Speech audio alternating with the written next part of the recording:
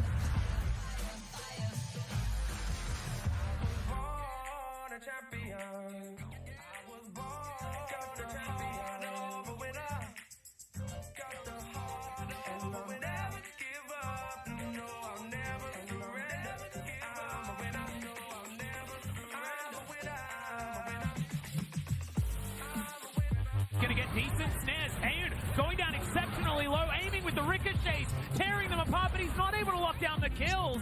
Hayun gonna have to get out of there, and finally the kill will come in. P2D collects that one as Dudu's over the wall. Keen looks to stun him up, gets out of the way of the final Q now, and Kolbamik should be available if he decides to dive. There it is, and that is the solo kill for Keen. A little bit of an overreach there for Dudu. When the play-by-play cards can see it's not going to work, you know you've done messed up. I mean, Keen with a really nice dodge on the Q3, but he had so many ways to survive and get out of that. KT with a massive win. This is the fight you do not want to take as Kwangdong Freaks against Kraken Slayer, against about here.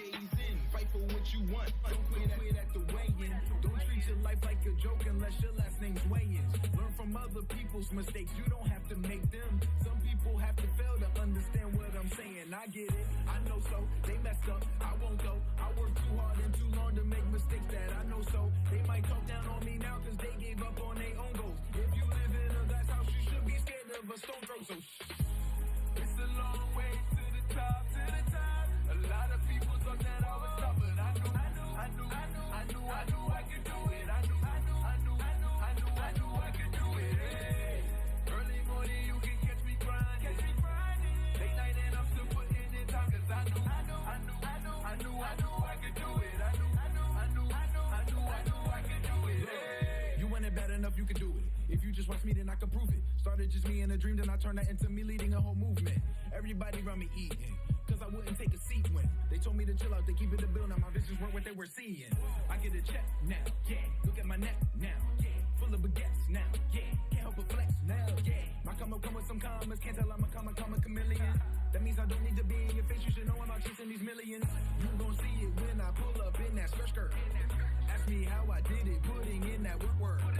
It's a long way to the top, but I work hard and trust no obstacle will stop me till I'm 6 feet in the dirt, you heard? It's a long way to the top, to the top. A lot of people thought that I was tough, but I knew I could do it. I knew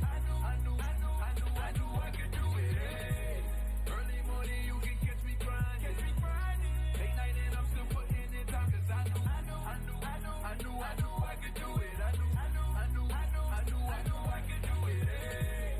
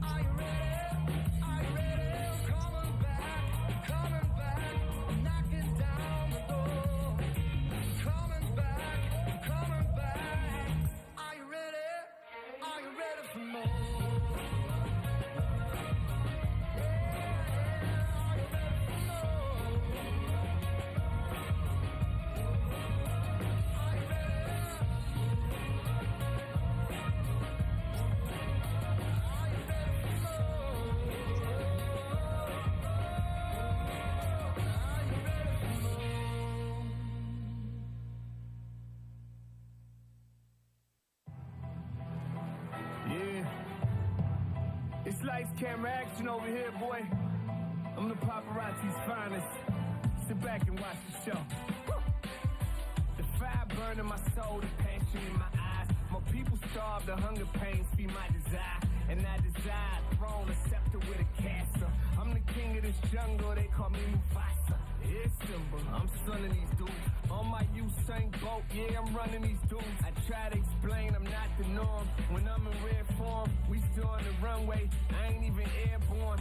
Keep my windows tinted so they don't know who's in it. I ain't afraid of the dark, I was raised in it. My sins is unrepentant, my words is authentic. I tried to come clean, my heart wasn't in it. Lazy boy living, the squad is so turned. Shaking their heads like men and boys that never learn. Who gon' stop me though? Until the curtain closed, pull up a chair, sit back and watch the show. You know, say my name in the streets and they say about to go. I can feel the hate, yeah they pray that I fall. Sit back and watch the show. You know, say my name in the streets and they say about to go. I can feel the hate, yeah they pray that I fall. Sit back and watch the show. I got champagne wishes and caveat dreams. Had them haters bow down and kiss the ring. They offer the inch, I took the whole thing. My side piece is ratchet, but my lady's a queen. They ain't loyal, but that don't make my blood boil. The game is deep rooted, I was raised in the soil. Lights, camera, action, paparazzi attraction. What's next for 'em? You know the streets asking. I'm self-made, CEO, I'm self-paid. The game's thirsty and I'm a glass of lemonade. These boys must got me twisted, French braids. I'm so disrespectful, spitting on their grave. I'm trying to bury him 6 feet at the cemeterium. I'm offended the blogs will try to put me next to them. Who gon' stop me, bro? Until the curtain closed, pull up a chair, sit back and watch the show. You know, say my name in the streets and they say about to go. I can feel the hate, yeah they pray that I fall. Sit back and watch the show. You know, say my name in the streets and they say about to go. I can feel the hate, yeah they pray that I fall. Sit back and watch the show. I've been knocked down but never out. I hit that canvas but never seen more than a 6 count. I'm the reason they packed the arena. I'm the reason these young girls is at the top of their lungs screaming. Camera phones flashing, everybody clamoring. These clowns jacking my style, they wanna be him. Before I blew, I told them what I'm about to do. Now watch the SHOW. You know, say my name in the streets and they say about to go. I can feel the hate, yeah they pray that I fall. Sit back and watch the show. You know, say my name in the streets and they say about to go. I can feel the hate, yeah they pray that I fall. Sit back and watch the show.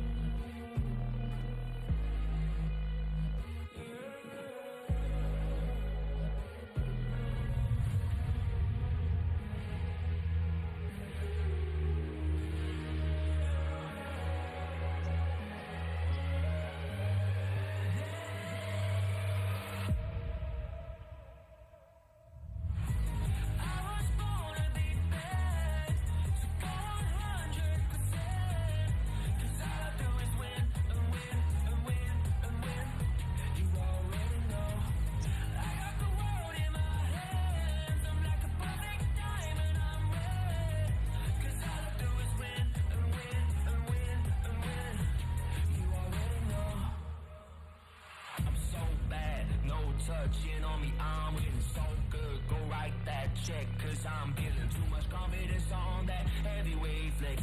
I've been earning and working, everybody want this. I'm untouchable, stacked up, Greek god. I got the thunder and lightning, energy rush. I've been winning and winning since the day I was made. Bet you wanna be like me. I'm always on top of the game. Ain't never gonna touch second place. Nah, never. I'm always on top of the game. You know that I win, that I win, that I win, that I win. I was born to be bad, so go 100%. 'Cause all I do is win and win and win and win. You already know. I got the world in my hands. I'm like a perfect diamond, I'm red. 'Cause all I do is win and win and win and win. You already know.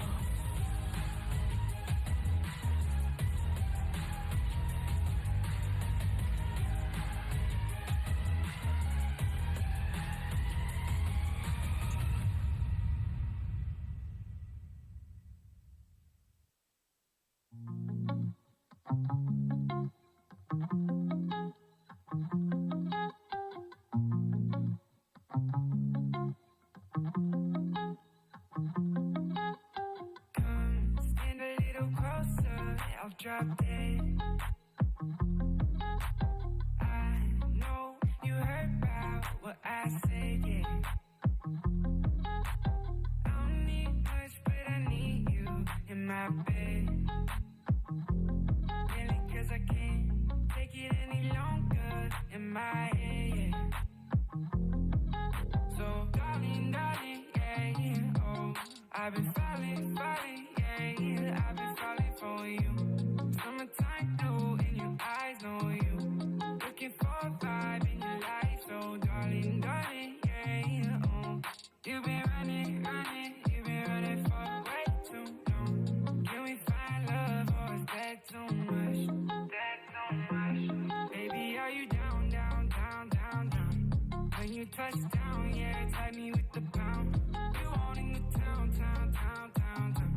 Tell me when you, oh, when you touching down. So I could come around. I know that you don't mess with no clowns. I know that you down. Yeah, oh, we're only starting, but I'm falling for you right now, girl. I know it's crazy, but you know things get hazy when I'm in your world. So, baby, where you been on my life frame? I was always down on the pavement. I was out waiting in my station. You to lift me up and take me places. So, darling, yeah, oh, I've been falling, yeah, I've been falling for you. Summertime blue in your eyes, know you. Looking for a vibe in your life, so darling, yeah, oh. You've been running for way too long. Can we find love, or is that too much? Need to know. Baby, are you down? When you touch down, yeah, tag me with the pound. You owning the town. Tell me when you, oh, when you touching down. So I could come around. I know that you don't mess with no clowns. I know that you down.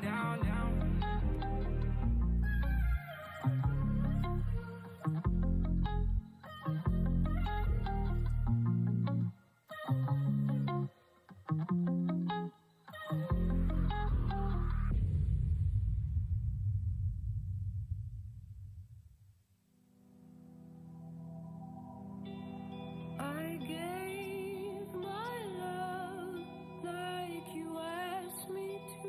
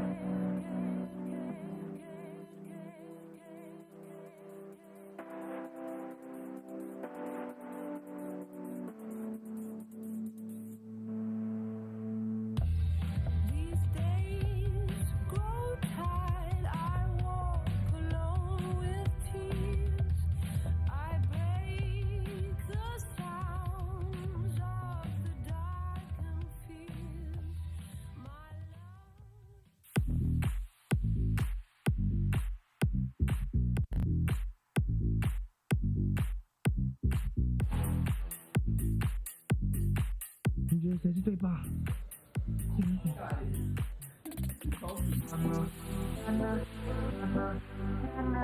今年变那么瘦，角度啊，角度啊，不是啊，就那个热胀冷缩啊。跟这样说，那现在夏天你会胖回来？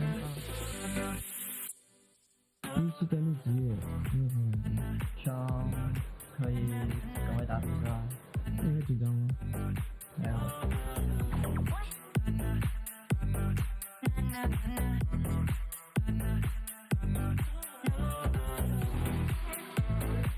他这样下巴灵敏。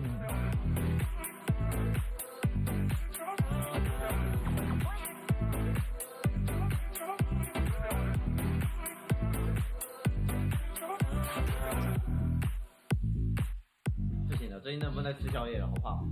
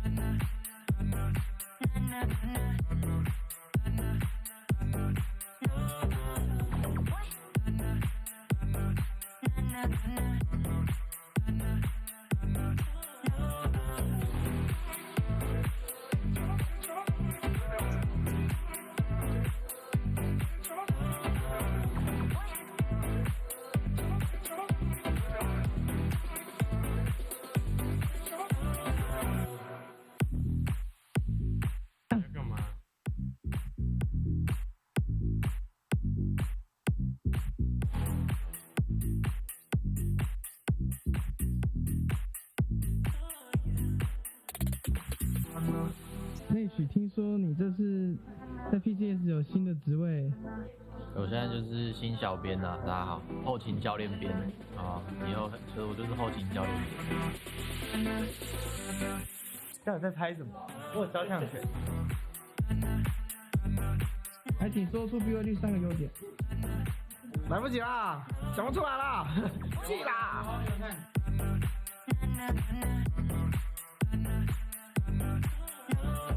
你觉得今年我们会第几？第一啊。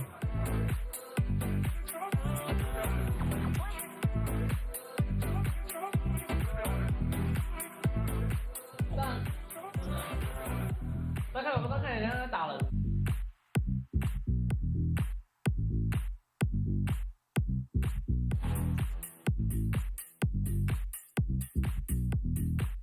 啊，以新人姿态出道，你觉得哪个 AD 比你强？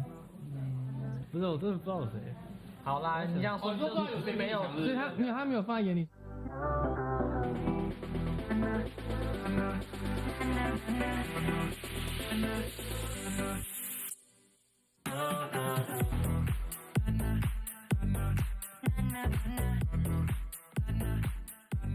你要留胡子哦？干，好帅哦！有啊。你想对其他动作说什么？屁股洗好啊！屁股下。那你觉得猫还是你的心魔吗？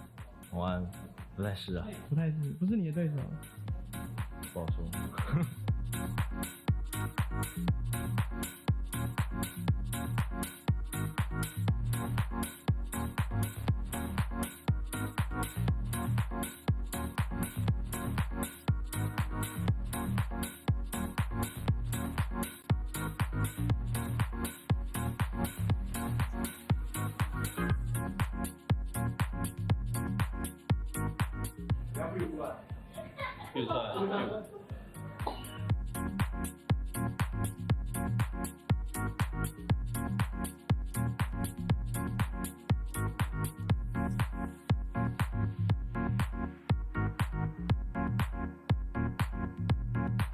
你是变胖了？变胖很多幸福肥。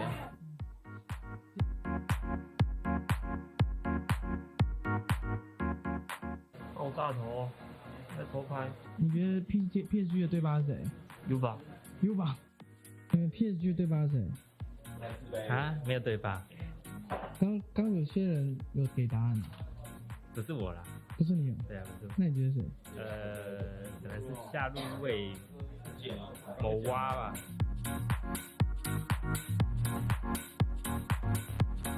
你下一个头发要染什么颜色？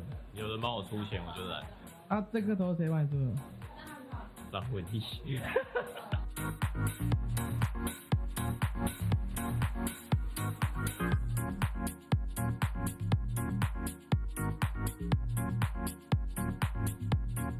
你们两个觉得谁是对吧？你有什么话想说？没有，你是吗？我不是乱讲。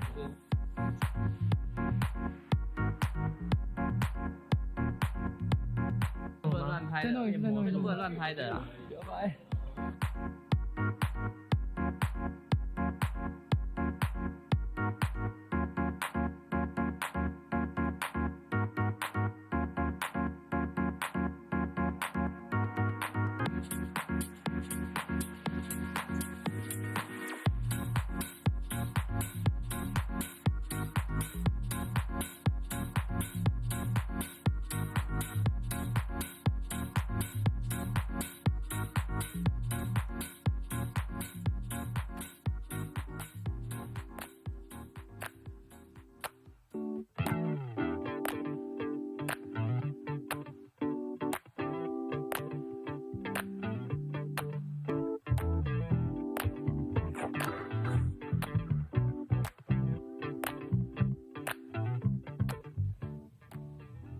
多累。你们怎么挑片头拍摄的选手呢？你说为什么是选我？对啊。那其他4个没什么用啊。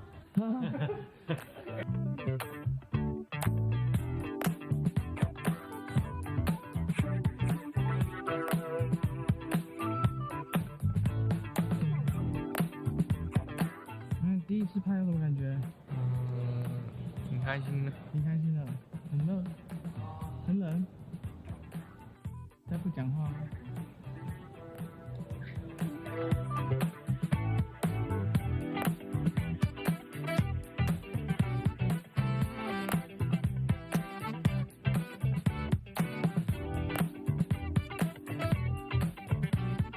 那你为什么今天是你来看？因为他们选最老的。那应该是小安。哦，对，小安。你也是很选最帅的。最帅的也是小安了。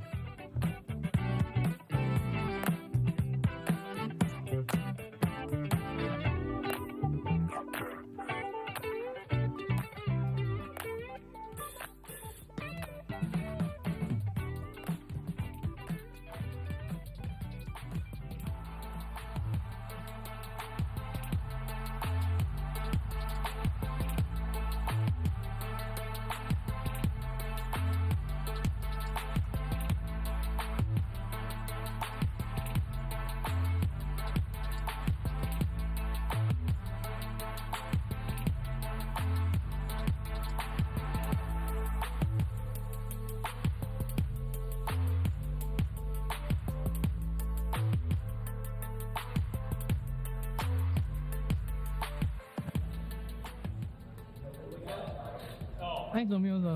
没有在走？我是要捧飞的。哦。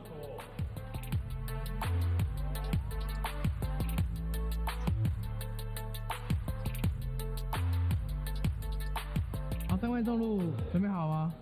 你们觉得谁最强？好，你们觉得谁最烂？直接比方来。你们觉得谁选比赛？你怎么看？你这是故意的。故意的。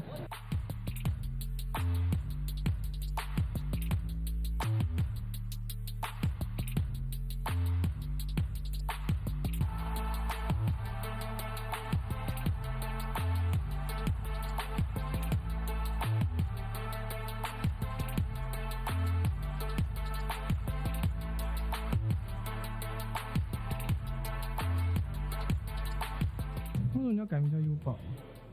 很可爱啊。你本来就很可爱啊。再更可爱啊。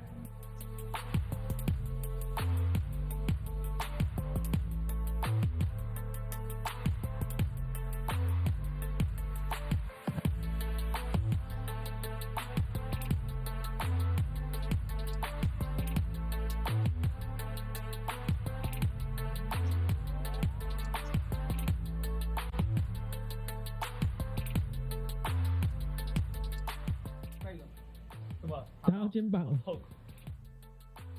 他真的说姐姐送你礼物，哎，有寄钱过，就是可能红包寄个什么数字666，他几百万你会收吗？哎，那一定收。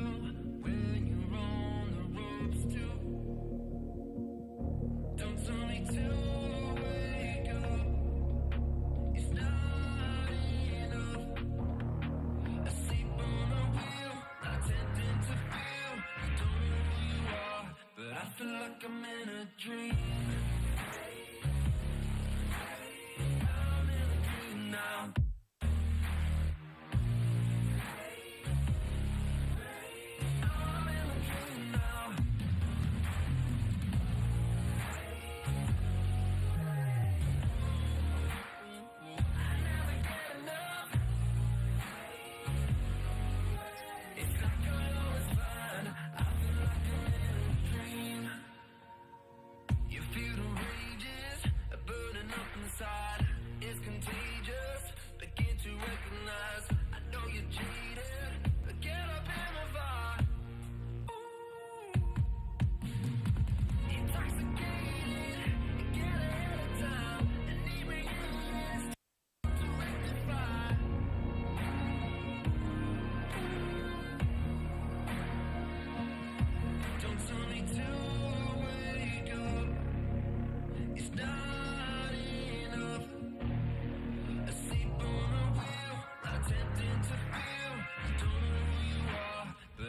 like I'm in a dream.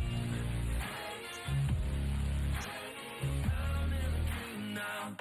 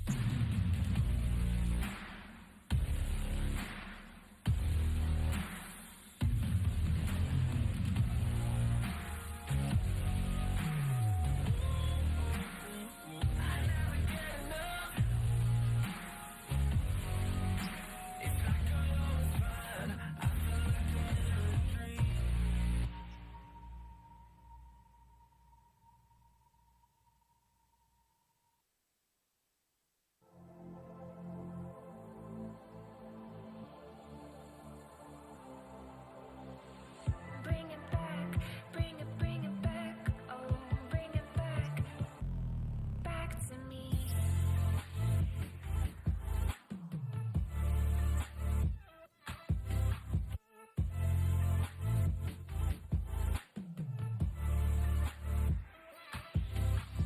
Living on the edge,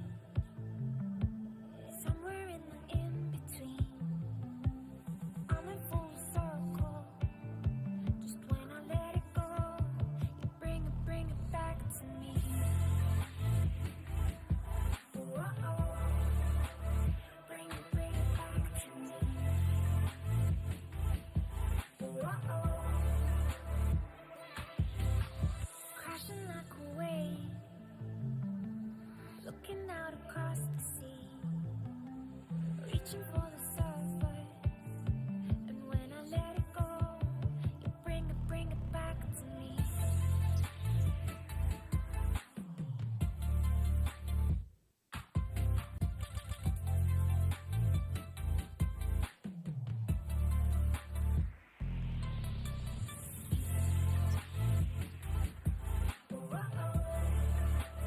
Bring it back to me.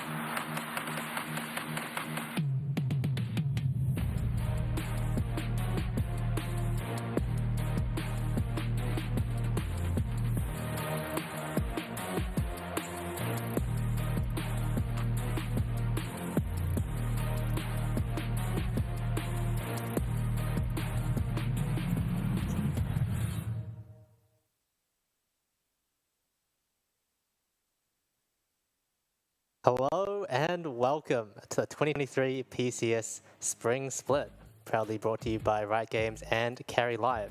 I'm Melk, and joined with me here today is the lovely as ever, Shock. How you going, Shock? Yeah, I'm going good. Excited to get into these games today. We've got some banger matchups coming up, and there's been a lot of changes both to the format and the teams themselves, so let's get into it. Yeah, I think the biggest thing on everyone's mind is the sort of integration of the LCO into the PCS. So we're seeing the top two teams from the LCO regular season actually joining in the PCS playoffs, which should be pretty interesting, I think. Yeah, I believe we'll see a picture of this somewhere in the future of the new bracket, but yeah, so it's down from 8 teams previously down to 6, but 2 more teams will come from LCO. So might elevate the competition of the playoffs a bit. Could be interesting to see, and it's always nice to see a little bit of international competition. Yeah, for sure. I think definitely for both regions it's a big plus. You know, we get to have a bit more battling between the two regions and ultimately give us a bit more international exposure as a whole, which is always good. You know, get some more faces, get to know some new names.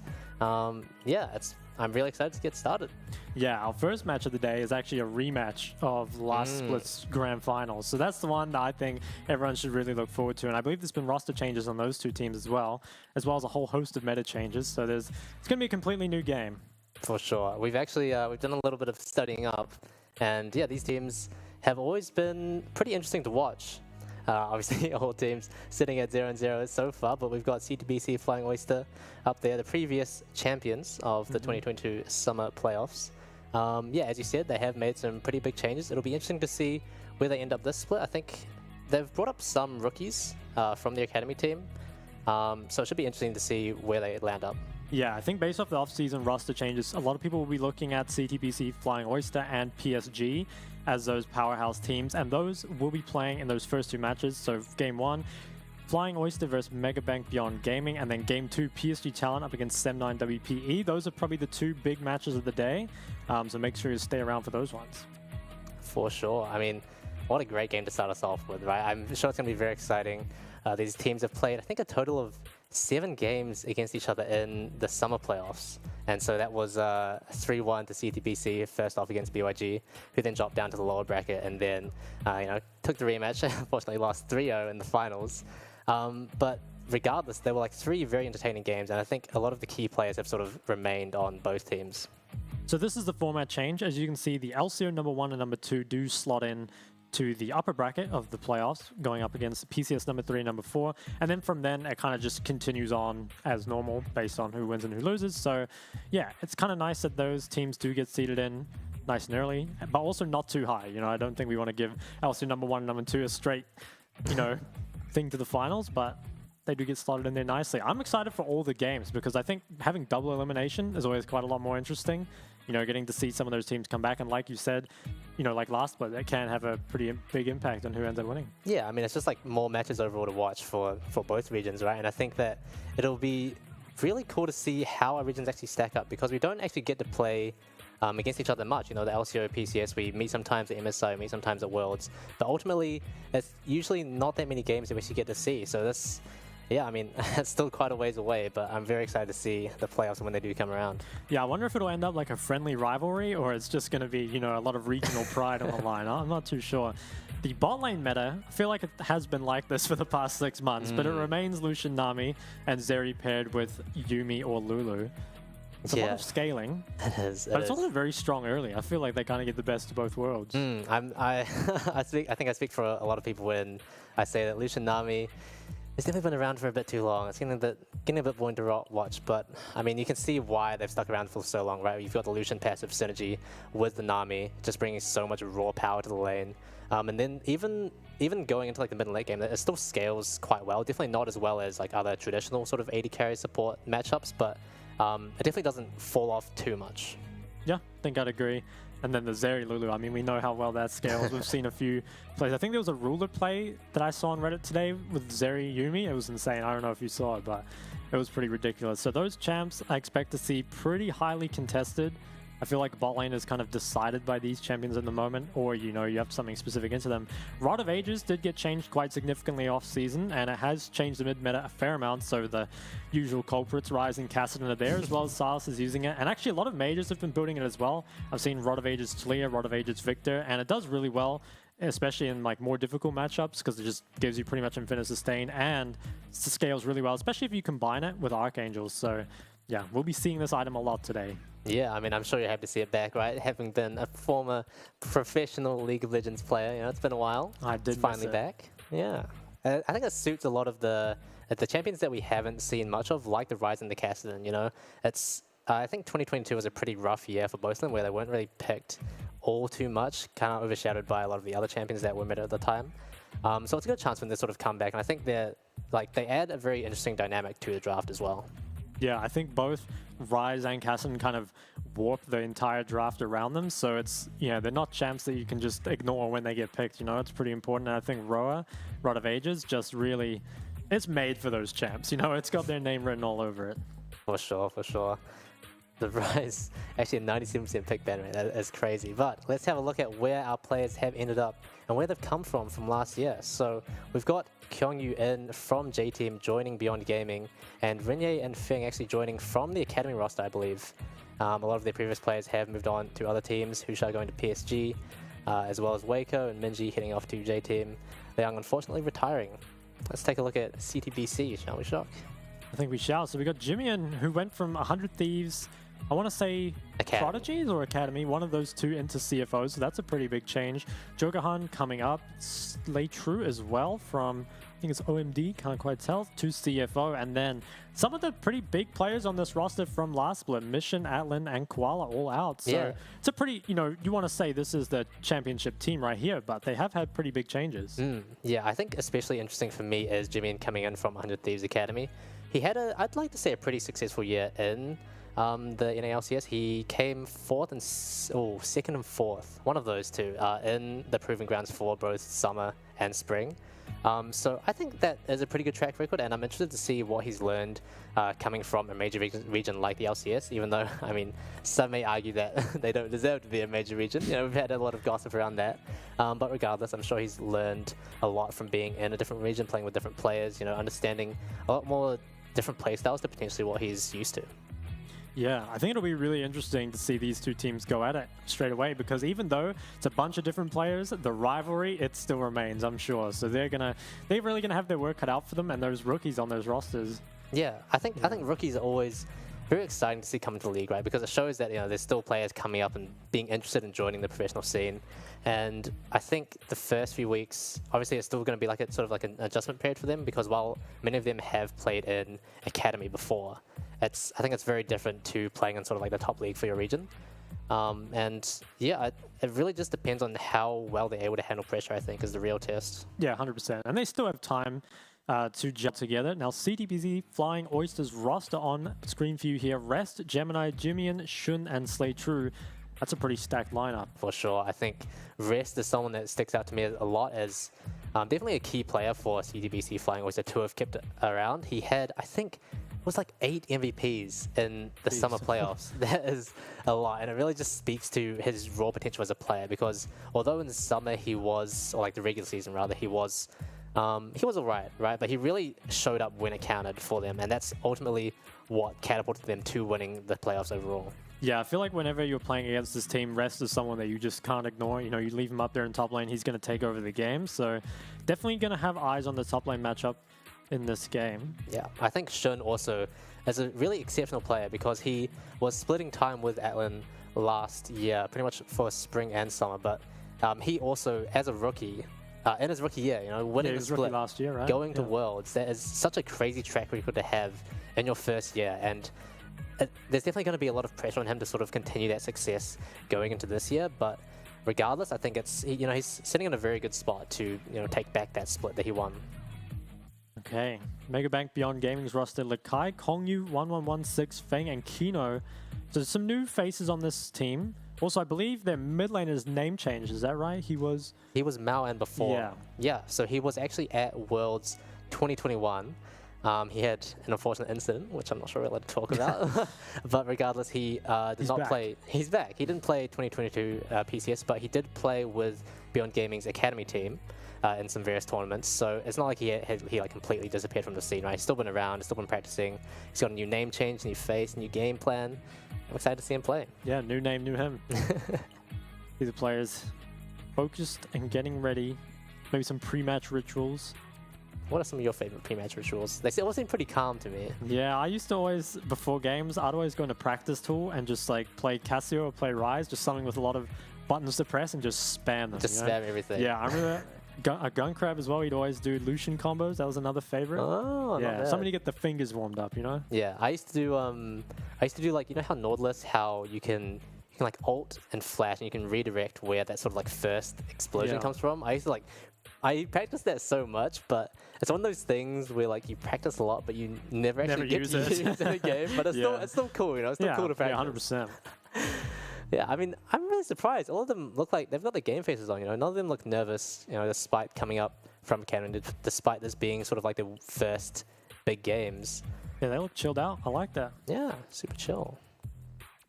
There it is. 15 minutes GG Top King. I like that nickname. Do you reckon he put it in or someone else gave it to him? Because that is a great nickname. 31 solo kills across the whole year. That's pretty monstrous. That is crazy, actually. Yeah, he is truly the GG Top King. Yeah, most dominant player of the PCS and 26% damage percentage as a top laner. I feel like that's pretty good because, you know, you normally end up splitting your time between some carries and some tanks, and sometimes you just get put on an island and don't really get to do a whole lot. But this guy, I mean, he gets stuck in all the time. you can see right there, right? 31 solo kills, so he's not messing around. For sure. I mean, these are obviously some of the stats that led to him getting 8 MVPs in the playoffs last year, so very impressive. It's even more impressive to just see like the raw numbers, you know, because it's just stuff you don't really expect, right? 31 solo kills. It's just, especially in top lane, where a lot of the time you're not really the important lane, right? I feel like a lot of last year's meta revolved around bot lane, and so to get that many solo kills is really impressive. And on the other side, the KTV Prince, this is Kongyu, I believe, the BYG jungler. 48% first blood rate as a jungler. That's pretty scary. He's singing his way to some wins, that's for sure. Pretty good KDA as well. He loves himself some karaoke. Maybe that's the secret, you know? That's the secret to being a good jungler. You reckon? I need to start doing some more karaoke. I don't know. I'm not doing too well in my normals games, I'll be honest. I think he might have other problems with Melg. These guys, they don't have problems, and that's why they're playing here. Indeed. Wow. It's still, well, he's got some little finger stretches he's doing. Yeah. And he will not be getting wrist injuries, that's for sure. Do you usually stretch before games? I feel like that's something that... I think you're meant to, but yeah. I pretty much never did, honestly. It's something that everyone always tells you to do, but I swear everyone... It's like going to the dentist and saying that you floss every day. That's like, right. Everyone exactly knows you're not telling the truth, but like you're just saying it anyway. Oh, we're right in the champ select. Yes, we got CFO on the blue side, BYG on the red side, and already bot lane being targeted quite a lot. Ashe and Varus taken away, and on the other side, Lucian and Renekton ban. Third ban is Maokai. I respect that. I've gotten really sick of versing that champ, so... It is really, really strong, isn't it? Yeah. Now, what will be the third ban? Will we ban a jungler to match? Okay, so it's actually the Draven. A lot of priority put... Actually, that's Shun's Draven. He did play it a lot last year. He was kind of dominant on it. He was very good on that. Okay, so what is the first pick? We'll see. If you were the CFO coach here, who would you pick? Ooh, is it going to be Ryze? I feel like Ryze is probably the best blind pick mid on the patch, but you're potentially giving over Zeri with Lulu because Lucian has been taken away, so you don't have the bot lane trade here. Yeah. Looks like it's going to be locked in. Okay. I'm going to be surprised if they don't take Zeri Yumi here, or Zeri Yeah, I think you take one anything of them, Zeri, I would right? expect, yeah. Unless they have like some kind of counter to it, and they're expecting it to come in 2-3 and then they drop a counter on it. I'm not sure. Now the Ryze definitely, it controls the mid like kind of area of the map quite a lot. It's got gank setup, it's got a lot of push, and especially works well paired with the ganking jungler. So we might see Vi paired with Ryze this game. At least taking on the other side. Okay. This is actually a pick we've seen quite a few times on the LCR. I'm not sure how popular it is globally, but it's definitely one of those champions that is just hell-bent on, you know, causing as much havoc as possible across the map. Yeah, I like Elise in the meta. I feel like a lot of the game comes down to whose bot lane is allowed to push at the moment because there's a lot of range supports, and Elise obviously just has like a lot of tempo on the map. Jax is actually locked in. Okay, that's interesting. Jax, that's very, very alpha. I mean, he did become quite strong after those changes where his ult actually now has like a proper active, it doesn't AoE damage, and I think it makes his on hits 2 instead of 3 autos. So definitely did receive a huge power spike in the preseason. So Cassante being hovered. Now, lots of people have been picking Jax into Cassante, but I'm of the opinion that Cassante is so broken that it just doesn't matter. And it looks like they're of that opinion too. Perhaps going to lock it in. Ooh. Yeah, I'm excited okay. to see rest on Cassante. That should be a banger. Okay, now what will be the pick here? I wonder if you match junglers, because I feel like you have to have a lot of jungle options here to drop it. Because you're definitely going to get junglers banned out second phase. Okay, so it is going to be the Viego. I like that. I feel like with Ryze, you definitely want something that pressures early. A Viego, a Vi, something like that. And also being able to match Elise's pressure here, I think, is pretty important. Yeah, it's definitely also a pick that a lot of junglers are probably very comfortable on by now, especially Gemini, who played it a few times in the playoffs last year. So makes a lot of sense, I think. Okay, now will we see a mid laner here or not? You could pick a mid laner to match Ryze. On the other hand, if you have more options, might be better to take something else. Okay, actually hovering. Yeah, Oh, there's the Zeri. the Zeri. I like the Zeri. I feel like there's a lot of answers to Ryze still, so would prefer to see something else picked. Yeah. Ooh, Sivir. Oh, Sivir. really? Okay. I think they will Interesting. probably target ADC bans here, or maybe Yeah. supports. Like, I would say ADCs though, because the ADC pool is already looking pretty thin here. I feel like CFO would probably ban Yuumi Lulu here, right? To try and get... I'm not Better bot sure. matchup. I feel like you might want to ban like the meta Sivir counters, maybe something like Kate Callista. I'm not actually too sure what people pick into Sivir these days, but I feel like you want something strong in lane. Okay, so there's the Caitlyn. Yeah. I think that's kind of expected. Now, if you're on the other side, I feel like you probably need to ban supports, because I think that what BYG will most likely do is pick mid on 4 and last pick support. So I think if you're CFO here, you ban 2 supports, probably take away things that work well with Sivir. What will it be? Maybe take away the Lulu here? Yeah, that's what I was thinking as well. I mean... Because what else does Gallagher. Sivir pair well? Whoa. Okay, so I guess they're... Yeah. That's I interesting. think banning for Ryze is interesting. The stuff that normally does well into Ryze is stuff that has lots of CC or Yeah. can match his push. So Galio kind of makes sense, but also I feel like Galio does not do very well into Viego Cassante, so not sold on the ban, but it's decent. Okay, so Kate Callista, that was my prediction coming through. At least we're Very not going to see them nice. support. I'm kind of sick of carrier copycats, you know? Yeah. Okay, given that they banned mid, I feel like they should probably just fully commit double ban mid. I don't think there's much point putting only one ban on... Okay, I'm wrong. They take out the Nautilus. I think you definitely pick mid 4 here, although I could be wrong again. I don't have that great a track record. It's not too bad. It's like, what, two right, two wrong? Yeah, I would like to see support last pick. There's the okay. Yuumi. There's it. I'm just going to stop I just talking. dry heaved. Okay, take the Yuumi away. Now I wonder, because they didn't ban Lulu or Yuumi, and I'm surprised they banned Nautilus even. That seems like a weird one for me. I guess you have the CC set up with the Elise as well. Yeah, I wonder But- if maybe they were thinking of looking towards the Zeri Yuumi, so they banned the not thinking it would be last pick. But Yumi's taken away, so they take the Zeri. Zeri Lulu Yep. makes sense. Okay, now what will be the mid lane last pick? I feel like options are still fairly open. You could pick an AD or AP mid here. Okay, maybe hovering the Jace. Ooh, Jace would that into be a Ryze Jace is mid? interesting. Yeah, it's like you can push early, but Ryze itemizes the armor really easily, which it maybe isn't the best for Jace. I'm not 100% sold on the Jace pick, but it does offer a lot of early game with the Elise, and that kind of allows you to scale up into the Sivir Yuumi. Okay, so they've gone for it. Looks like it is going to be Jace mid. Ooh. I like that. You don't really see Jace mid that often at all, but I guess it's a pick that he's comfortable on as a mid laner? Yeah, I think ideally you do play an AD mid with an AP jungler, so going for something like that mid kind of makes sense, and I think people are sort of hesitant to pick something like the Yone into Ryze and just, end up getting perma CC'd or just like losing priority all through the early game. So having something that can punish Ryze's early prior is nice here, but I do kind of worry for their scaling. I feel like the Sivir Yuumi kind of has to bring all of it, whereas CFO, they've got lots of scaling options. They've got the Ryze, the Zeri Lulu, as well as the Cassante scales like a monster, so... Yeah. I prefer the CFO comp, but BYG definitely have avenues to win through.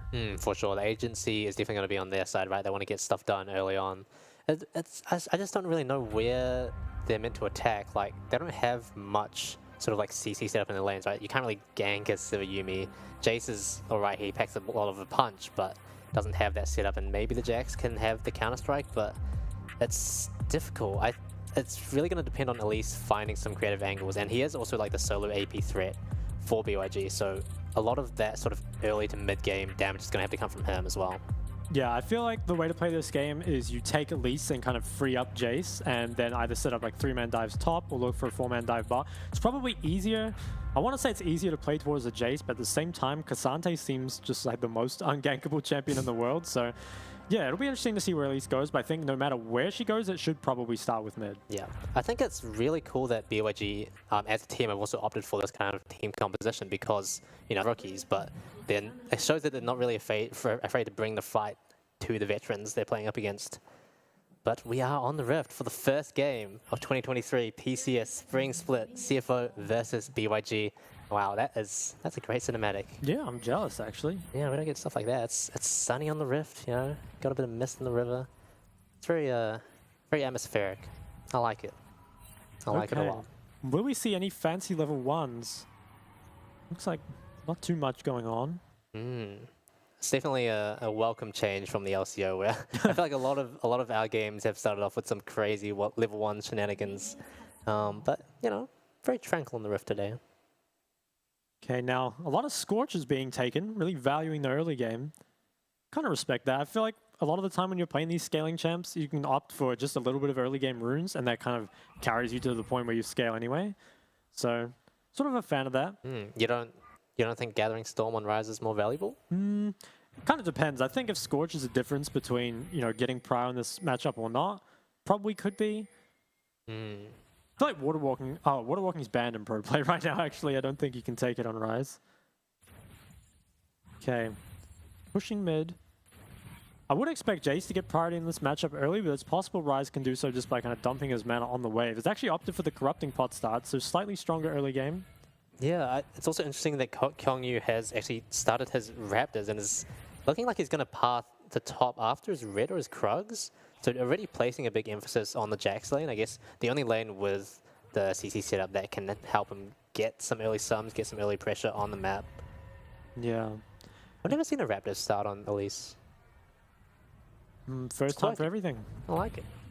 Jax is building this wave. I'm not sure too much will come of this. Maybe if they could bring Jace to top, it could be a 3-man angle, but I don't really think he's going to be able to get enough priority in order to leave his lane. Jace has actually gone for the Airy as opposed to, you know, a first strike or phase rush or anything like that, so definitely playing towards that early game. At least invading the jungle. Ooh. Does have the top priority to back it up, but Rise could possibly move here first. Oh, he's looking for his freaking Gemini off.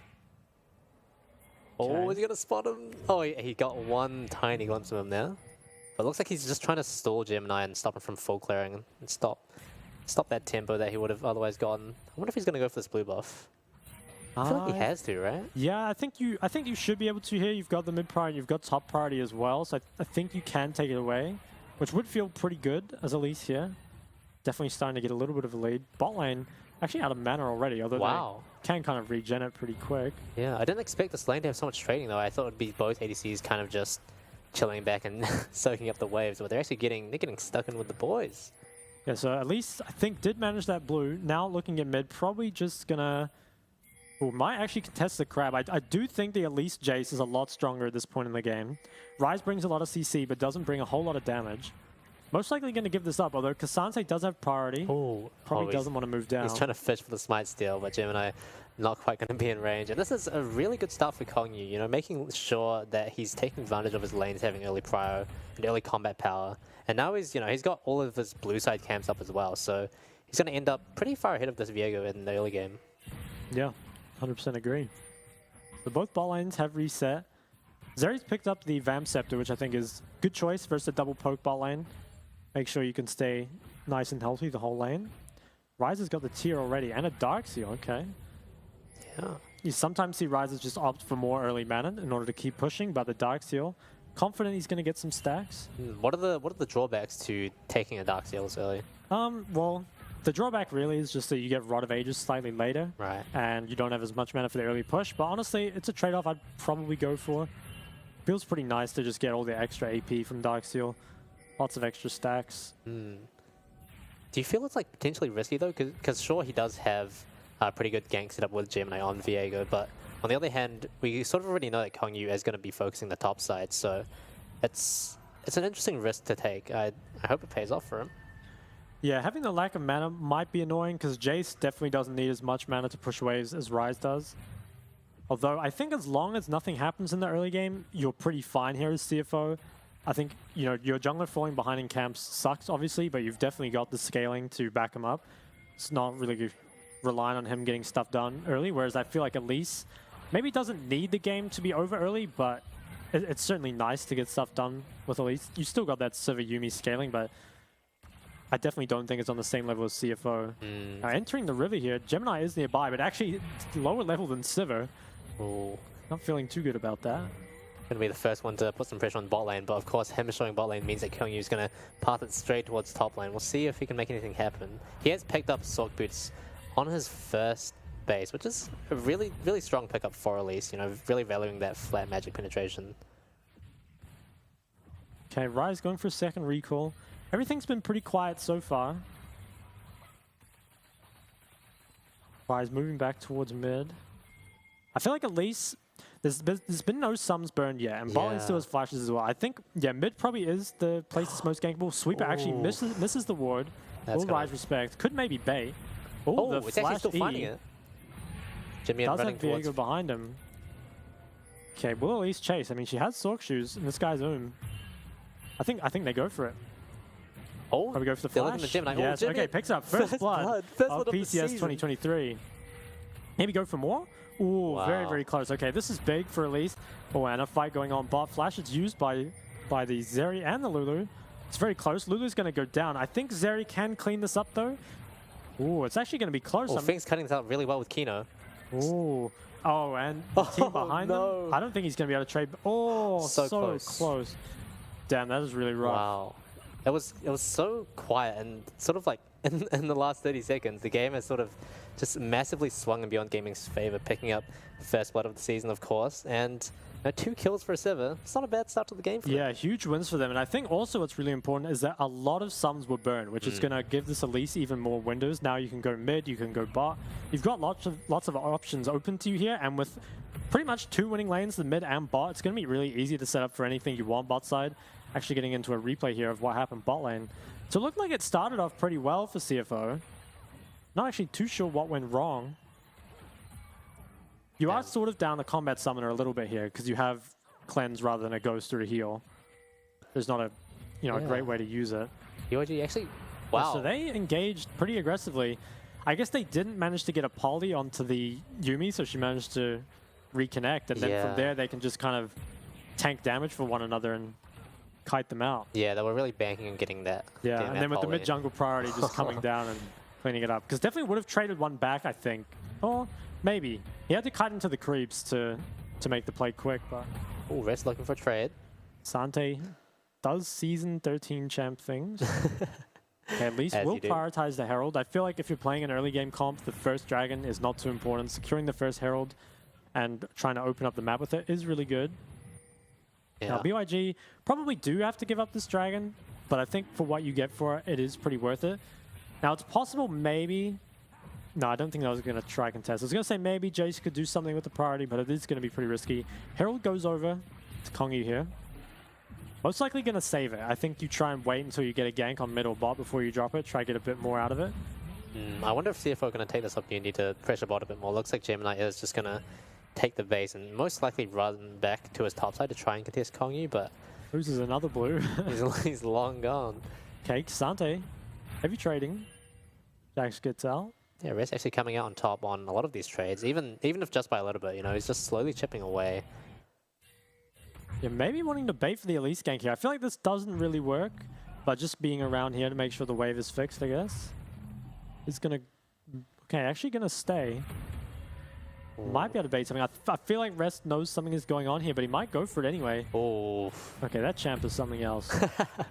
That's not fair. Yeah, why does the tank have like 20 dashes? He's going to back away. Could even hold the freeze if he wanted. Okay, Gemini finds Jace in the river, but I guess they don't have enough damage and they have to walk away with Elise coming down. I feel like they don't want the 2v2 here. I think they should back away. Rise doesn't have the flash. Oh, yeah, Elise might actually look for this. Okay, misses the cocoon, but still gets quite a lot of damage. Viego kind of goes wide. Overall, and just the wave is going to be reset. Yeah, BYG coming out on top of that pretty easily. Fing getting traded on a little bit in the bot lane, but ultimately these guys are mostly just going to sustain it back up. Yeah, I feel like the double scaling bot lane has been the ones fighting the most. At least it's going to help push this wave. I think Jace will probably reset here, but does have TP. Okay, Elise and Jace both going to recall, so they're going to sync up their pressure, and then I think they can look to pressure the map. Feng actually has the most gold, 3,800. Wow. I mean, that's what 2 kills get you, doesn't it? Poor Gemini, though, all the way down at 2,800 compared to Elise's 3,600, so really feeling that in the jungle right now. So Jace and Ryze both match TP's mid, and Elise is coming back on the map bot side, so you might see some sort of bot play soon. The flashes are still down for a little while, and Jace and Elise both will have access to bot side. Yeah, I'd really like to see Kongyu try a little bit more while those sums are sort of just on the brink of coming back up, because I feel like that's when a lot of players sort of start to get that sense of security, even when their summoner spell isn't quite up yet. So it's definitely a good time to abuse that fact. Yumi's not in lane, so I think the window is going to be missed. I don't think there'll be an opportunity to punish these flashes. It looks like Kino's actually looking to hop onto Kongyu as well, so I wonder what kind of stuff they're going to get up to. And it could be some kind of river skirmish here. I feel like it is in their favor. Jace with the Dirk and Elise with the Sork shoes. They have a lot of very damage. strong. CFO are sort of bundling together in the mid river. Yeah, Ooh, I think you look for this fight. You definitely don't need to be scared. Okay, pushing them out. I think you definitely try to find an opportunity to use his Herald somewhat soon. Might just end up going mid, which isn't the worst. I think taking plates away from Ryze is... It kind of does dissuade him from roaming a little bit, and getting gold onto Jace Elise obviously feels good. At the same time, though, not as good as if you could get a kill before dropping the Herald. I swear there's nothing more satisfying than getting those zombie wards. That's like maximum dopamine. I'm not gonna lie. Support brain. He's gonna get another one. Okay, actually going for the skirmish. The Cocoon lands and the Yuumi ult follows up. Viego gonna try ult out. He does not have flash. Can they chase any more? I don't think so. I think that's gonna be it. I'm surprised they weren't able to get more damage off there. That was... Yeah, Lulu did burn heal and ult. Ah, yeah. That's kind of nice though. Gemini is pushed off the map for a while. Maybe Elise can look to drop the Herald now and kind of follow up with it. Looks like it's going to be a Herald mid here. Gold onto the Jace and Elise. Yep, Herald is dropped. So they know Gemini can't be here. He's a bit too low, although I don't think you can get much more here than a couple plates. Sivir is actually here. Are they going to fully commit to hitting this? I wouldn't think so. I think Sivir just goes back bot. Cocoon hits. A little bit of damage traded. That was only one plate, actually. Yeah, so we're kind of going back to Farmville for a while. Jace resetting. I wonder if he has item here, because he did get quite a bit of gold. Has been CSing well. A little bit of trade going on top. Okay, so Jace has completed items, so is Sivir.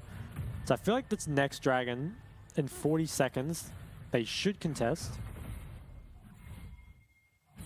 I'm a little bit worried that Kongyu hasn't actually been able to find a window to abuse those flashes before they came back up. Although in saying that, Gemini's flash is still down, so potentially an avenue for opportunity there, but I feel like they still need to try and keep accelerating this game, because they should know that they are eventually going to get outscaled by the Zeri, by the Ryze. Yeah, I think there's definitely an element of that, but I think Sivir getting 2 kills definitely puts the scaling, you know, it's not very lopsided anymore. I think Sivir being this strong means you will both scale well and get to fight stuff early, so I don't think you need to feel super pressured as Elise to do something. Also, because Elise is sort of solo AP, there's probably not going to be a lot of magic resist built, which definitely helps Elise's scaling. Good point, yeah. Okay, moving into the river. I feel like BYG are a lot stronger this dragon fight. I think if you're CFO, you still don't have completed items on your mid or AD. You probably just give this up, buy yourself a little bit more farm time. Yeah, it looks like they are just going to give it Shun, trying to get that bot wave before he gets pressured by Kongyu and Elise. Okay, Sivir's going to go back to the wave early, so isn't going to end up giving that up. So nice by BYG, kind of expected, and start putting those dragons on the board.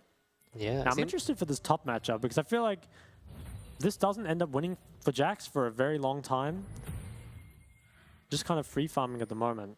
I was expecting to see a bit more action, but apart from some small trades like this one, yeah, I feel like it's not much. Cassandra is just unkillable. Yeah, he's got the Bramble Vest now as well. Okay, now Zeri and Lulu actually coming mid, so potentially wanting to contest the Herald? Taking a look at the gold difference as well, you know, CFO had a brief moment of light in the darkness, but other than that, it's definitely been BYG's game to lose. Okay. So, I mean, CFO's brought their bot lane up, but I feel like you still don't want this Herald fight. I think it'd be much better to trade the bot tower.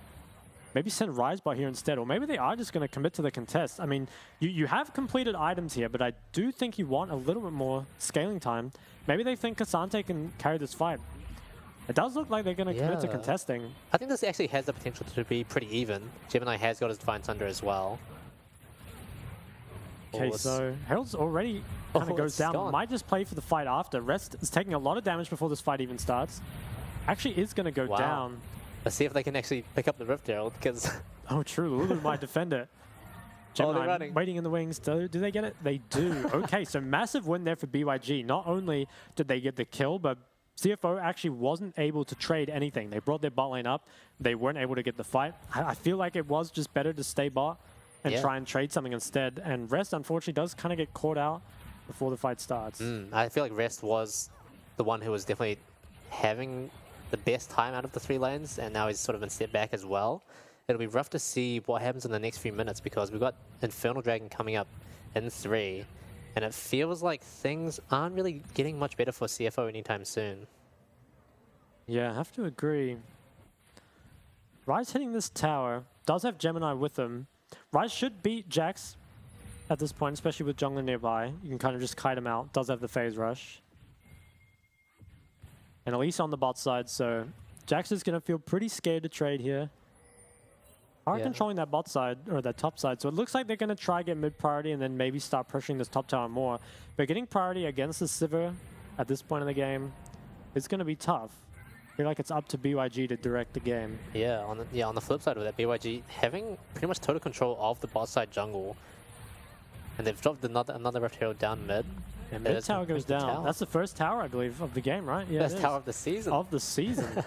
Yeah, so that's really big. I think breaking open the game when you've got that Sivir that can clear those mid waves so fast, it gives you so much time to do whatever you want. And really important here, I think, to allow at least kind of freedom, pressure the lanes and stuff. Now, I'm not sure Rest is actually killable, but you can probably zone him off the tower. Ooh, actually, I don't know. he's going to find him here. I mean, he doesn't have flash. I feel like he is going to back off, but there is a trade this time. So CFO are trading the top tower, and it's on to Rise, so I think gold here definitely makes sense. Yeah, it's a better look for them, because in the past they haven't really been able to trade much when BRG's taking stuff across the map, but this time they are able to answer back a little bit, Feng also just gobbling up those waves in mid, but actually still getting LCS by Shin. Yeah. Yeah, despite the fact they died, he's up a lot of CS, so... Same story for Jimmy versus 1116 as well. Pretty much a 20 CS lead. Yeah, Rise is very good at farming. And also I think here that Jace got a kind of a little... Well, he got a little hard done by in the kind of Rift Herald shenanigans, but he's still in a good spot. Lots of recalls coming in. So the next dragon's in 1 minute. Now I think BYG, in my opinion, is their dragon. I think if you're CFO here, you can afford to give over 1 more drag before things start kind of getting serious. I think you probably wait for your 2 items to come through on your carries before you look to contest these too hard. BYG though, I think they want to keep the pressure on, take this dragon, maybe start working on that top tier 1 after. Yeah, Kongyu really trying to rush through his camps there and then rush down to dragon. They're actually, I'm surprised that that CFO isn't taking advantage of this, because they did spot Kongyu and Kino in the top side, but they're not trying to take any sort of mid-bot lane pressure. They're kind of just conceding all across the map. Yeah, I think it's pretty hard here because you know Elise is going to cross. Makes it hard to push out waves on bot side. Rise, though, should be able to do something here. Okay, so Gemini is moving towards the top side. It looks like they are going to give this drag, I'm thinking. Yeah, I don't think Gemini would still be top side. So this dragon is going to be given over. Now, if you're BYG here, you can kind of fake going towards dragon and maybe counter the play top and get the best of both worlds. Or you can fully commit numbers to the drag. Jax is going to get out. I feel like this isn't much of a trade, but also it's kind of the only thing you can get right now. Yeah. Push Jax and Jace kind of out of that top jungle. Oh, they're actually committing 4 people top as well. I wonder if they'll try something on Likai. They're just going to yeah, they get this tower. This is a fair amount of gold given over, but they are going to lose the mid wave and potentially, I think Cassante can hold the mid tier 2, but they do lose this mid wave onto carries. It still goes on to Cassante, which I think is fine. Okay, they're actually opting for resets. Now, I think if you're BYG, you swap all your pressure topside now. Try and pressure that top tier 1. Yeah, that's kind of the last standing beacon of outer towers for CFO. I find it hard to see a world where CFO are actually able to defend that, because Feng is just obliterating these mid-waves way quicker than Shun can. And Kong is already in position with his little pocket kitten as well, lingering on. Yeah, I think if you're Rise here, you probably do have to give up this top tower eventually. Okay, maybe not yet. They haven't got the mid pressure, so you're not worried too much. Can keep clearing. I think they want to kind of get a little bit more push in the bot lane as well to try and sort of maximize losses for CFO if they do choose to TP and commit that to saving a tower.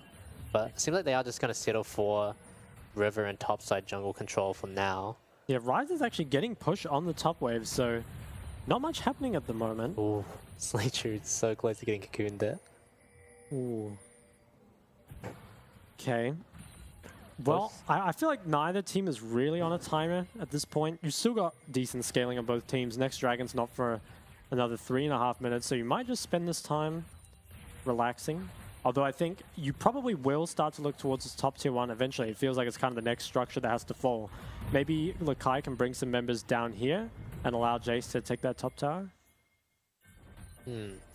It's a bit of an odd position for BYG, because usually you would expect that split push Jax to be really like consistently applying a good amount of pressure, right? But it's hard to see a world where he actually wins a 1v1 against Rest, and as a result of that, Rest is actually sort of getting the say as to where the wave goes. Like it's pretty strange to see a Jax sort of roaming around instead of sitting in the lane, getting those waves right into the inner tower. I think it's the same kind of story on top side. Jace normally kind of wins out against other mid laners in the side lane, but Rise also very good at side laning. So is able to hold this tower and is kind of just slowing the game down, which is exactly what CFO want. Even though they're down 4 kills, they're only down 2k gold, which isn't the worst. Something could happen here. I feel like an Elite Cocoon hits and Chaos breaks out. So they're actually looking for the engage. Lulu does have a lot of movement speed from their Shirelias, just kind of runs it out. Yeah, both supports trading the Shirelias. Not much going to come out of that, unfortunately. But it does seem like the next steps for BYG are to get that top tower. But I feel like to get that, they need to try and find some more cheeky angles to burn some more flashes, because that's really where the opening sort of starts to take shape for them in finding their fights and sort of accelerating the lead that they've already built up so far. Yeah, so BYG is still pretty in control of the Baron area, but I think it is pretty hard to start unless you can get a pick or, you know, force some people to base here. They do have the poke to do it. They've got the Yuumi and the Jace. But right now, just resets coming through for both teams, so looks like nothing much is going to happen, at least until this dragon spawns. I think if you're CFO, you can definitely at least think about contesting this one. You've got 2 items finished on your mid and AD here, so you're probably ready to fight. They could potentially give up one more drag and just buy themselves a little more time, but I kind of feel like they want to fight it now. I'm not sure. I'm getting a little worried for BYG and that CFO are still continuing to sort of maintain their CS leads, and that gold lead is like slowly reducing. Oh, but that J's Q kind of counters my argument a little bit. That really did pack a punch. Well, definitely going to be a contest on here. They've got pretty much everyone fighting for control of the mid wave and who can get control of the bot side river. Cocoon lands on a rest, but he does not take damage. Actually, that was I think a Jace QE on a Lulu. Makes her lose half her health. Might actually go for the reset. BYG are going to take control of the river for now. It's just so hard to battle against that Sivir mid-fire that just... It's the gift that keeps on giving and never stops. Jimin even taking a lot of sort of ricochet damage from the Sivir as well. 30 seconds until the dragon spawns. Okay, now Jace can definitely control this area. I feel like it's very hard to face check a team with Jace and Elise on it without taking too much damage that you can't actually contest in the first place. So it's possible here that CFO will just swap to topside and try maybe pressure the Baron or try maybe pressure just like topside camps. Actually going to look for engage. Flashes onto the Lulu. Lulu gets out. She is so quick. Rise takes a lot of damage. Lulu ult's burned. Lots of cooldowns used on both sides, but nothing too much has come of this yet. I think Viego actually just flashed forward. Didn't find anything either. Xante on the flank. Both TPs committed by both top laners there.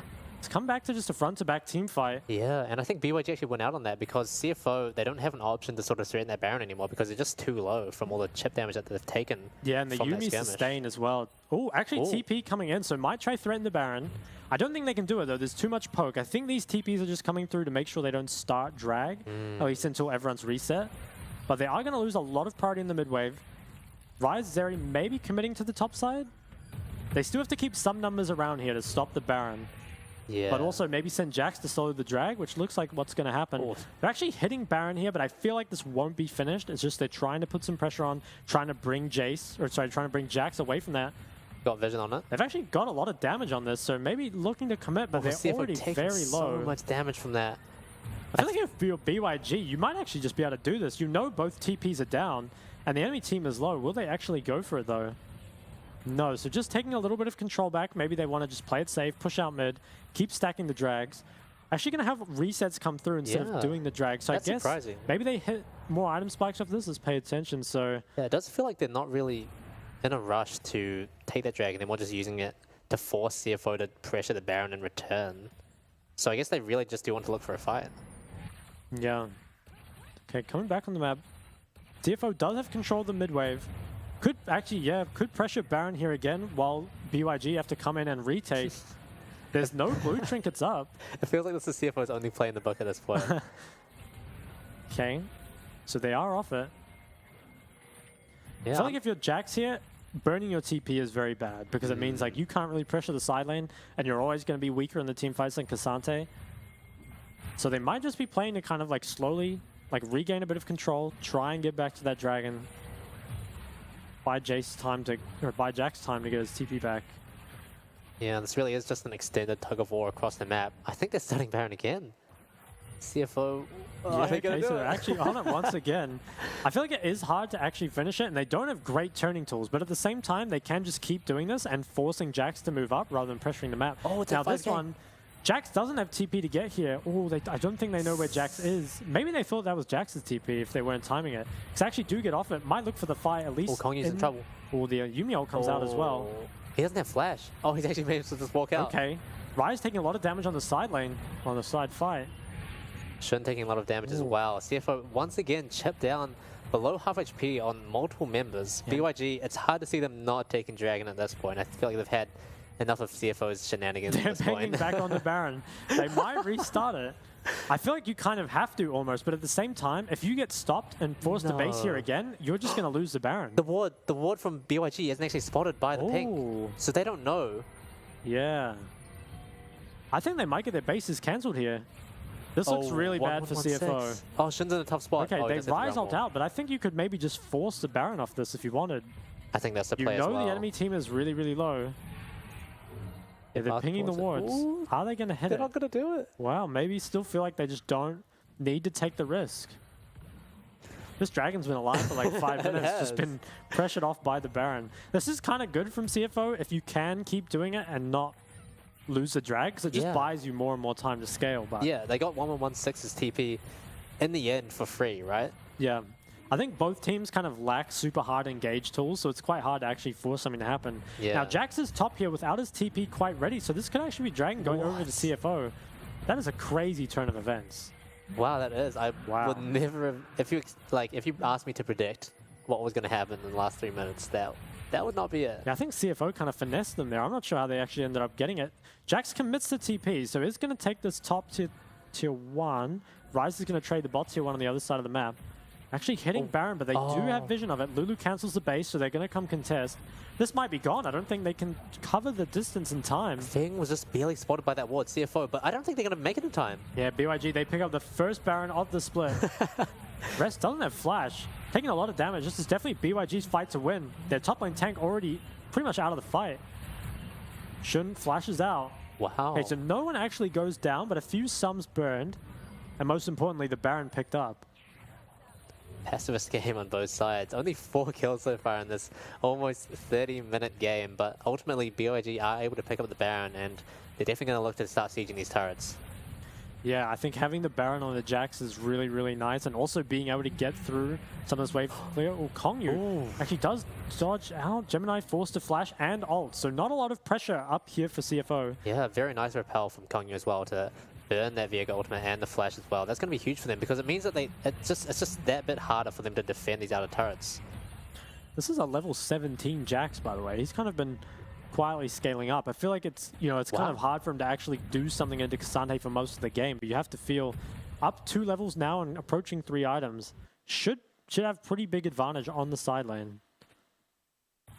Third items come through for Sivir and for Jace, as well as for the Ryze and Zeri. Yeah, it feels like they're going to be looking to get their mid pro once again and then start shifting into the bot side, but CFO are already here. I wonder if they'll get caught out by CFO. Gemini looking for something, but it looks like BYG are making sure to stick pretty closely together. Make sure that their Sivir is well protected for demolishing these mid waves. Yeah, they might actually bring Jax just to help kind of regain some of the control before they go back to splitting. Kind of a wise move. Actually looking for the engage. Ryze has flash, chooses not to use it, but stopwatches instead. They're taking a lot of poke here. A lot of ults were used. I feel like if BYG can just kind of kite this out, play it slow. Oh, Jax has flank. Ooh, huge engage. A lot of damage coming through as well. Sivir picks up 2. I'm not sure how she got the other one, but didn't manage to get it. So 2 dead, and they have Baron. I feel like this is at least 2 inhibs. I don't think it's the game, but 2 inhibs go down, I'm pretty sure. Mid and bot. Wow. Still 30 seconds, although they don't have a creep wave just yet. What an even crazy turn of events. After CFO pick up that dragon, after finessing BYG, BYG have struck back with a Baron, with a multitude of turrets. And first inhib. Inhib goes down. I think first inhib of the season. First inhib of the season. They're breaking records. Yeah. They're going to take out this last inner turret as well. And yeah, so it's just the inhibitor turrets left. And they're still going as well. They've still got a little bit left on that Baron buff, maybe like 15, 20 seconds. They are going to make the most of it. Will they actually go for the inhib or just the tower? Okay, they are committing to it. Jack's trying to zone them off. Now, if you're CFO, you might look for a fight here. Oh, Lulu actually just gets quick scoped on the side. Is that the Airy and the Scorch getting that last bit of damage? Wow. Yeah, 360 no scope out of the Jace. Okay, so 2 inhibs. They complete their recalls. They spend all the gold. I think BYG, you're massively in control right now. I actually see a replay of this fight. So they engage, and Ryze elects not to really use anything, but he ends up surviving. I think Resk kind of just like goes a bit too far in. Yeah, commits forward. And then they just have flanks from 3 different angles. A huge amount of damage comes in on that. That is a lot. I don't even know what that was. That was like Elise Spiderling. That was the Jace. Everything. Yeah, they really threw the kitchen sink at them. It's not looking good for CFO. They are down 0 to 7. 7k gold as well. Yeah, I think if you're BYG, all you need to do is really have Jax push one of these side lanes in and group the rest of your 4 members top, and you can honestly even just ignore the dragon. The dragon doesn't really have a big impact on this game anymore. Definitely. It does feel like by the time that last dragon comes up, the game is already going to be over. Yeah, they have a lot of poke here. They might be able to force them off the tower, although there is still a lot of wave clear. So they might not be able to get this without Baron. But they can probably... yeah, I think they can force them off with some poke. You've got the Elise Zeri, or the Elise Sivir. Oh, they have no fear. They're just walking straight up. Gemini can't even do anything. Yeah, Zeri actually lost her cleanse there. Third inhib is going to go down. Rest taking a lot of damage too. Okay, 3 really inhibs. Oh, they're actually engaging on a Rest. Forced to flash away already. Low health bars. This now, is will crazy. they keep pressuring? I think they might. They might just be able to go for the end here. They have a super wave. Yeah, it feels like BYG have sustained damage and burst damage. They're just throwing everything they have at CFO. Yeah, one Nexus goes down. Not sure about those 3 wards that were placed. Trying to give CFO a bit of a way back into the game with those little 30 gold pockets. I think if you're BYG, you can honestly just sit here and wait for all the creep waves. Yeah. Lulu just gets absolutely annihilated by the Jace. Yeah, he's 360 no-scoping with aimbot as well. That's right. Okay, here come the first of the double super waves. I'm not sure if CFO can actually clear this out. They have a Ryze and a Zeri, but I just don't think they can withstand the poke. Yeah, and without any actual hard engage, it's difficult to pull the trigger. They're taking a lot of damage just to Sivir on the way in. This tower is falling very low. I think it dies here, and this might just be... CFO aren't even going to try and look for a fight. It's too late. They just hit the Nexus. Wow. Taking out the first game of the first split. game. Wow, that is crazy. I would call that an upset.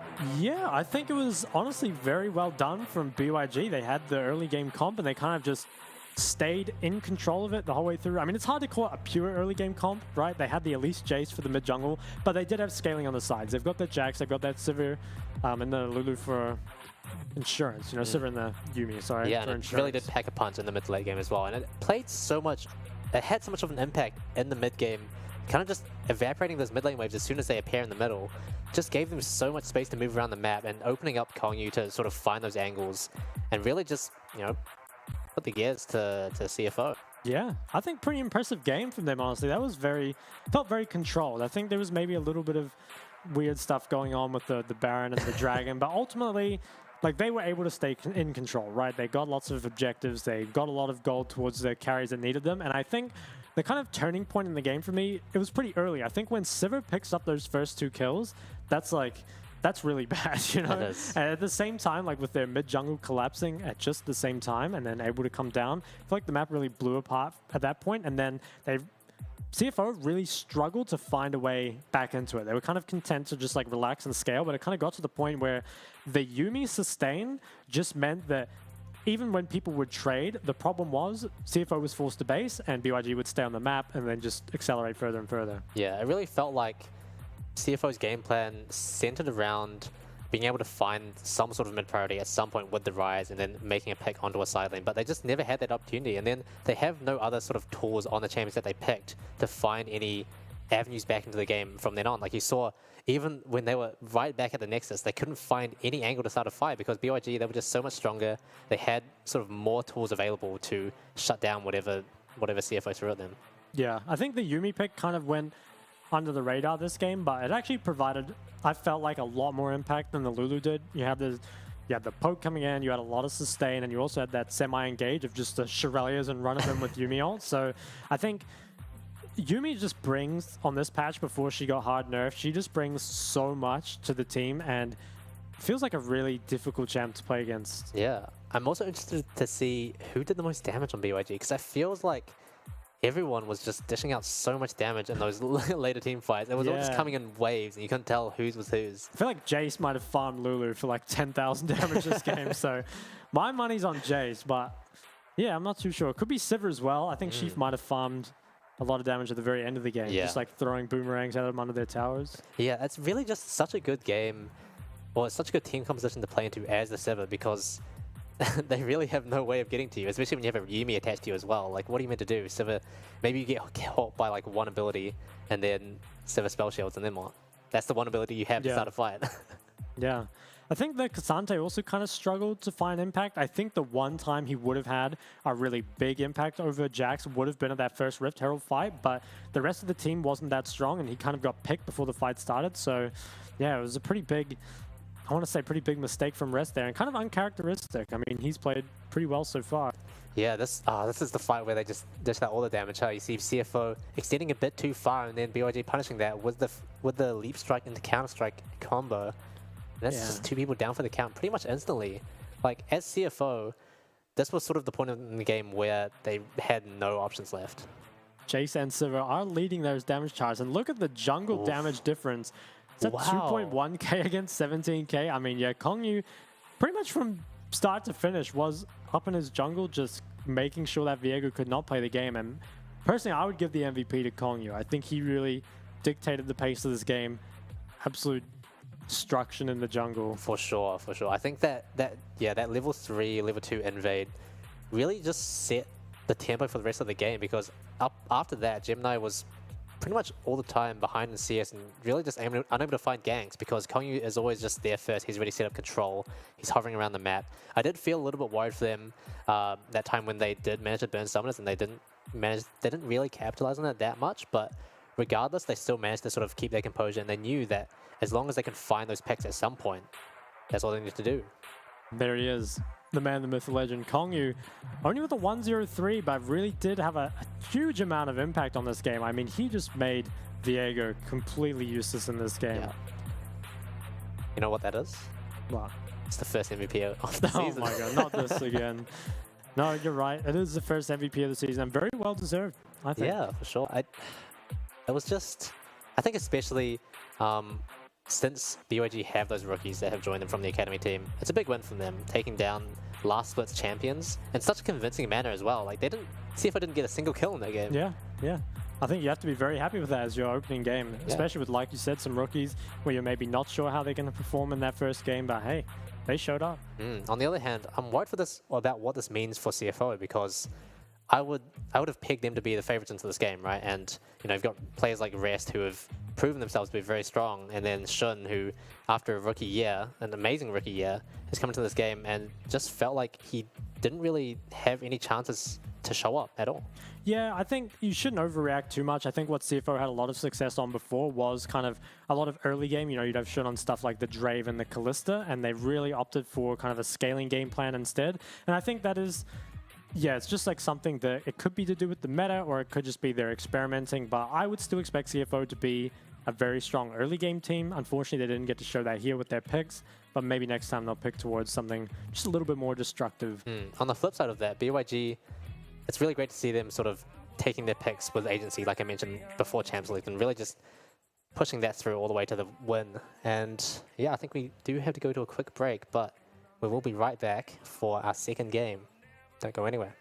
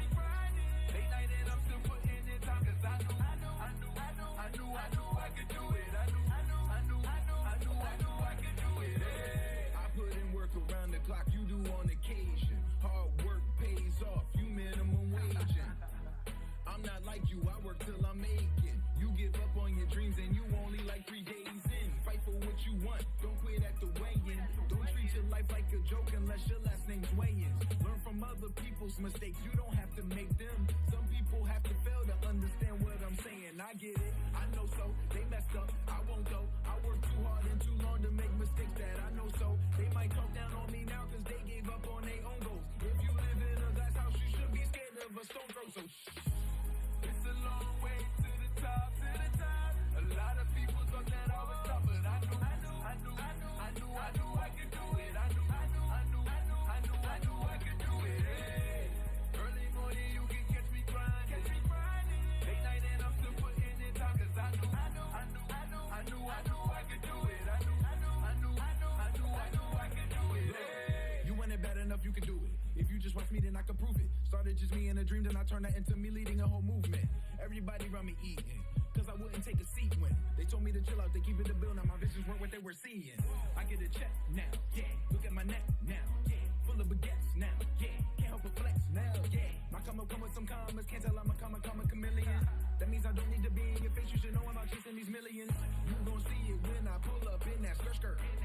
Ask me how I did it, putting in that work. It's a long way to the top, but I work hard and trust no obstacle will stop me till I'm 6 feet in the dirt, you heard? It's a long way to the top, A lot of people thought that I was tough, but I knew I could do it. I knew I could do it. Hey, early morning you can catch me grinding. Late night and I'm still putting in time, cause I knew I could do it. I knew I could do it. Hey.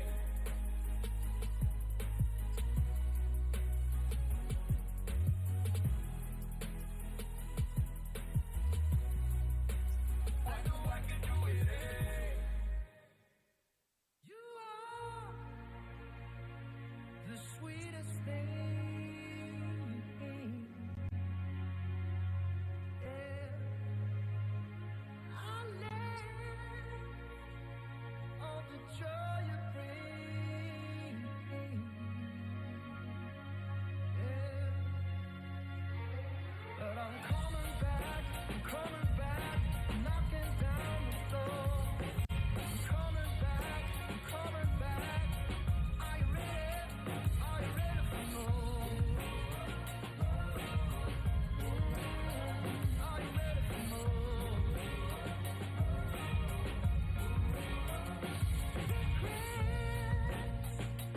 Oh, I have a few.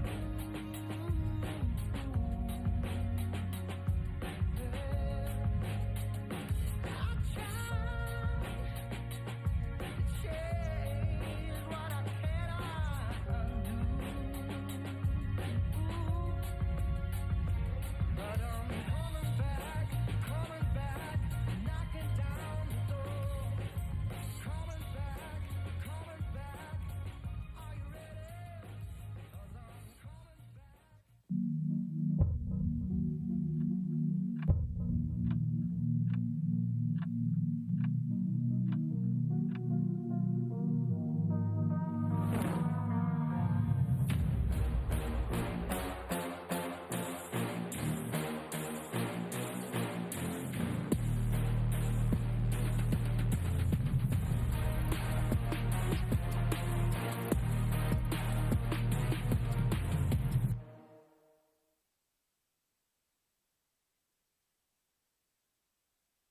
Welcome back to week 1, day 1 of the PCS Spring Split. We just saw CFO suffer a pretty crushing defeat against Beyond Gaming, but next up we've got a bit of a banger. But before that, I have some bad news. And I've received intel that someone on Twitch chat has been saying that I've entered their games, and I'd just like to ask you to not spread misinformation in Twitch chat, please. Yeah, I don't appreciate it. Anyway. Well, this match coming up, PSG versus I think it's S9W.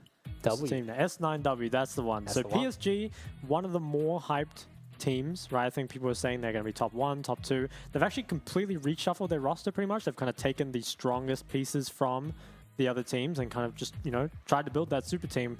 Yeah. And super teams, sometimes they do really well, and sometimes they really don't. Yeah, so, I feel like it's important to not hype your expectations up too much, especially when you see a bunch of big names that you like, because I feel like a lot of the time people get the misconception that the strength of a team is all about the individual skill, when really it's about how well they mesh together as 5, and that's an important fact that a lot of people often forget, because sometimes you get a really cohesive team with a lot of veterans that know what they're doing, and then sometimes you get a wicked box of random stuff. But let's take a look at the movement that we've been talking about. So I think the most interesting thing for me is the S9W. They've picked up 4 Filipino players. That's Calumnia, Parzival, YJY, and Rel here. And they haven't had, the Philippines haven't had any representation in 2022, so it's very, very awesome to see them back in action in 2023. And I think what's really interesting as well is that you've got Keres as the sort of sole veteran coming in from Frank Esports last year. He's sole veteran on this team. The rest of the team are rookies. So it's a really cool dynamic to have. Yeah, 100% agree. And PSG, they have lost a lot of their heavy hitters from last year. I think Gory was at least all-star mid. I don't think, no, he didn't end up with MVP, but I know Gory was a huge part of this team as well as Kaiwing. So these newcomers coming in, they've got big shoes to fill, but now they were pretty strong members on their respective teams. So I think they'll be able to.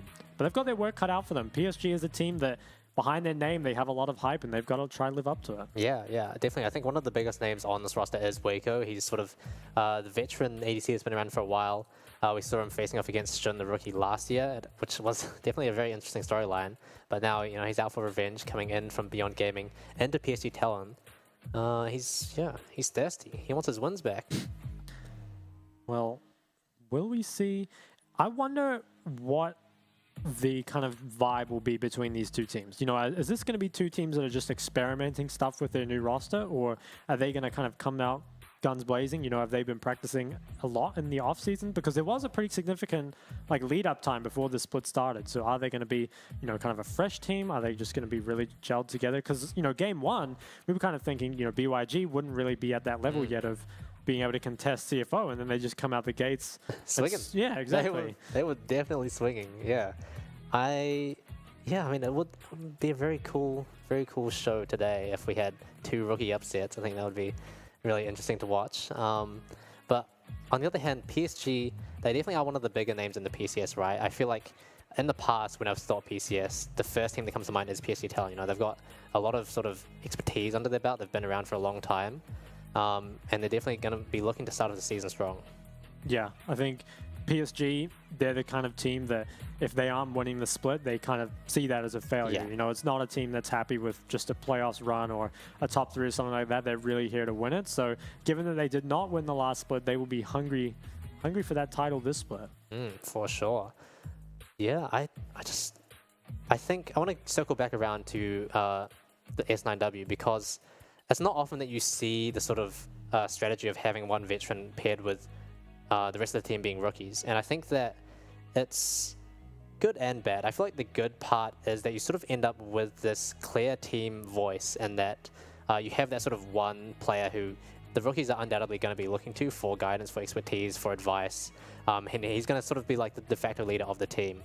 And I think it really just depends on how well he can perform as a leader, right? Because he's definitely going to be the centerpiece of that team. Yeah, I think when you take up that leadership role, you're sometimes doing it at the expense of perhaps your own skill development or, you know, your own level of gameplay. But if you can manage to bring those rookies up to your level in a relatively short amount of time, it's definitely worth it. And he has his work cut out for him. Yeah, for sure. Definitely. Because like with rookies, right? A lot of the time their skill or their ceiling is at times a lot better than the veterans that have already existed, right? It's more about the experience and knowing how to play out the game when you're winning, when you're losing, what to do on stage, you know, how to actually close out games rather than just stacking up, getting ahead and not knowing what to do with your lead. So yeah, I feel like that's the trap that a lot of rookies fall into, but hopefully with you know, a veteran under their belt, they won't fall into that. You would hope not. I do think this is maybe a meta that is a bit closer to solo queue than pro play normally is. True. I think there is like maybe not in the last game, but there's often a lot of early game fighting, and I think the laning phase is pretty important at the moment. And I think that is normally what you learn in solo queue, right? You learn how to kind of gap your opponent, so to speak, you know, be able to build up those big leads. And like you said, there are some kind of nuances with competitive that don't exist that much in solo queue, maybe around like strong side, weak side, setting up for objectives and stuff like that, where those fights just kind of automatically break out in solo queue and they don't really in competitive. But I still think the meta, it's like a perfect time for solo queue players to transform into competitive players. Yeah, it really does feel like they are fans of not having that steady flow state of the game. You know, they're either gapping or they're capping. But let's take a look at the PSG roster. We've got Ati staying in the top lane, the sole returning member of PSG, Husha, Ubao, Waco, and of course their support as well. What do you think? I think that's a pretty strong lineup. You know, I think that's one the PSG fans are going to be happy with. They're getting ready here. This man looks very focused. I'm surprised how focused all these players look. You know, I feel like with OCE teams, we're so used to players just doing random stuff on their face cams, like laughing, and I don't know. Wasn't there a team that like used to, back when the OPL existed, rest in peace, they used to, like, there was a team that used to like sing songs before games as well, right? Maybe? I don't know. I think everyone has different ways of kind of dealing with the pressure, you know? Some people like to laugh about it, some people just want to kind of lock in, really focus on the game itself. Mm. What do you think their warm-up routines are? It's hard to tell. Bard portals, maybe? Bard portals? Yeah. The Bard portals are so fun though. Do you know the do you know like those like ward tricks you can do? You know how there's like this one place you can put your cursor in certain spots where you can get a ward into a bush where you normally wouldn't be able to. I used to love doing that, and I would just like speed run it. That's really just That gets is the really juices support flowing, you know? brain. So, PSG, see them on your screen. Who's your favorite player name out of these guys? Ooh, I like Wako. You like Wako? Yeah. What about you? I like Woody. Why? It's like they've brought him in straight from Toy Story. All right. And on the other side, Relia, Fire, Kaluminia, YJY, Keres, S9W. They definitely look young. I don't know how old they actually are, but Relia especially looks like the youngest out of the team. I don't know. What's your guess? I don't know. They all look pretty young. Okay. Oh. Hey, Well, we already said that. Yeah, we did. We did. The newcomers on the block. Yeah, so this is a complete new org, right? To the Yeah, so the they region? merged with the existing Malaysian org. And so, yeah, they've brought on, I think the winners from the Filipino team from like one of their past tournaments have joined this organization. And yeah, they're looking to come out the gate swinging, just like BYG. All right, we'll have to see. Do the newcomers have it in them, or will PSG be able to take them out? Oh, are Oh, they they're playing from home? Okay. Ooh, okay, now we have to rate their backgrounds. We can see Rel here. There's another table behind him. Durelia's background looks... Yeah, I like I mean, the table is clean. I'm a big fan of That's the a good table. sign, right? Yeah. Clean I like desk, it. clean mind. I think Kara's even has some shelves behind him. Ooh, carry hard or die hard. I like the sound of that. 32% damage average. That's pretty insane. Yeah. I mean, wow. He must be pretty aggressive to be picking up 11 solo kills at 32% of his team's damage as well. 642 DPM. And still managing 5.1 KDA with those stats. It's actually pretty nice. You know, he's not the kind of guy who's just going to int for damage. He's tactically inting for damage. Tactically inting. That's me in my ranked games. I believe this is not just for his role as well. I think he does lead the league for those damage numbers. Wow. Which is, that is amazing. yeah, pretty nice. Carry hard or die hard indeed. Seems like he's carrying hard more than he is dying hard, huh? Thanks for that, Amal. There's the man himself. Ooh, okay, I think he just stared into my soul there. I felt that. He made eye contact. He did, yeah. he did. Man, I'm just waiting for one of these players to just like be completely different because all of them are so stoic faced. We need someone who's just like You were either just like complaining. really... You know, you were just saying how the LCO, you didn't like them No, I because didn't say they I were too didn't like casual. it. I just said, you know, it was a thing that people did. I want to see either like a really angry player, like really, really serious, or like really unbelievably happy. I think you're sending them mixed messages. Oh, he just smiled. He heard me. Like a happy guy. All right, so what are you kind of expecting out of the draft for these kind of teams? I think it's hard to say. I do expect S9W to have some wacky tricks up their sleeve, and I think that they will hopefully, like BYG in the previous game, look to draft aggressively so that they have the sort of game in their control from the early game, because I feel like it's easier to, against a team of sort of established veterans, it's easier to try and blow up the game early than it is to try and wait it out and wait for your opponents to make a mistake, because they've been in the league for ages, right? They're a lot less likely to trip up and, you know, cost their team a game than they are. Yeah, I like the sound of that. I think early aggression is kind of the name of the game at the moment. There's sort of a lot of innate scaling in the game, I feel like, right now. You know, a lot of these bot lane matchups, even if you have something kind of aggressive like an Ashe support, it's not necessarily bad scaling. You know, I don't think you're super worried about actually getting hard outscaled. So having lots of tools, I think, is quite important. Even last game, with two teams that didn't have a lot of engaged tools, the ones that they did have ended up being very crucial, right? Like you saw the Yuumi ult used like very aggressively over and over. Them the Australia. So we're into draft. PSG on the blue side. First ban Elise. I wonder if they watched last game. Don't want to see that again. The Heimerdinger coming out as well. Yeah, so that's kind of interesting. That maybe tells me that they just kind of don't want anything to do with that sort of meta, because Yeah. like what's happened in kind of the end of last year and like during the off season is that Heimerdinger's support has become so oppressive that a lot of picks are kind of being played specifically to counter Heimer, right? Yeah, there's a like lot the of Callista. Yeah, exactly. There's like Callista, there's Jen, there's a lot of weird stuff. Ash is taking it away as well. I'm very glad to see that champion gone. I don't know. I feel like I prefer to see that kind of stuff than like Lulu versus Yumi. Although, to be fair, last game they were trading pretty heavily as Lulu versus Yumi. Yeah, So I mean, I think Ash I'll is hold fun the to words. watch. I just think it's horrible to play against. You get ulted every That's 30 true. seconds. Does feel pretty bad. The Renekton Yeah. taken away. I actually like when red side bans Renekton because I feel like picking your top laner blind on blue side is normally pretty hard, and Renekton's one of the best just go-to blinds. So taking away that Renekton blind, I think, does make your 5p quite a bit better. The Kassadin target ban. Not often that you see it in the first 3 bans. Normally you see it second phase. So that's kind of interesting. That might suggest they're picking something fairly early, that they're worried about Kassadin, or maybe they Yeah. just feel like they can't fit it into their bans later on. now I wonder if this third ban is going to be the Lucian or not, like we saw last game. If not, I would be very surprised to see PSG not pick it. Okay, it's the Maokai. So 2 AP junglers taken away. I feel like those are kind of the kingpins of the jungle right now. Pretty much all of the bot lane trades are up. I don't think we'll see that locked Really? in. Just a cheeky little hover. Yep, okay. So the Ryze is locked in. I think no surprises there. Ryze remains extremely strong on the patch. He is, I think, weak to being outranged.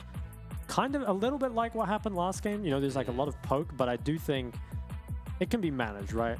And at the same time, if he's your first pick, you're kind of expecting the rest of the team to fill out the comp. Yeah. And saying that, I think you do need to sort of provide some light options for Ryze to get those roams off, to find that prio and really do what Ryze is meant to do, right? Get those realm ops in, make plays across the map. Rel here answering with the Vi lock-in. Seeing it's going to be jungle. And Varus fine, hovered. Varus. I do like the Varus. I'm a big fan of that. I think it gives you some engage tools. It also gives you a pretty strong bot lane matchup most of the time. Yeah. And I it think also is good versus Ryze. Yeah, Yeah. I'm a big fan of what they've taken so far in the 1-2. you can immediately tell that they're looking for a lot of aggression, a lot of sort of one button, we're engaging, we're going, that kind of style of play. PSG answering with Lucian and most likely the Nami as well. Now I wonder what S9W will pick support as a response. Yeah. Feels like... The Lulu? I feel like you're going to pick something... It depends if this is going to end up being Poke Varus or not, because I Yeah. think Poke Varus is definitely better against Ryze. Yeah. And also I think Poke Varus is better against the Lucian Nami lane too. So I'd maybe be expecting some kind of range support. You could also take your mid laner here, but I think, again, there are lots of options into Ryze. I think it's definitely mid or support here though. Which one will we see? 1 second left. Okay, Jhin support. All right, so... Okay. Yeah, all right. Oh, there you go. You love that, right? I have mixed feelings, you know. Jhin, look, he's got a lot of tools. I do like that, but I question some support's ability to play Jhin. That's all I'm going to say. Now, if he's good at it, I do like it. It allows them to have this winning lane. It gives them extra tools. Yeah. So I'm kind of a fan. There's a very clear sort of thing they're going for when they're making picks, right? They have the Vi. They have just so many options to make picks from afar and really lock one person down and blow them up. S9 gonna target junglers. They take away the Sedge. PSG probably gonna target mids, I feel like, or maybe we'll target the top lane. Depends which one you're more scared of getting counted here. I think top lane, yeah, I was gonna say, I think this Aurelia is kind of flexible. Aurelia is good into Ryze and obviously a pretty good top lane last pick. I think Ryze is generally pretty flexible when you're blinding, so you might want to just take away stuff that your top laner is kind of scared of being countered by instead. S9W, I think they'll target a second jungler here. I feel like there's going to be a lot of powerful junglers taken off the board here. What's still up? Viego, Wukong? Yeah, okay, so Ooh. Wukong is what's taken away. Viego is still up, but I feel like Viego versus a lot of range. It's hard. Yeah, it's difficult to play out. Yeah, S9W really trying to get rid of those tanky, bulky junglers who can make picks back on them. Like, Wukong can easily fight angles, Sejuani can fish with her ult as well, so taking those two off the board is going to be pretty good for their team composition overall. So it's the Galio. I think Galio this game does make a lot more sense as a ban. Vi Galio is a pretty strong combo. If you're S9W, I think you should just take your mid laner here, save that top lane for last pick. what we see here. Maybe something like a Victor could be good. It's very good against the short range of Ryze and Lucian. On the other hand, it doesn't pair that well with the Vi. But I think something that punishes short range would be good. The Syndra, okay, I like the Syndra a lot too. Yeah, so, and that I actually like that a lot more with Vi. Definitely allows you to pressure. Yeah, the mid matchup is pretty good for Syndra. You pretty much don't run out of mana, so you can match Ryze's clear, and then you can set up ganks onto him as well. So pretty big fan of that. Now, 4-5. So you take your jungler and your blind pick top. What will it be? Lee Sin. Okay, so Lee Sin definitely works well with Ryze, but I feel like Lee Sin is a pretty not great champion at the moment, so he definitely has his work cut out for him. Ryze Lee Sin is very strong. Ryze manages just to bring that point and click gank setup, Ryze, and then Lee brings the damage. Her got blind, no, not going to be that. Mord. Ooh. Camille. Okay, lots of options, yeah. Something fairly safe blind would be my preference. Cassante. That makes sense. Yep. What is that going to be answered with though from S9W? I'm hoping for some more spicy stuff. Fiora. Oh, Fiora locked in for okay. Relia. I like that. Yeah, so S9W definitely have a very strong 4-1, and I think they are going to have control of the early game. They should have a pushing mid and a pushing bot. It's going to really be up to, I think, Ryze Lee Sin to kind of... Yeah, Ryze Lee Sin, I feel like have to do stuff with Lucian and Nami to make stuff happen, but it's going to be difficult. Getting control of that mid jungle is going to be hard. I think I like S9W's draft here. It's very, very aggressive. Yeah, and you know, like I mentioned earlier, they've really just not been afraid to pick some wacky stuff like the Jhin support. That's a good way to start off the first day. Yeah, I'm kind of curious. That's the one part of the comp I'm not too sure on. We'll see how. Yeah, I'll wait and see how it goes. It can definitely be very hit or miss, right? Because if Lucian and Nami are able to shut that down, pretty much just like with 1 or 2 kills, it gets to the point where they just have enough damage to 100 to 0 you as soon as you step out of position once. So definitely treading on thin ice for S9W, but the payoff is definitely huge for them. Yeah, I think with Lucian Nami matchups, they always do tend to be quite snowball. You know, if the Lucian Nami gets ahead, they can close the distance and deal damage from so far away. At the same time, if you fall behind and then don't feel comfortable, you know, dashing forward, it's very hard to actually pressure. So I would expect bot lane to be pressured, you know, a fair amount here. But they definitely have the tools to do it. At the same time, it's a bit hard to just ignore the Fiora altogether. But I feel like Fiora Cassante in isolation, probably not too much is going to happen. I think it's going to be like last game, kind of the Jax ends up just, you know, kind of scaling on his own. Yeah. But yeah, it'll be interesting. Will Ryze Lee Sin use their priority to go towards top side or bot side? I feel like bot side's a lot more gankable. And also snowballs harder. I think both teams want to play mid bot and you just kind of isolate the top lane. Yeah, I feel like Cassante lanes have kind of just turned out to be that, right? It doesn't really have that much sort of kill or gank pressure, but at the same time it doesn't really die that easily either, just because he has 2 dashes for no reason. But yeah, I really want to see this Jhin work out, man. Me too. Jhin Varus. Jhin Varus. Very bold, you know. I do respect it. That has to be the poke Varus, right? Yeah, I think so. I think poke Varus makes a lot more sense as Lucian Nami anyway, and poke Varus is also very good versus Ryze. Now, the only reason maybe not to build it would be the Cassante. You know, it's very hard to kill Cassante as a poke Varus, but you do have the Fiora. You do feel that she's going to be trying to pull Cassante away, and I think Syndra also isn't actually the worst at dealing with tanks. She used to be kind of bad, but I think now, like, you get a lot of ability haste, like with the current build, and you also have that execute on your ult. Not that you want to ult tanks that often, but you can, right? And you have the slow as well. So, yeah, they have ways to kill Cassante, and I don't think the Varus needs to go on her. Yeah, I would like to see the poke build. Yeah, I mean, it's hard to see Varus being able to be in range to hit people, so I also agree that it should be the poke Varus. One thing that I am wondering, though, is with the Cassante-Fiora matchup, because we saw the Cassante Jax last game. I keep mentioning last game a lot, but last game, Jax wasn't really able to do what he wanted to do in the side lane against Cassante, because ultimately it does feel like he can't actually win the 1v1 just because of Cassante's all-out. So, do you think the Fiora is any different? I feel like Fiora should come online a little bit earlier than the Jax. I think the difference is, I think Fiora hits that point where she can just like get stuff done in the side lane, you know, because I think when you're playing Cassandre and Jax, it's like Jax is a bit better at team fighting than Fiora is, but maybe can't quite just like take towers in front of you. But I think Fiora is much more just like, you know, she is a pure split pusher. She can team fight, but she really doesn't want to. But yeah, I do think she comes online earlier. At the same time, I still think, at least pre-first item, she's probably not getting that much done. So your top lane counter pick is kind of, it's definitely like a scaling counter pick, right? You're not expecting your top laner to just come in and secure you early heralds and stuff like that. So there's still a window for Cassandre to really pressure the game. And obviously he still has team fights to kind of swing the game in his favor. But I do think that Fiora, much more than the Jax, is a time bomb. Yeah, it's always scary seeing a late game Fiora. And I mean, because Rel here is a rookie, we don't really know how proficient he is, but I feel like a lot of the people who are willing to pick Fiora as a counter pick are pretty damn good at Fiora. Yeah, I feel like there's bad Fioras and there's great Fioras and there's like nothing in between. So hopefully he's a great Fiora, given that in his first game here he is just counter picking it. I was gonna say first picking it, but no, he did not first pick Fiora. He come with the counter pick. I think we have a slight delay. Hopefully we'll get to. That's right. We get to spend more time together. Oh. Amazing. You don't sound as pleased about that as I do. Oh, look, I'm pleased, Mel. I just have a funny way of showing it.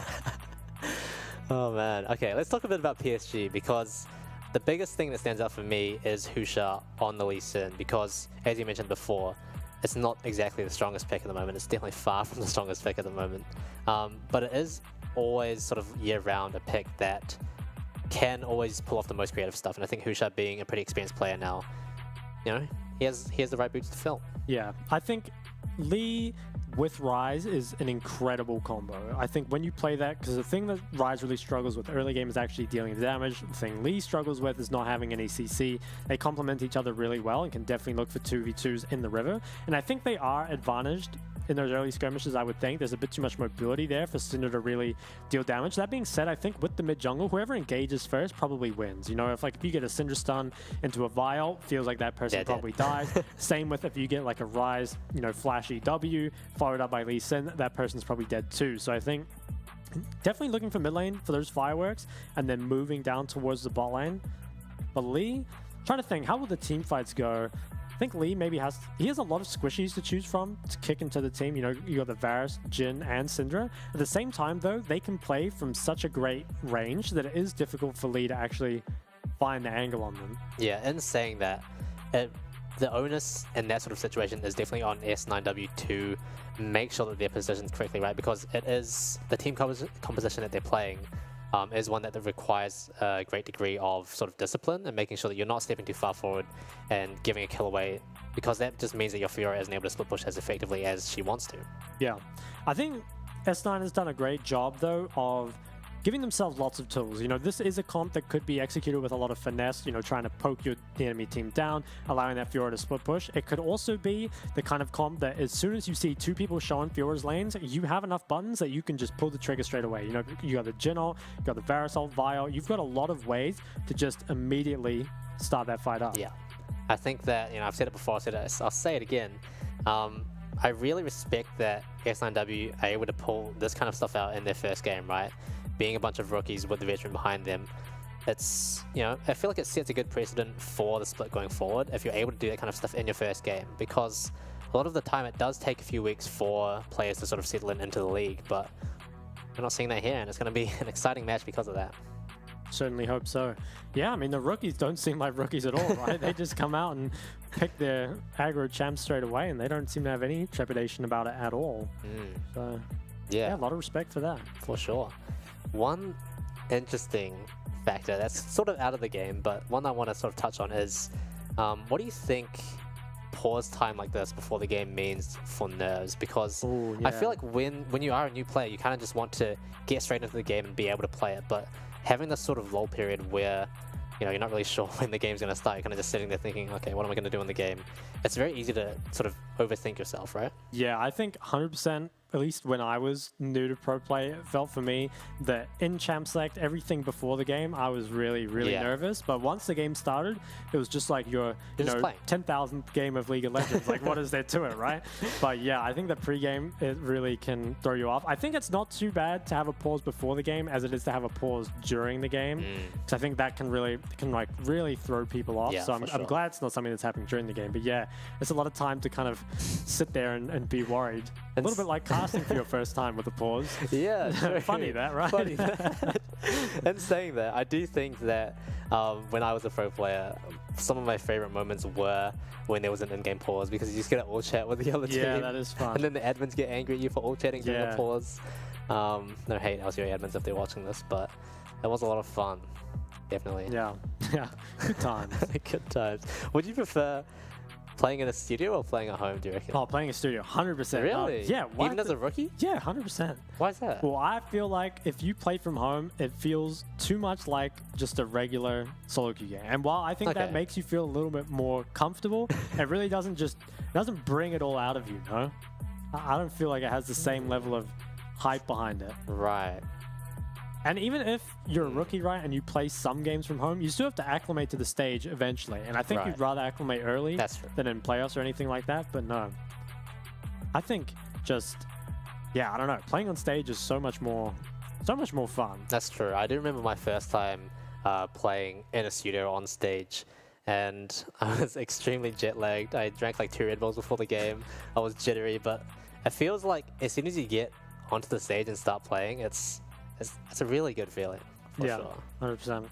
I think in one of my first games, at least in the old OPL studio, the walls were so thin that you could hear the other team screaming. Really? Like, yeah, you couldn't hear them like coming normally, but if you lost the team fight and they would all be yelling, I remember that felt like real bad. Especially when I first started playing, I wasn't very good. You know, I was losing a lot of team fights out there, and you just be in your team comms trying to keep the morale up. Like, come on, guys, we can still win. Then you hear the guys in the other team like, yeah, like, destroy these guys, kind of thing. You know, I always felt that was a little bit depressing. But, it does get you into it though, right? Because with like traditional sports, you know, you're right next to each other. You can yell at each other if you want, so you can kind of do that through the wall.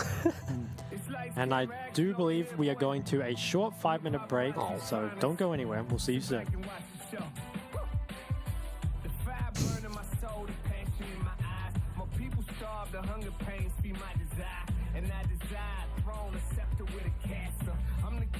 Jungle, they call me Mufasa. It's simple, I'm sunning these dudes. On my Usain Bolt, yeah, I'm running these dudes. I try to explain, I'm not the norm. When I'm in red form, we still on the runway. I ain't even airborne. Keep my windows tinted so they don't know who's in it. I ain't afraid of the dark, I was raised in it. My sins is unrepentant, my words is authentic. I tried to come clean, my heart wasn't in it. Lazy boy living, the squad is so turned. Shaking their heads like men and boys that never learn.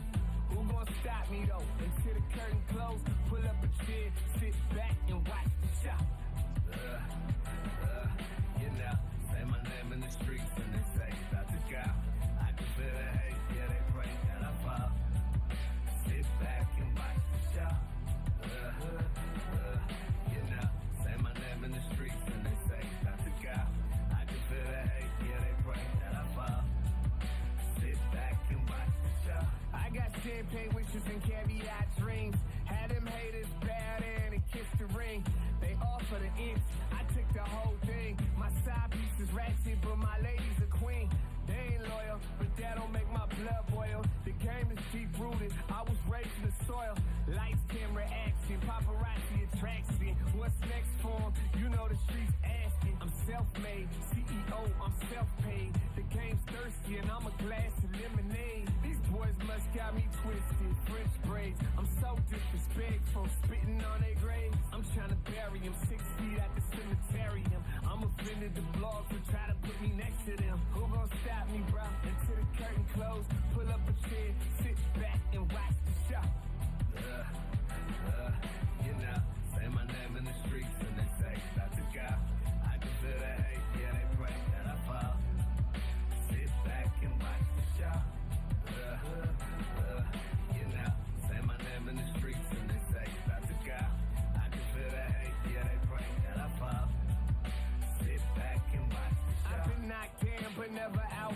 I hit that canvas, but never seen more than a 6 count. I'm the reason they pack the arena. I'm the reason these young girls is at the top of their lungs screaming.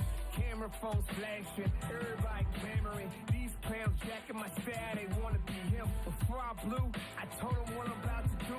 Now watch the SHOW. You know, say my name in the streets and they say, Dr. Kyle. I can feel the hate, yeah, they pray that I fall. Sit back and watch the show. You know, say my name in the streets and they say, Dr. Kyle. I can feel the hate, yeah, they pray that I fall. Sit back and watch the show.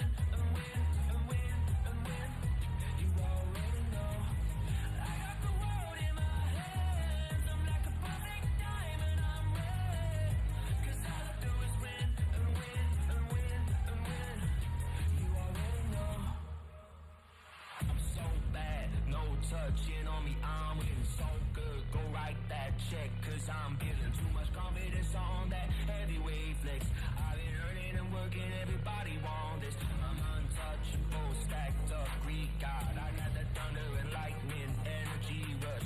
I've been winning and winning since the day I was made. Bet you wanna be like me. I'm always on top of the game. Ain't never gonna touch second place. Nah, never. I'm always on top of the game. You know that I win, that I win, that I win, that I win. I was born to be bad, so go 100%. Cause all I do is win and win and win and win. You already know.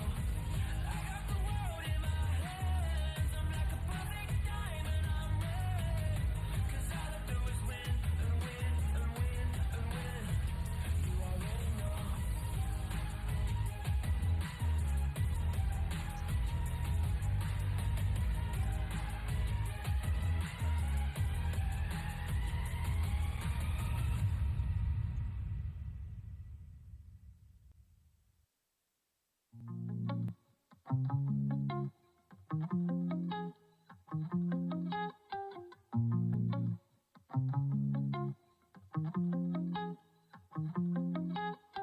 Come, stand a little closer, I'll drop it. I know you heard about what I said, yeah. I don't need much, but I need you in my bed. Really, cause I can't take it any longer in my head, yeah. So, darling, yeah. Oh, I've been falling, yeah. I've been falling for you. Summertime blue in your eyes, know you. Looking for a vibe in your life, so darling, yeah. Oh, you've been running, you've been running for way too long. Can we find love, or is that too much? Baby, are you down? When you touch down, yeah, tag me with the pound. You on in the town. Tell me when you, oh, when you touching down. So I could come around. I know that you don't mess with no clowns. I know that you down. Yeah, oh, we're only starting, but I'm falling for you.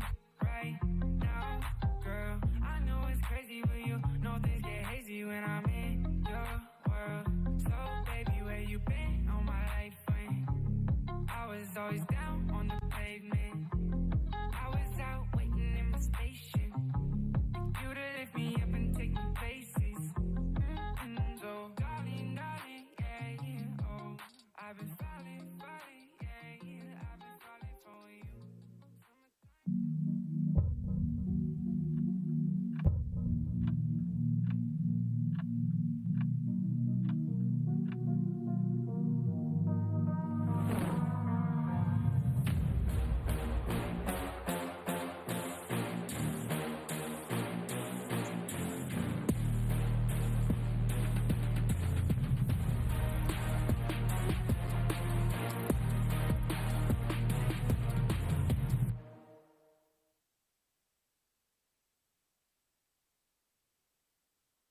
Welcome back to PSG versus S9W, our second match of the night. We did have some technical difficulties, but from what I've heard, we should be jumping into game very shortly. I'm Amelg, this is Shock, and of course, we are proudly brought to you by Riot Games and Carry Live.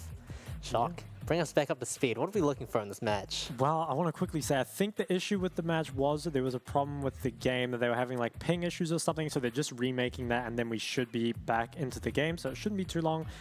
Back up to speed with the match. So we've got some very interesting mid jungles. That's what I'm looking for. We also have a Jhin support. So if you want to terrorize solo queue, make sure to watch this game. Yeah, there have been an influx ever since Carrier did his he did Kalista, Caitlyn. Was he the first one to do Jhin as well, or was that Beryl? I'm not sure at this point, but I know Carrier's the one that started it, and he's ruining the game right now. Yeah, so many people. I feel like, I mean, I've kind of been a victim of that as well. It's kind of inspired me to try, you know, new picks in the bot lane. I am a support player. So I picked Lissandra in one of my solo queue games. Support? Yeah. I went 0-11. It was not good. But, you know, I tried. Carry inspired me. Didn't go well, but, you know, we'll get him next time. Hopefully it's not the same story with the Jhin support. I'm hoping it does do well, because S9W, they have picked a very exciting team come to watch in their first game of the season. And I think, yeah, we've said it before, but big respect to them for doing that. Yeah. I think the Fiora as well, just really... Oh, okay, we're actually on the Rift. A little cloudy on the Rift today.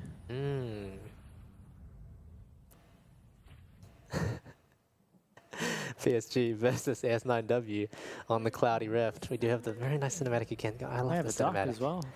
Okay, anyway, second match of the night. Let's not get too sucked in by the atmosphere. We are heading in.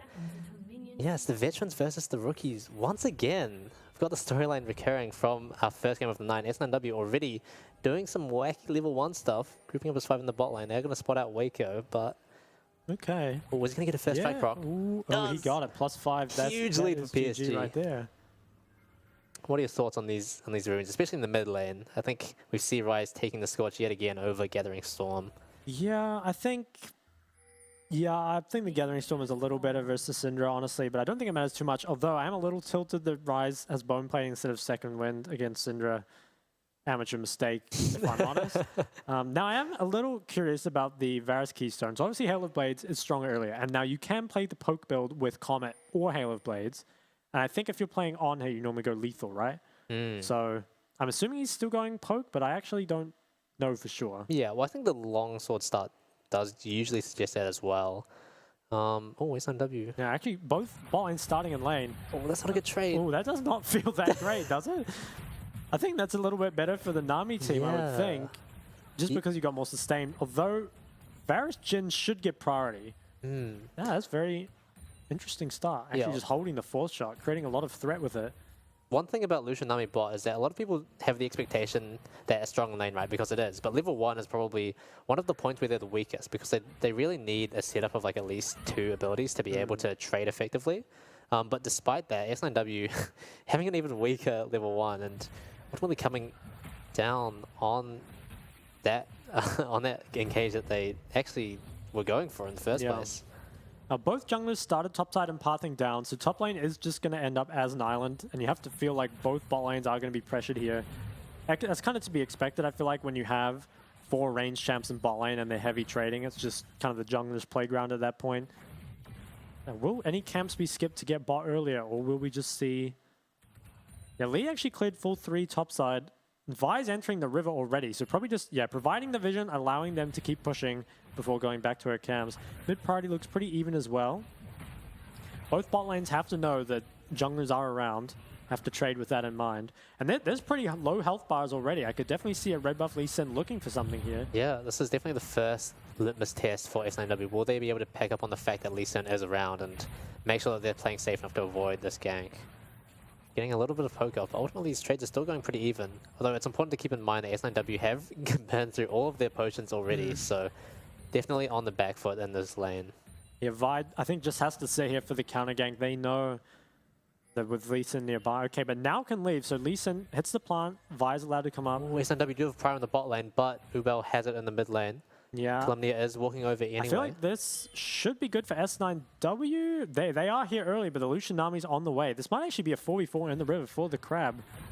Nice and early. This is... I don't like this for S9W. Really? I think S9W have better tools in early game. Yeah, so everything connects onto the Lee, and it looks like he might go down. He flashes out very, very low. Oh, who's just so low, Columbia? He gets it. He gets it. Okay, first blood. That is second blood of the season. I'm just kidding. I won't say it again. But anyway, yeah. So I think S9W, they had much better tools there. They've got the Syndra stun into the Jin W. I think it's hard there to really start something as PSG, because I feel like the way it starts is either you have to flash Nami Bubble or you have to flash EW as Rise, and that really makes you vulnerable just to the follow-up that comes straight after. So yeah, I think it was a bit interesting perhaps to try contest there. Yeah, I mean, good heads-up play from S9W. I wasn't fully convinced, but they made it work out. They found the sort of one ability, CC ability, that they needed to land, and then unloaded all the damage onto Husha. And him burning the flash as well is going to be a huge detriment to him in this early game. It really reduces how much he's able to do, especially since he wants to target the mid lane. But oh, the flashless Syndra actually does get picked up by Husha, so wow, that's actually the classic. Burn your flash mid lane and get immediately ganked straight after, so I feel that guy's pain. Yeah, it's like a reverse caster curse. I feel like what just happened. Yeah. Now, Syndra has TP, so it doesn't actually lose a whole lot for that, but Rise does manage to get critically to that Catalyst before Syndra can get to her lost chapter, so that's pretty big for the mid lane.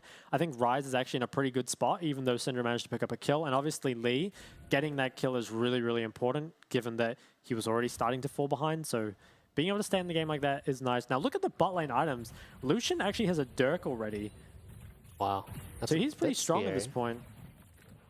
Yeah, I think one big plus actually came out of the skirmish is that S9W actually get a pretty good opportunity to base and restore the health that they lost in those unfavorable early trades. So really lots of big wins for S9W, but despite that, the gold is still pretty much evened up thanks to Husha's heroics in the mid lane. He's looking for a return kill onto Calumnia, potentially. Okay, Away go. Okay, so he has to flank. Oh, the Nami bubble actually stops him. Cleanse was burned anyway. Does get out. Definitely saved Waco's flash on that one. Good heads-up play from Woody. And it seems like both teams, once again, focusing pretty much all of the efforts on the bot side. Okay, might actually see another river skirmish here. Hits the stun once again. You see the exact same combo coming out as before. Oh, the round warp. They actually didn't layer the CC correctly. I think Vi could have held her Q just a little bit longer in order to cancel it, but Lee actually managed to get out with the... I mean, it was a pretty heads-up Rise ult. I'm pretty happy with that. Yeah.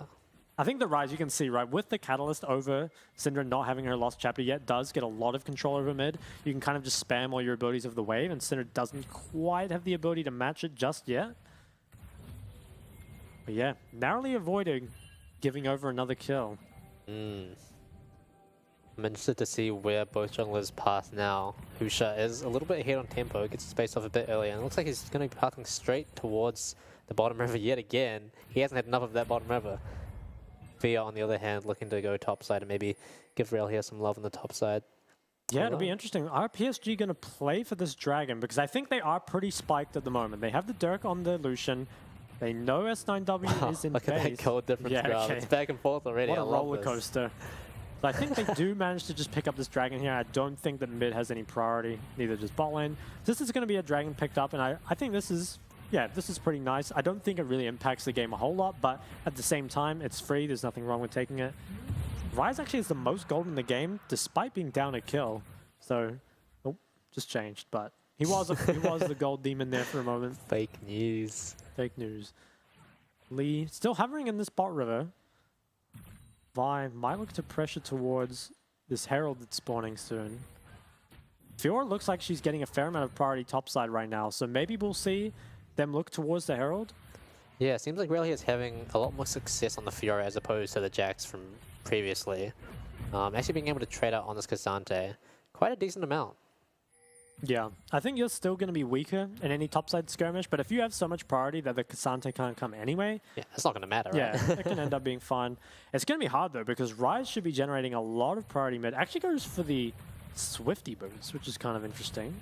I mean, the move speed is nice versus Syndra, but I would have thought Mercs versus Varasalt and Syndra stun would have been better, but... Okay, so Lee's actually looking to start this. They have the priority from mid. I feel like this should be contested. I think Vi's going to try cross mid. Now, they don't know that they're doing it yet.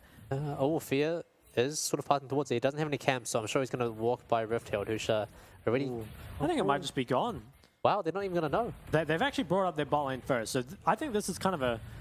This is a bit of a hustle from PSG. I feel like they shouldn't normally get that as freely as they did without like some kind of trade coming out from bot side, but they do manage to get it. So nice play from Husha, just starting that up, taking it out. S9W just a little bit too slow on that move. Now Fear might actually invade this red buff. They have invested a lot of tempo on that Rift Herald. Syndra, though, kind of struggling to be here, so might just have to walk away. Yeah, I'm not sure what Fear's meant to do here. He has that 6, so he does have the Assault and Battery up and available. But ultimately, just going to go back to his camps. Husha doing the same on the red buff. Kind of in a similar situation to at the start of the game, where pretty much everyone is probably going to be looking to hit up the bot lane at some point in the next minute. Yeah, for now, everyone's just kind of relaxing and scaling. Syndra does have the first strike, so profiting a little bit off Ryze's misfortune. Actually is able to get a bit of priority, but is respecting the jungle gang quite a lot right now. Doesn't have the best vision in River, so kind of has to play as if Lee Sin is here, which is definitely a bad feeling given the Lee Sin's in base. Syndra trying to take a little bit of vision. Now Vi actually shadowing bot lane. Now this is really good because S9W's bot laners have both just hit 6, so YJY and Carry's going to have a lot of options. They need to hit that Varasol first though. Yeah. Now Nami is pathing mid out of base, so could actually just force a dive here, but all sums are up. And can they do this before Ryze gets down with Realm Orb? I don't think so. I think they just have to back off here. Yeah, so Vi completes the base. Nothing going to happen here. There's just too much control coming from mid right now in order to really do anything about it. And Syndra should be feeling pretty pressured right now with her team off the map. And the enemy team definitely looking mid. Stun is used as well, potentially vulnerable. Right, and a bit of a lull period here as the next Hextech Dragon is going to be coming up in 1 minute and 40 seconds. Now, who do you think is going to be stronger for this upcoming Dragon fight? I feel like S9W should be a little stronger at the Dragon. I think, yeah, Ryze doesn't quite have the Roa yet. Although, actually, he's TPing back. I'm not sure if he has it or not. I feel like he's not quite there yet. And I think the bot lane has double Dirks. I would think they were stronger, but I think a lot of it comes down to who hits that CC first. You know, like if someone just gets blown up, then it kind of just gets taken out anyway. And there's a lot of ways for both teams to start this fight at the moment, so... Yeah, S9W really just need to hit one of their CC abilities and then the rest sort of pile up on top of that. But of course, it does depend on them positioning effectively enough, making sure that Husha can't find a flank and that they're not too close to Lucian Nami. If you're in the wings here, but Husha's here as well. Actually spots him out. Okay, has the Herald. I feel like you can maybe get priority mid and look to go bot side with this Herald, or you might even just place Herald mid and use it to secure Dragon. I think that's one play you can definitely do if you feel kind of uncomfortable. I'm a fan of that, and I feel like it does free up the wards that he needs as well because he doesn't have any pinks. And now he's got 2. He does drop a mid, and Clemnia is going to look for a base here as well. Most likely going to TP back to that mid tower. But yeah, it looks like PSG are kind of in the driver's seat right now, although Husha has also based. Yeah, Ryze is actually really strong here. I mean, he's up a little bit of CS in a matchup where you maybe wouldn't expect to be ahead in, and then, yeah, is going to get the Roa right now, which is a reasonable timing. Actually, a pretty good timing considering that he went for boots so early. You know, a lot of the time people would just sit on, say, tier 1 boots before completing the Rod of Ages, but... Yeah, so pretty good timing on this. Coming back around to the Dragon, it does feel odd that neither team really put much effort into resetting on time for this. The Dragon has just come up and S9W hitting it first, but members of PSG already Yeah, I feel like They this is could just DS S9's drag. I'm not sure They they have the can contest. range. Lucian's not here. It's a 3 versus 4. Okay, actually just goes for the smite steal, but does not get it. Yeah. So it feels like there wasn't much more you could get here. Fiora's actually getting a lot of work done in this top lane. Like, it hasn't really converted into anything yet. Like, there's no CS lead, there's no plates lead, but it's a still really pressure. good sign that this is happening so early. I don't think it's better for the Fiora, right? Yeah, you would think so. Yeah, lots of resets coming through. The PSG is going to have pressure on the map at the moment. Might use this Rise priority to go somewhere, maybe pressure this bot tower. Although with all the sums up, it feels pretty hard to actually make a play. This tower might start to take a little bit of damage. Yeah, Fiora's going to start gobbling up a little extra. Overstepped It a gets little bit. altered. Wow, he's taking a lot of damage on the way out. Parries, and I think he's going to be able to leave, but takes a huge amount of damage. Oof. Maybe it's going to be forced into a reset here, which, yeah. Close Oh, one. it actually does have the honey fruit, but it is a lot of lost pressure in the meantime. Yeah. Stante just hits level 11. Nice attempt from Magi, but ultimately not quite enough to take down Rel here, as he's going to claw his way back to that top wave. He does get his base off first, though. Yeah, so actually staying in lane. Now, there might be some sort of river fight here. Right now, it's a 3v3. Both mids haven't really moved yet, but Rise can get here very early with his ult. Feels like nothing is really going to happen if people just keep playing respectfully. And they're perhaps looking for something. Syndra is pathing the long way around, but nothing is going to start up. It's so interesting to see both teams playing so heavily into the spot side, because they know that both teams 4v4s are pretty damn strong, and they're both looking to try and come out on top of that, but... Yeah, so Herald is the next objective, spawning in about 45 seconds, I believe. Actually, 7 seconds. Bit shorter than 45.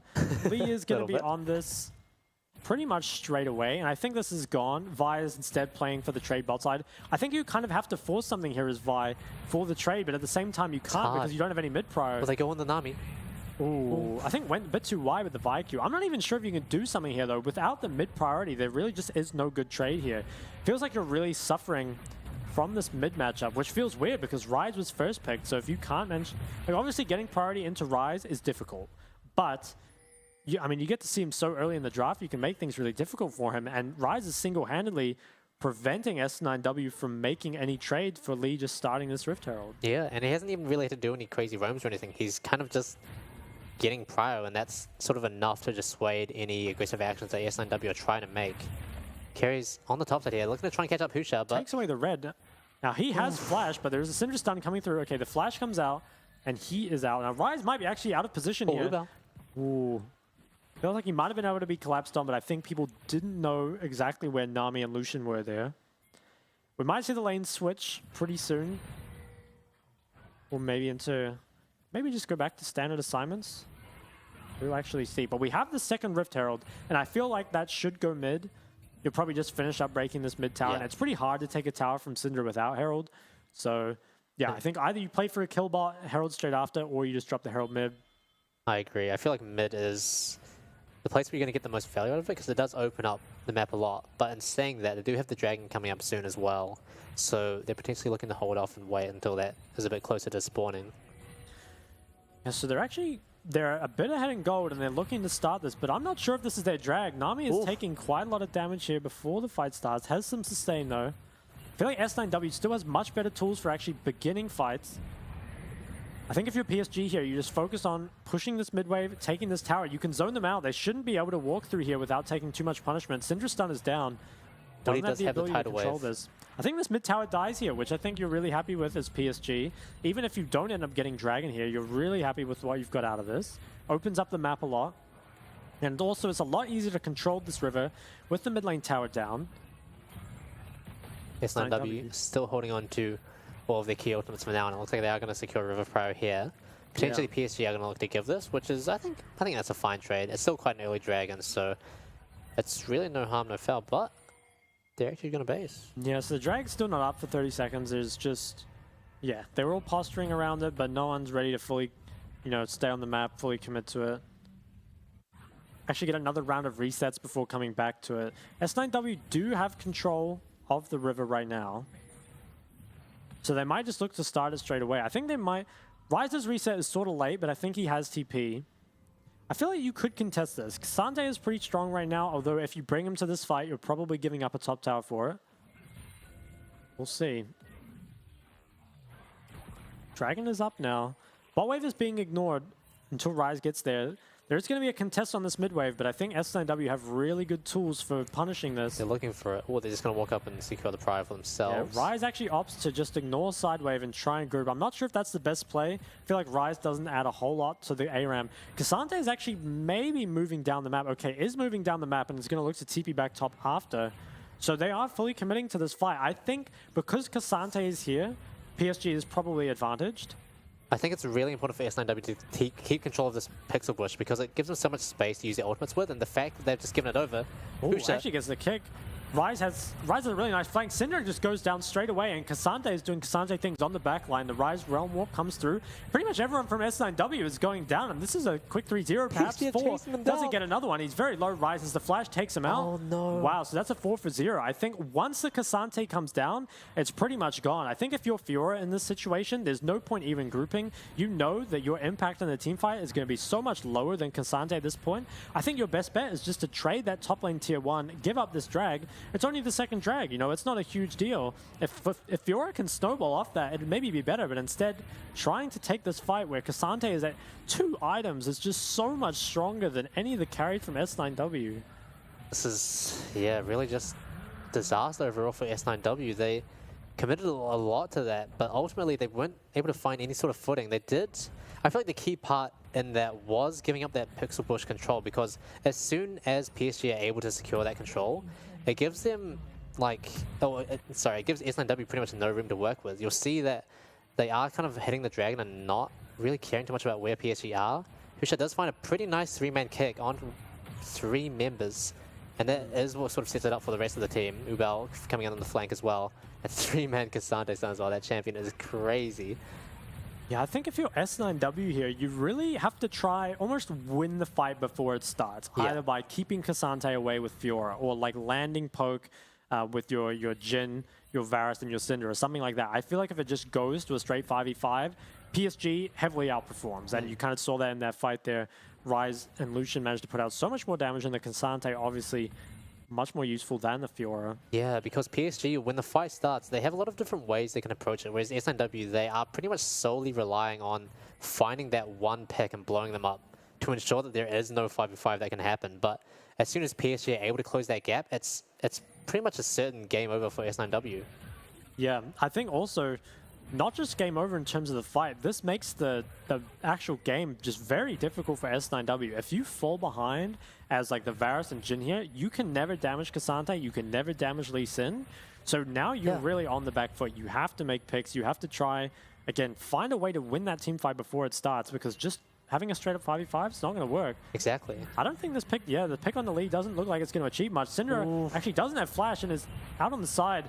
Fia is really far in. I think he's just dead. Columbia taking Husha pretty low. Does get picked up by YJY. Walker's being chased down by the Fiora. I mean, this is just ADC life. Maybe he can get saved by Kasante. I think he can be. Ooh, the Kasante ult comes down. Fiora has W still, but I think it's going to get cleaned up. She's very, very low. Well, here. Now the jungler's dead. Oof. Can they turn to Baron? Probably not. Ooh, wow, and Fiora's actually going to get it. out. Wow, so that fight actually ended up being extremely close, which is 1-for-1. Sort of surprising. I feel like S9W kind of got away with it there. I'm not too sure how that happened. I think Lee committed onto the Syndra and didn't actually get any follow-up, and then wasn't really able to deal with himself. And so the Syndra just ended up sort of uncontested, like with no more threat onto her. Yeah, that was definitely a pretty disjointed engage, kind of from both sides. We saw sort of Columbia and Husha doing their own thing by Krugs, and then the rest of the teams doing their own thing around the Tribush. So a lot of random stuff happening there, but Carries, I saw his curtain call towards the end of that when Aurelio was getting chased down, and it feels like it was just barely like mispositioned.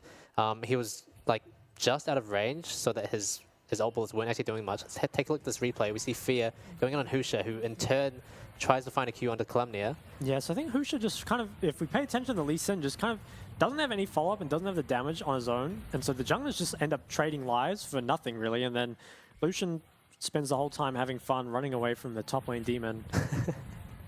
Does have to... Actually, a lot of sums were burned. The Lucian flash, the Nami heal.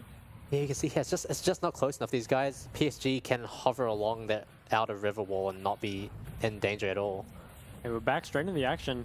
Fiora is looking for some trades here, but Fiora not in the side lane. I don't think it's favorable for her.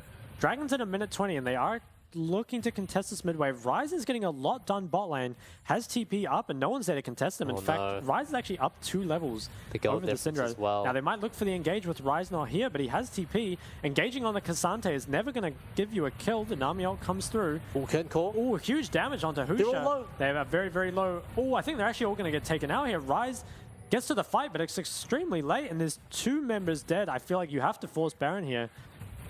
Wow, Cassante doesn't have TP. I think this might just be Baron going over. I feel like Ryze got to this fight way too late. Can they 2v5 it? Wake up getting down a lot of damage on the carry. Huge damage coming through. They might just be too low to actually finish up this Baron. Cassante's here on half HP, which is basically 2 health bars anyway. They actually managed to stop that. I feel like maybe they should have committed to that. Really? I feel like S9W should never have gone for that Baron in the first place. Ultimately, they used most of the ultimates that they needed that gave them the range to be able to zone PSG off, and without those, Waco can just walk up like you just saw and drop the cut on them. Okay, yeah, I think you're right. They don't have a lot of DPS. It is pretty much only the Liandry, Syndra, and the Fiora that really damage the Baron. And without the turning tools, yeah, I think you're right. It's probably too hard to do the Baron. Yeah. But either way, they managed to reset. It does suck though, because they do miss out on a bit of tempo from that sort of, I guess, miss execution of the Baron fight. They do manage to get this river control for now regardless, but I'm not too sure they'll be able to wrestle mid prior. Just coming back to another 5v5 on mid wave. Yeah, Husha is spotted out on the side, gets Syndra stunned, but will there be any follow-up? Does not look like it. Lucian's actually finishing up the red buff. And will be here. Flash comes out from Varus, but he's flashed on by Ryze, and there's no cleanse. Ryze just actually one-shots him. This is so bad. Fiora's trying to poke on the side, but can't really find anything, and is actually just going to die here. I think she's kind of in no man's land. Just gets killed. Wow. I think this could be Dragon and Baron here. PSG definitely not lacking for DPS. In fact, could even just give the Dragon and do Baron. That is a disaster for S9W. They got S9W'd by PSG. They did. They found the one pick on the Varus, who was just that little bit out of position. It comes back to what we said earlier in draft, right? It is a composition with a pretty high bar for execution, and as soon as you miss step once, it becomes so much harder to pull off what you want to. This curtain call. Wow, it actually does no damage to Cassante. Literally none. This Baron is going to go over unless it's stolen somehow, and the Baron going down is a really, really big issue for S9W. It's going to make your Fiora pretty useless. The poke champs going to really struggle with clearing the waves, and I feel like Ryze is about to have a field day with his Baron buff. After finding a pretty good pick back into the game, S9W aren't able to really turn that into anything conclusive as PSG pull ahead to almost a 6k gold lead, 5k. Close enough. I think that the gold lead is super important in this game specifically because there's a certain sort of benchmark where if S9W unload all of this stuff onto one person and aren't able to kill them, then their team composition is effectively useless, right? Yes, let's have a look at this replay. I feel like the Varus was just positioned a bit too far up, actually was just able to get flash EW by the Ryze, and there was just like no peel left for him, and the Ryze actually does so much damage here, pretty much just kills him on his own. And then Fiora really tried to look to salvage something off the back end, but ultimately just ends up kind of behind enemy lines and nowhere really to go. I think it's really difficult to play this game as Fiora. I feel like you have to be in the side lane at the same time. You really want to contest these fights, and you can see the frustration. S9W, at least they don't lack wave clear. You know, they've got the Syndra, they've got the Varus, they've got the Jhin, but PSG are just going to look to other lanes. And this Baron buff just means that Rel here is going to find it so much harder to find anything in the side lane, which makes it become more likely that he's going to be forced into a 5v5 he probably doesn't want. Yeah. Fiora is going to be able to find anything here for a while, and I think PSG probably just back off and pick up their third Dragon here. So it's not going to be the most impactful Baron, but it's still pretty nice. Like, you're still getting a drag, you're still going up a bit of gold, and you really neutralize Fiora for the next 3 minutes or so. Okay, so this drag gets picked up. It's really rough for S9W from here. PSG picking up their third Dragon now, the next one, Ocean Soul sporting. And it feels like they're on, or I wouldn't say they're on a timer, but I feel like as the game goes on, it becomes a little bit harder to look for those missteps from PSG, especially since they are a roster that has a considerably higher amount of experience than S9W, right? They've played out a lot more of these late game scenarios where they know where the common missteps are and they are a lot less likely to make those mistakes themselves. Yeah, 100%. I really like the Zhonya's purchase from Rise. I think it's really good against the lethality builders, and also you can just Zhonya the Syndra ult. So I think it does a lot for you here. And like you said, S9W, they kind of need to unload everything onto one person and take them out in order to win this game. But I think, you know, the tankiness on the K'Sante, the Lee, and now the Rise as well, it's really limiting your options to pretty much just this bot lane as people you can actually start the fight onto. And Lucian has cleanse as well, so it's really just down to Woody or Na'Vi. Gold lead continues to build here. Fiora's actually looking for something on the side lane, but K'Sante might just win this. So much damage coming out from Agi. Oh my god. Okay, I think we have to stop giving this champ over, because I really think that the level of execution you have to have in order to beat this champion is just too high. And even then, like, why make the game that hard for yourself? I feel like K'Sante he is just broken. I've never seen this champ lose. It is crazy, right? How you can just turn from this unkillable tank that takes no damage to an unkillable bruiser who does a lot of damage. Yeah. Why not both, right? Exactly. I mean, I feel like the solo laners have kind of just been pretty heavily outperformed. I feel like the Fiora hasn't really found any way to be impactful. She's just kind of grouped for every team fight, and the team fights haven't gone their way. And I think the Syndra as well had the counter pick on mid, but just never really got priority with it in the mid or in the early game. And then the Lucian Nami kind of just got to breathe, and yeah, now we're here. The Syndra does have Rabadons now though, so like definitely a force to be reckoned with at this point, although it might be too little too late. I just don't know where S9W are going to find the pick that they need. It seems like PSG are doing a really good job of pressuring the whole map and really just piling the pressure onto S9W. We've got the Baron coming from 1 minute 40 as well.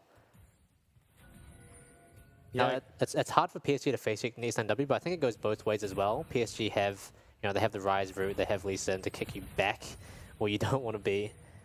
And not having this control to start with is really terrifying because we know that eventually they're going to have to walk in. Yeah, actually very Chad play from PSG to just be pressuring all three lanes at once, especially with Nami still in the base. Obviously, S9W don't know that, so they're just continuing to pressure everything and get further and further ahead. It happens. That one hurts. Now, next drag, the fourth dragon is in 2 minutes, and I think if you're S9W, you have to fight this. The Ocean Drag is too much to give over, especially if you're playing a more poke-esque comp. At the same time, though, I don't see them winning a fight. I really think the only way is for Syndra just to hard carry it, and there's so much threat onto Syndra at this point. Oh my god, what an absurd amount of damage onto the Jhin. Forced to burn both his sums and the Varus heal before the key dragon fight. It's just going to make it more and more difficult. Waco's had enough. He's level 15. He's got the first strike damage. He's got the quick blades as well. That was crazy. Yeah, that was actually disgusting. Okay, so I think it'll be interesting to see here. Will PSG just look to pressure this Baron straight away, or are they going to play it safe and just get this dragon in a minute? Because I feel like S9W have no way of contesting the drag. And if they want to contest the Baron, they're going to have to kind of face check this area. Maybe push too far up. The Syndra stun comes through, but no one can really damage K'Sante. I mean, that was pretty much full combos used. And there he is on 90% health still. Yeah, I think PSG have realized that as well. This guy is pretty much unkillable, so they're just putting him in the front, soaking up all those abilities, and that just gives them more windows of opportunity to look for. I think if you're PSG, you could honestly just like pressure Baron and then Realm ult or Rise ult to the drag, or you can even just two-man this and have the others kind of play defense. Okay, the Vibe flashes forward but does not have vision of the Lucian and is not going to find the angle. I think S9W are just going to get taken out here. He does find the ult onto Agi, but okay, K'Sante actually died. Not something I would have thought I'd see this game. S9W actually almost turning it around. Yeah, but I don't think they have anything left in the tank. I think the Rise might just be uncontested here. Can kind of just deal with anyone. They do get the Zhonyas. I think that should back off. The Lee goes in, gets the kick onto the Varus. Lots of damage coming in from the Lucian. Flashes forward. The Varus flashes over the wall. Doesn't quite get taken out. Oh my god, it was very close fight. I think they could turn back to Baron. There are TPs up, but they have a lot of DPS. They can probably just do it in time. Well, he does have TP available. He's going to be looking for that. That's coming down really fast. I think the Baron's gone. I think you have to turn towards Dragon here. And I'm still not sure you can actually contest it. If you're PSG, I think you just walk to drag. Okay, they're going to play it safe. They're going to base. I think this does mean Dragon going over, though. Yeah, okay, so Dragon is going to go over, but PSG, I think they're fine with that. That Baron is really, really big for them because they've already been pressuring 3 lanes so well. Imagine how devastating that's going to be for S9W when they've got the Baron empowered minions as well. Okay, so a little bit of extra gold, kind of a consolation prize going over to S9W, but down 7k gold, and I feel like this is the Baron that really is a nail in the coffin. So let's look at the replay. I feel like this almost started well for S9W. When Vi flashed forward and lost vision of Lucian, oh my god, that's so sad. But then the Cassante actually died. I'm not sure what to. I guess he just got blown up by Syndra or something. Let's have a look. Yeah, okay, so he got executed by the Syndra ult, and that actually almost made the fight playable. But the problem is there's just not a lot of damage left. Syndra doesn't have her ult. A lot of cooldowns have been used. Lucian just finds the Vi on the side, and then just manages to go forward, kind of clean everyone up.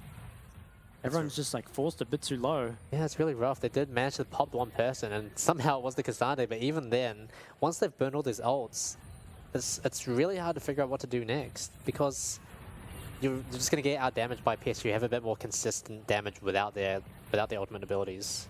Yeah, Syndra is starting to do some pretty ridiculous damage. This is the only one really capable of dealing with Cassandre right now. I think this top tower goes down. Lee is also pressuring mid, so they're probably going to look for at least 2 inhibs here. Could even Realm Warp to bot after if they were feeling... Yeah, that bot wave is stacking up as well. It's ready. So it's hard for Lee to actually get anything done here, but can just keep buffing the minion wave.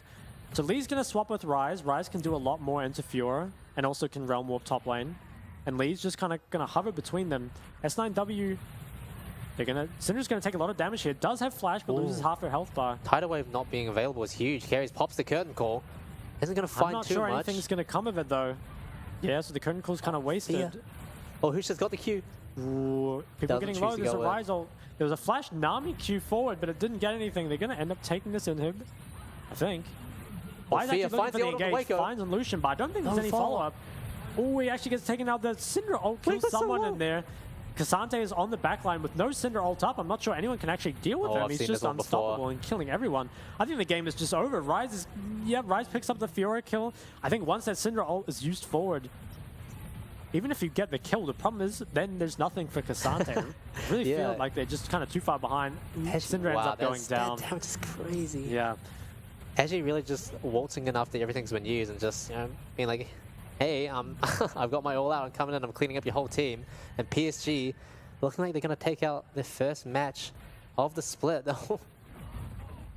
Padding stats a little bit. Let's see if they can find YJY. I don't think they will. Oh, I think they might. Oh, he goes down. He has a crabby mode as well. I'm a big fan of that.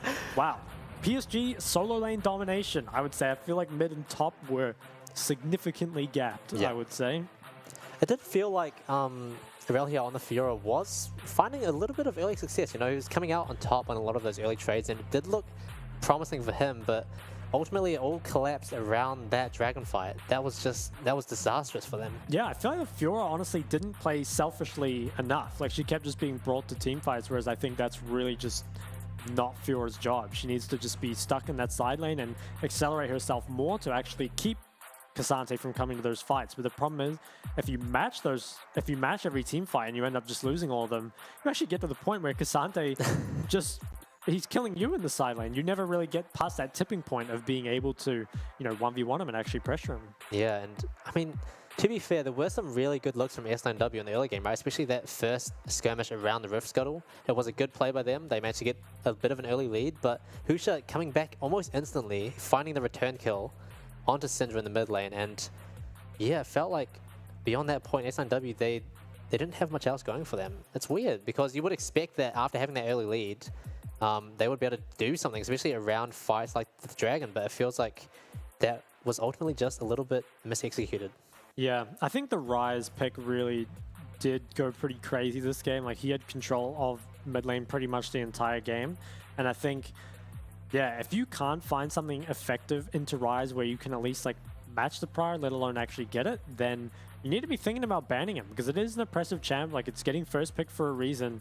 It just shuts down all your plays. You'd see times where Husha would start the Herald, and there's just no trade on the other side of the map because Ryze can always defend it. Yeah, what do you think they would pick there? Because they did lock in Syndra after their second ban phase.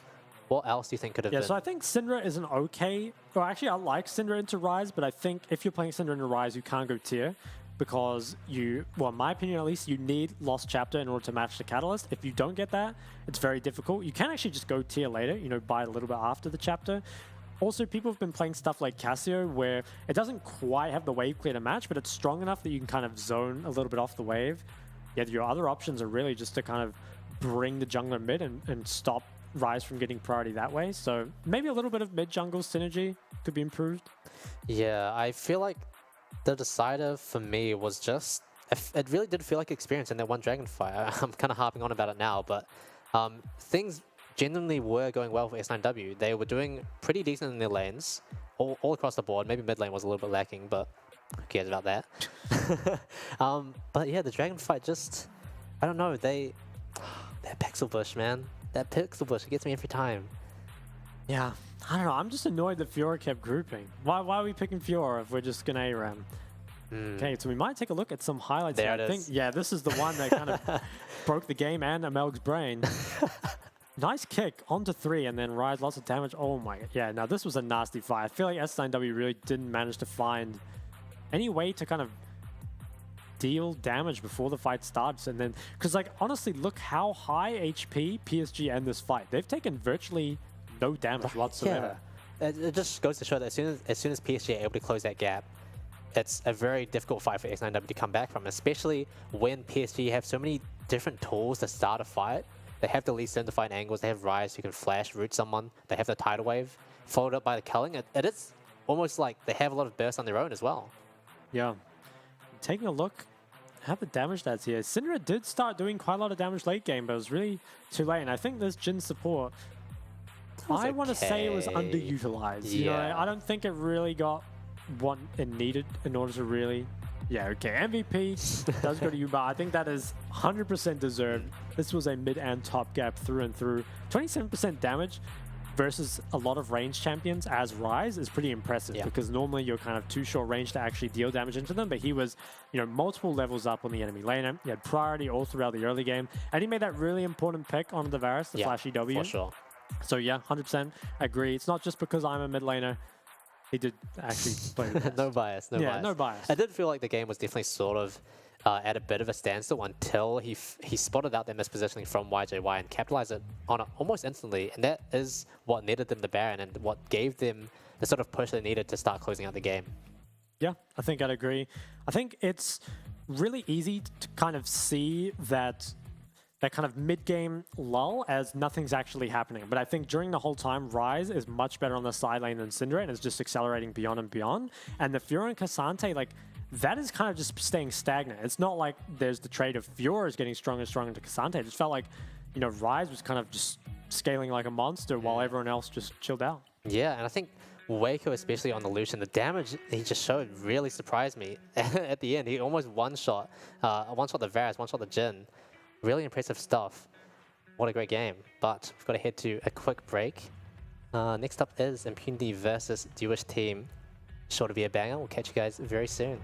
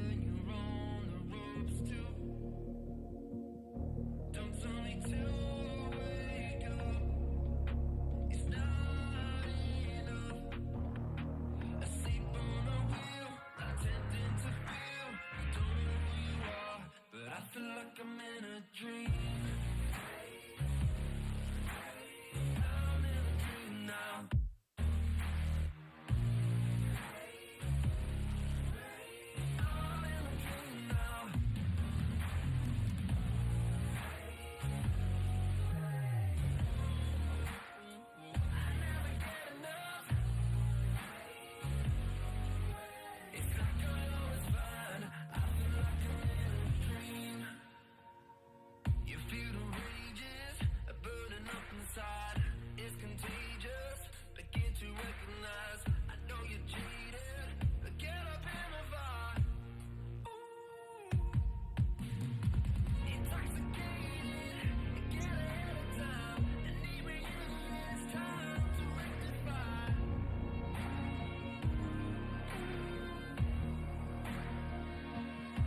Don't tell me to wake up. It's not enough. Asleep on the wheel, not attempting to feel. Don't know who you are, but I feel like I'm in a dream. I'm in a dream now.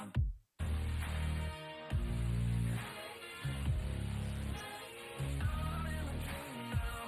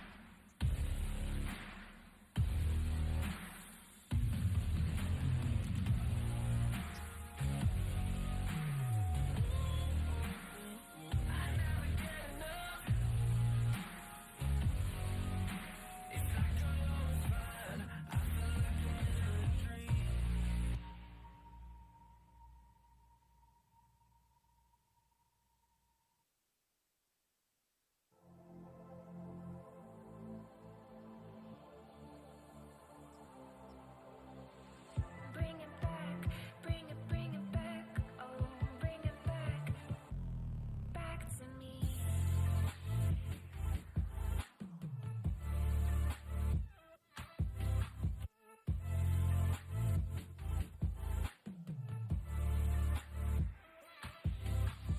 Living on the edge, somewhere in the in-between. I'm in full circle. Just when I let it go, you bring it back to me. Whoa, bring it back to me. Whoa, crashing like a wave, looking out across the sea, reaching for the surface. And when I let it go, you bring it back to me.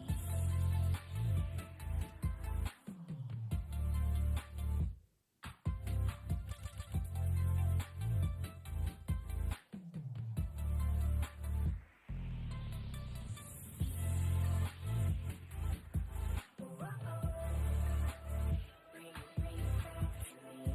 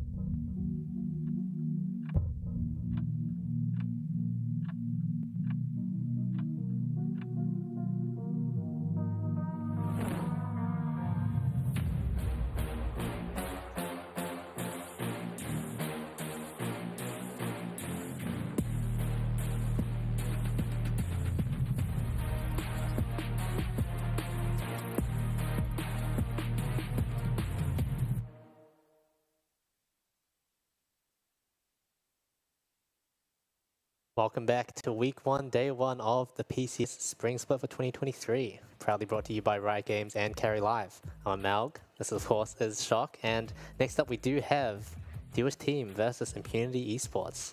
Yeah, so I'm not too sure what to expect from this game, because I think Jewish Team, they were last place last season, and they haven't made a ton of changes. They've only made like one. Yeah, so that could mean, okay, we've decided, you know, it was a developmental roster, and now we've got the tools and the kind of places we need, and they're going to do better. Or it could just be, more of the same. Yeah, it's more hard of the to tell. same. I mean, new year, fresh start, right? But it's pretty rare to see a team that hasn't performed too well last split not make many changes. Like, usually that's when teams are like, okay, let's chuck everything out and try something completely new. They're not doing that. Yeah, on one hand, I kind of like it, because I think a lot of teams do, just to, you know, not every player comes into the league and is immediately a superstar, right? And a lot of the time, teams just abandon those players too early rather than giving them the time to grow and improve, right? So I do respect that. On the other hand, if they come out here and get destroyed, I think I'm going to be looking for some changes, okay? Yeah, I mean, I guess an advantage of that is that they've sort of kept the same roster, so they've kind of been developing for like 2 years now, right? If we have a look at the transfer list, we can see Driver in from J-Team for Impunity, as well as Mission from CTBC Flying Oyster. I think you're a big fan of him, aren't you? Yeah, Mission, he is a control mage guy. I like to call him Mission the Magician. The little name I came up with him. But yeah, no, he's really good. I think he has been one of the strongest mid laners in PCS for a long time, so definitely going to be a strong force on this team. Hatland as well coming in from CTBC as well. He did split time with Shun at various points last split. But also on the side of the US team, we've got Deathclaw coming in and Hutal. And these two haven't really been around for a while. I think Deathclaw was last seen in 2020 or 2019. And then the Hutal was seen in one of those as well. I forget which way around. But regardless, they both haven't been around for quite a while. So it'll be interesting to see if they're able to make a splash in their first game or not. Yeah, I mean, I'm honestly just not sure what to expect. I'm just kind of wanting to... People can come out and prove themselves here. Yeah, I mean, for you, you're probably favoring Impunity, right? Because they've got Mission. He's sort of like a... Mission, the Magician. Mission, the Magician. Yeah, he does feel like the most, I guess, known quantity for both of us. Obviously, we're quite new to this league, but we have watched some of the previous matches, and Mission was definitely a standout. He seemed like he really was completely comfortable with control mages like the Syndra, like the Azir, and I think that this meta, especially with Ryze coming back in, suits him pretty nicely. Yeah, I think in this meta, if you are pretty good at control mages, you have a pretty big advantage, because you're going to be either able to pick the Ryze and be fine against whatever, or you have like a bunch of control mages that work really well into Ryze. I do think the one weakness of control mage players in this kind of meta is that there aren't that many control mages that are good with the two big AP junglers, which are Elise and Maokai. That's when you kind of look towards maybe more of a setup control mage rather than just like a carry control mage, or you look for something AD, and I'm not sure which AD mids Mission plays, but they can always draft around that, and I think drafting to your player's strengths obviously is pretty important. For sure. I think another interesting point for me from Impunity is Atlan as well. He did split time with Shun, as I mentioned before, but there's a bit of a storyline for him as well, because, you know, Shun, for me, was sort of like the rookie standout, right? He kind of stole a lot of the glory on CTBC, playing for them solely throughout the playoffs. Atlan not getting any time at all. He's definitely going to be hungry to sort of prove himself as a very strong ADC himself. Yeah, 100%. Sparks will be flying in the bot lane. Sparks will indeed be flying. Yeah, on Jewish team, though, it's... Oh, wow. Speak of the devil, there they are. We've got Lakanai in the top lane, WSL in jungle, Xiaotu in mid lane, and Pepro and Enhua in bot. Yeah, okay, so still not sure what to expect from them at all. Will we see the team that came last place, or are we going to see a completely reinvigorated Jewish team? They've got the chance to begin things again here, start anew, start fresh. I think I just saw one of their players have a pink keyboard as well. Now that is definitely a plus respect from me. Yeah, that's an alpha move. It really is. I like that. I like the jersey colors as well. The blue and the orange. Definitely very bright. Yeah. Like their future, like a smile. Look at that. There we go. He's happy. The man who, I reckon he hasn't played solo queue today.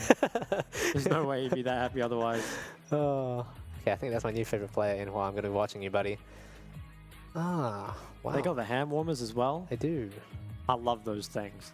I've actually never used them that much. I used to collect them. I'd take all the ones in our room from Riot. I'd take them home. Okay, enough about that. Let's look at Impunity Esports. We've got Driver in the top lane, Alex coming in the jungle, Mission in mid lane, Mission the Magician, and then Atlan and Nature, bot lane and support respectively. Yeah, so this is a team we know a little bit more about, and I expect big things from the mid jungle here.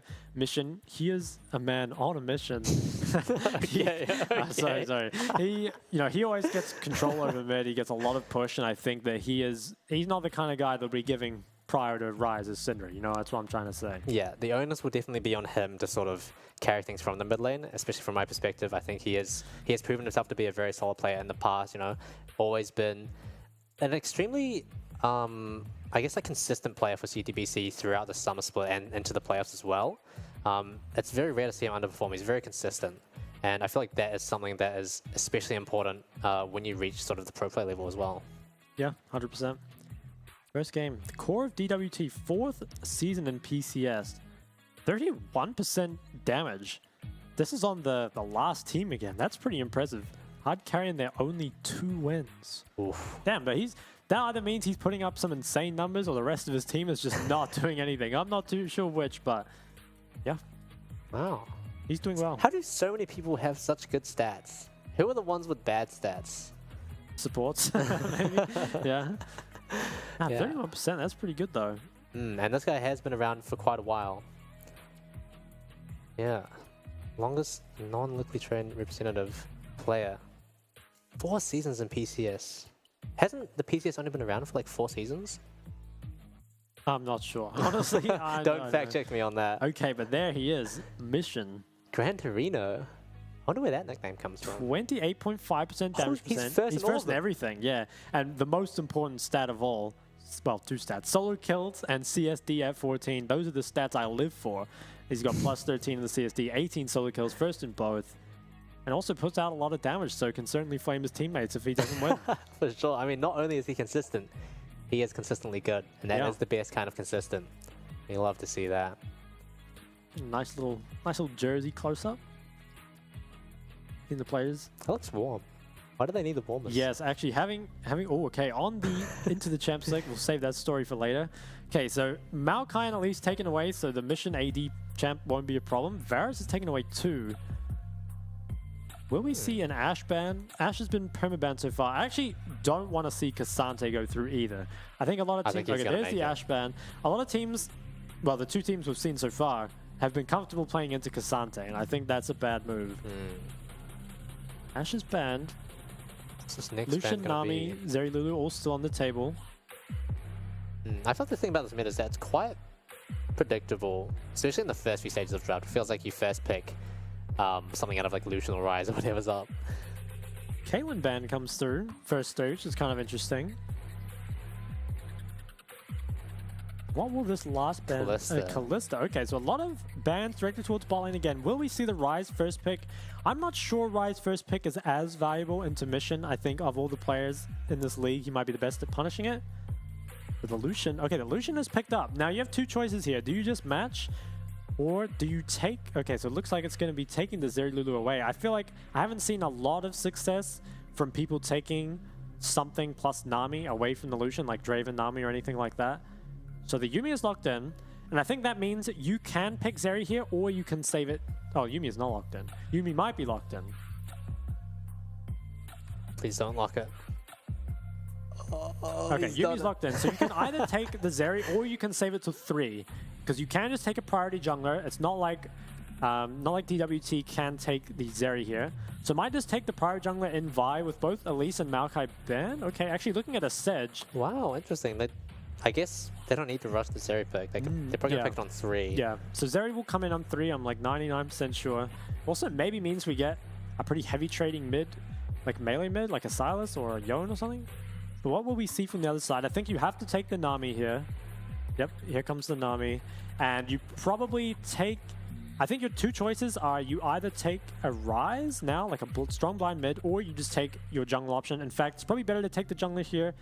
With junglers banned and jungle already picked, I feel like you kind of have to. Or you just run out of options. What else is still up? We've got the Wukong, the Vi, the Viego. Okay, you could maybe drop jungle. Depends how much they value this pick. Ooh, There it is. Okay. Oh, all right. The man, the myth, the legend, Yep. Cassante All right. So I locked guess in. they've won. You skip the game, it's over. Okay, so Zeri's locked in. I do think Cassante is a little less threatening if you pick Tank Busters kind of early, Yeah. right? Like I think you have the Zeri already. You're going to probably have the option to pick some super scaling control mage. So Yeah. And it's very easy kiting as well from the Zero unit as well. they have decent tools at least to deal with it. Now second phase bans. Yep, okay, so banning junglers makes sense. I think you probably go Vi Wukong. I wouldn't be too worried about Viego here. Why's that? I just think Viego into Zeri is like not that great. I feel like you just get kited around, no? What do you think? Yeah, I don't know. I don't really know what Jewish team are planning on picking mid lane. I feel like that's a big question mark for me. Okay, so they banned the Jax. That is kind of the premier counter pick, or at least as close as a counter pick as you get into Cassante. Yeah, so the Wukong gets banned away. Prophet Shock strikes again. This 8 broken. Okay, what's this ban gonna be? This ban, Fiora? No, I don't know. I don't think it'll be Fiora. I'm not Really? sure. I think it will. I don't think it'll be Fiora. I think the Fiora is just not being used very well. I don't have a lot of faith in the Fiora. Maybe the Nah? I honestly have no idea. Gwen. Okay. I kind of see that. I think yeah. Kind of just getting the duelist tank bust 3 champions out. So I think unless you have a priority mid that you want to take, you probably just take your top lane answer to Cassante. I'd honestly kind of just like to see... Ooh. I was going to say match with a tank, but here comes the Fiora. Now, if this is a Fiora that actually split pushes rather than team fighting, I'm open to that. Rise? Probably the blind pick, like still the best mid available for sure. What do you think they're going to complement within the jungle? I don't really know. I feel like I kind of... Ooh. Not a blind Cassidy, sure. That is That is rough if they throwing do the it. gauntlet. Will he do it? I mean, it's Giga Chat if you do that. Yeah. It's oof. Wow, He actually went okay. for it. What? Very interesting. So I guess maybe he's saying that Mission just like either has to pick an AP or he's just like not worried about whatever he picks. Yeah.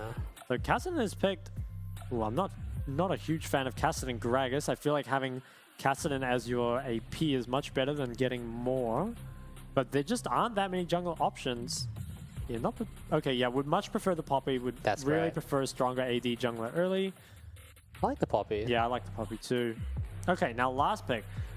I think if you can play it, Yon's good. Okay, so actually just go straight for the Rise. Now the Rise vs Cassidy matchup is really interesting because Cassidy kind of gets free scaling in this matchup, but the cost you pay is that the rest of your team gets run over by the Rise for the first 10 minutes. Rise just gets permanent priority, but Cassidy doesn't really get threatened. I think that's a comfortable position for Mission to be in, right? Because he has shown that he is capable of getting those leads himself and then extending them and converting them into wins. So he really is, the onus is on him to carry this game. Yeah, I'm not sure whose comp I actually like more. On one hand, Rise, Zeri, Yumi seems like pretty destructive, but then the other team has Cassante as well as a Cassidy that isn't really going to get punished much, and there isn't a whole lot of hard CC for, so yeah, I'm not too sure. I think I'll favor... I guess we'll be able to tell by 10 minutes. Depends how much Rise gets done on the You gotta make a prediction now. Gotta make a prediction now? Okay, I predict immunity, but yeah. It's a toughie. Cassidy's always a question mark for me, Really? I'm putting my faith in Mission the Magician. He's gonna weave some tricks for us for sure. Okay, yeah. I do think the Poppy pick is good on paper, but I feel like a lot of the time, like when we've seen Poppy in meta previously, it's been picked in situations like this, and it just doesn't seem to do as much as you would think it does. I feel like Poppy's job in this game is honestly just to kind of prevent stuff from happening for the first 10 minutes. Like, I think if you're Poppy and you kind of just like run around putting out fires, and then Cassidy and Cassante can kind of make up for your relatively useless champ later on.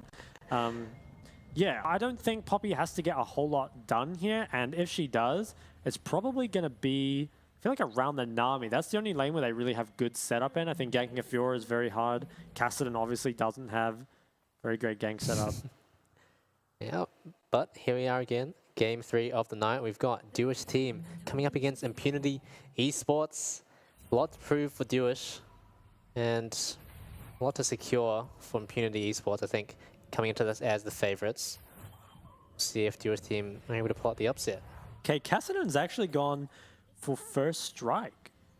which is not something you see very often. Normally, when you're playing Kassadin against these kind of range champs, you're looking at something like Spellbook. It is quite hard to stack Conqueror when you're getting kited around by champs like Zeri, so going for something else kind of makes sense. First Strike, though, it's kind of the ultimate scaling. Well, I think it's more that you're playing for some time in the mid game when you're side laning. You know, you're kind of just like ulting onto people, not necessarily going for the kill, just like trying to get gold. And also, I think you just having the inspiration tree is really, really nice on Kassadin. You can take the stopwatch, you know, futures market. There's a lot of good stuff in there.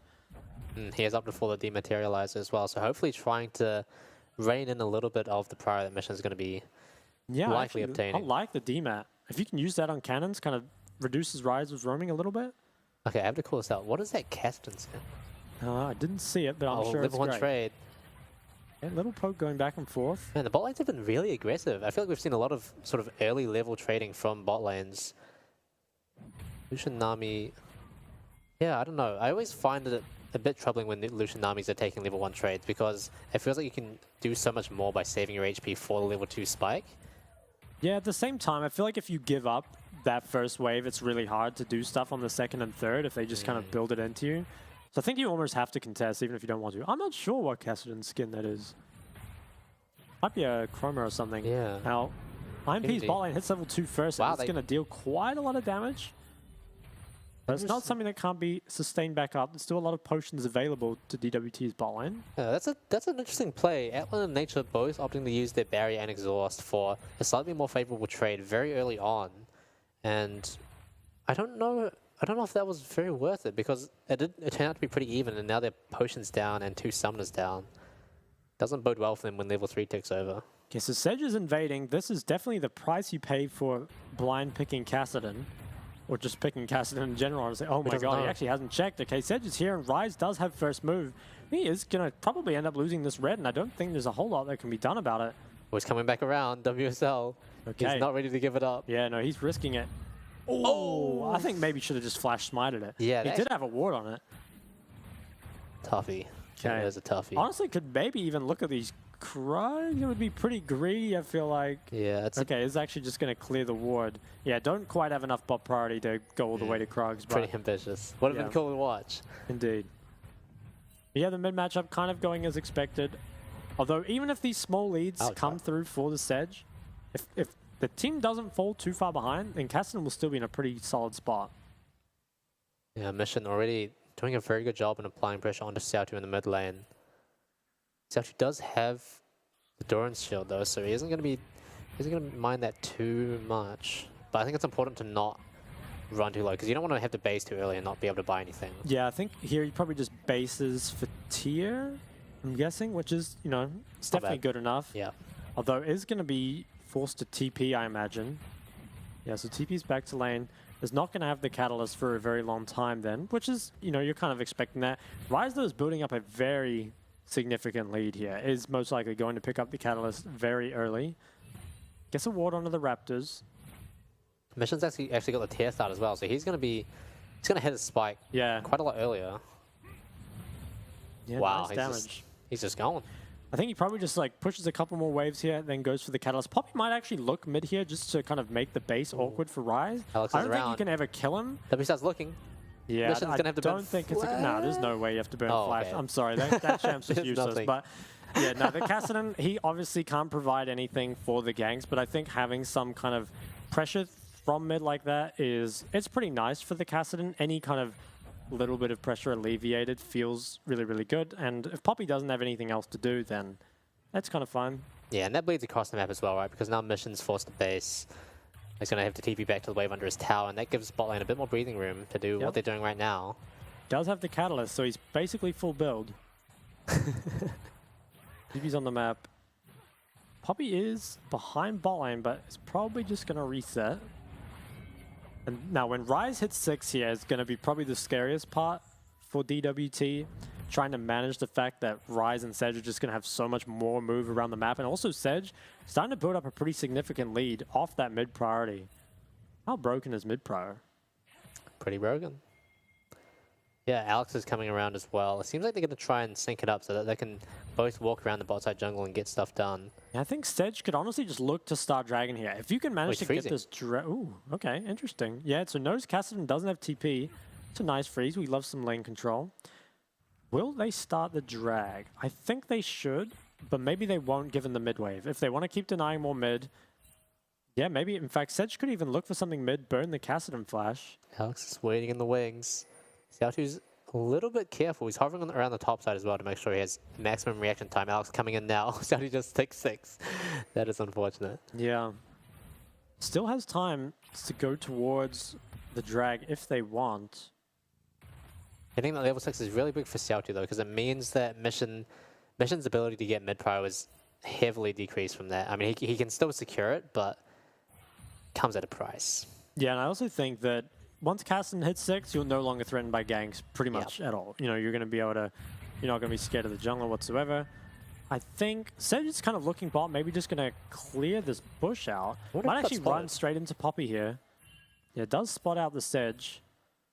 Is going to start this drag with the bot pro. Has mid pro as well, so you have to think that Impunity just picks this up here. I don't think there's any way to stop it. Yeah. And if they can get this and reset back towards topside, they actually might just be able to get the Herald as well, which would be pretty nice, because they're definitely not a team that scales poorly by any means. For sure. So and pick this up. Speaking of scaling, Atlan and Nature doing pretty well for themselves in the bot lane, despite going up against the Lucian Nami. It feels like they're actually winning a lot of these trades that they're having.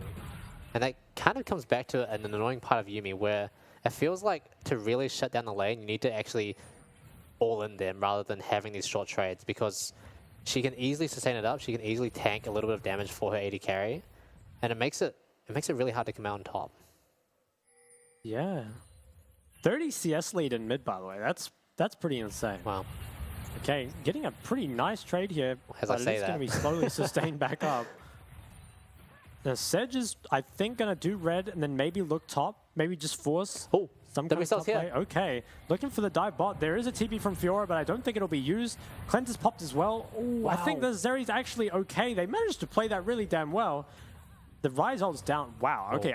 I almost want to see a replay on that, because all sums were used from Zeri and Yuumi, but they do manage to outplay it. Yeah, that was really well played, especially by Atlan, having the fancy feet. I'm sure we'll see a replay of it, but he pretty much positions himself constantly, never in threat of the Poppy stun into the wall, which is exactly what Jewish team need to be able to secure that kill.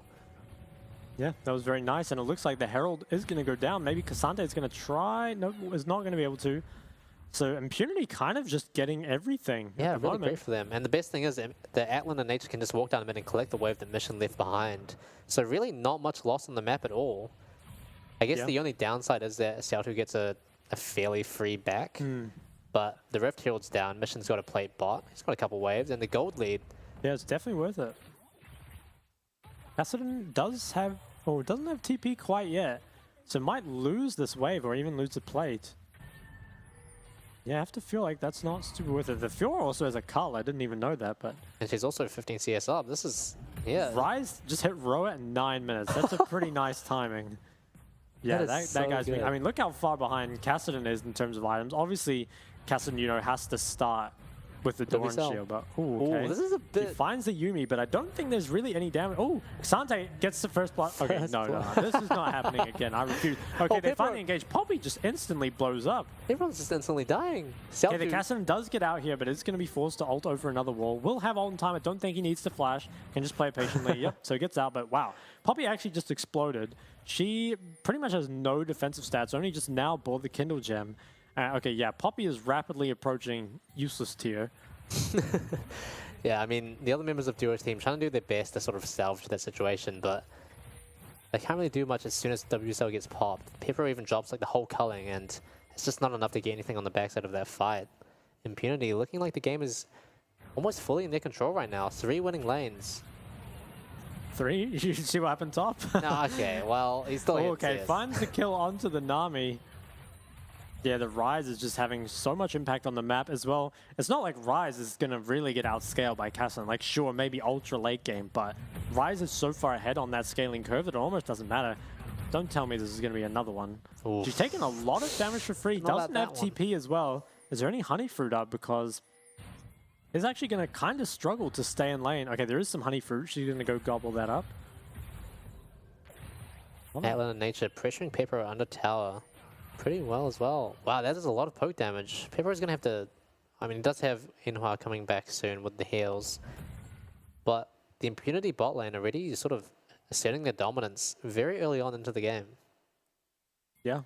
This mid lane lead is kind of continuing to go. Okay, we see the replay on whatever happened top.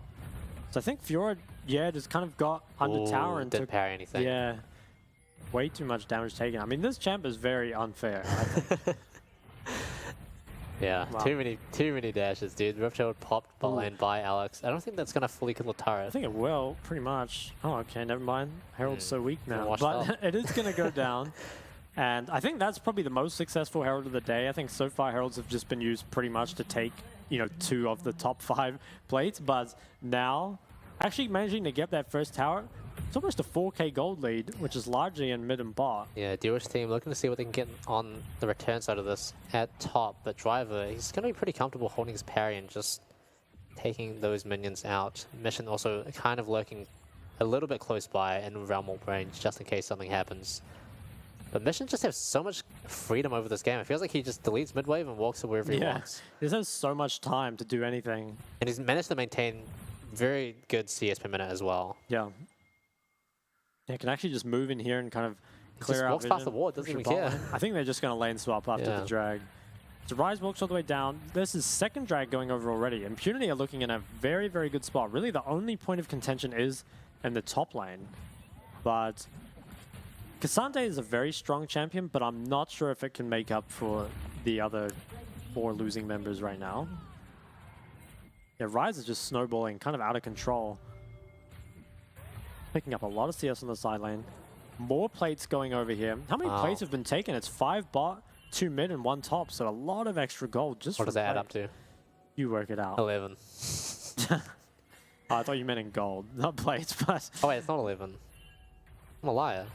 stop lying. Never math in public. Never. I've learned that the hard way. Poppy's kind of looking mid, but all sums are up for the Zerayumi. I'm not sure. Yeah, nothing can really happen here. Poppy is pretty much a support at this point. Actually, the same level as a support. It's really rough for WSL. I mean, regardless of how weak he is, he's going to have that utility, but not having that survivability on top of that makes it really rough for him to play fights, because he's probably just going to block one thing and then die. Okay, trying to contest for this mid wave. It's a split map, so both ADs are hugging towards their respective side. Was that a ghost? I thought I heard a ghost. Oh yeah, it was Fiora's ghost. Yeah, WSL keeps trying to make stuff happen on the top side. I think that is his best chance Yeah, it of just finding a feels play. so hard to do anything though. Fiora's just so hard to actually kill. Like, you can force her off the tower, sure, but Rise is getting so much on the other side. Actually just, yeah, forcing him under tower, harassing him off creeps. The problem is, even if Kassadin scales insanely well, he's just not scaling at the same rate as Rise right now, because Exactly. Rise is just farming so much faster. And he's got 5 stacks on his Rod of Ages to Kassadin's 1 now. He is going to hit that spike, and that is going to be Impunity's big window to really start making stuff happen. Rift Herald is respawning again in 10 seconds. We'll see if Impunity... Yeah, I think They're gonna both start making teams plays. put on their waypings to the Herald. Ooh. So there might be a fight for this. Cassandre is strong. I still feel like... I don't see a way where the US team can win this fight. Yeah, I think Kassadin and Poppy might just be too weak. Now, Poppy is really not going to get any stronger, which is kind of sad to say, but she's sort of just out of the game. Kassadin, on the other hand, you know, he is definitely still scaling up, is not level 11.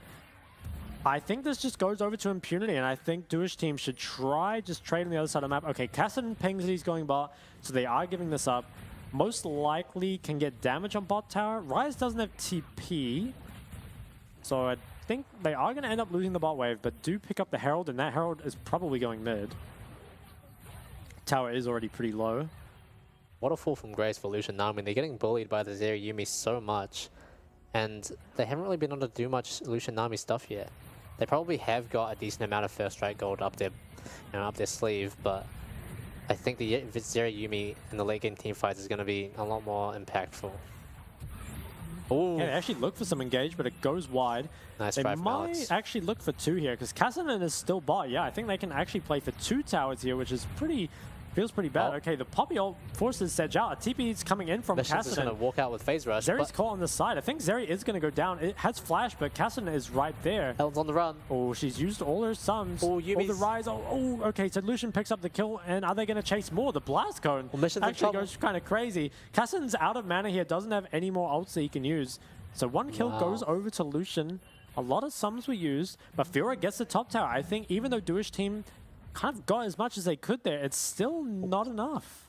Yeah, I mean, that was a lot of fanfare for what was ultimately just one kill in the end. I mean, sure, it's good, but I don't think it's good enough to pull them out of the hole that they're in right now.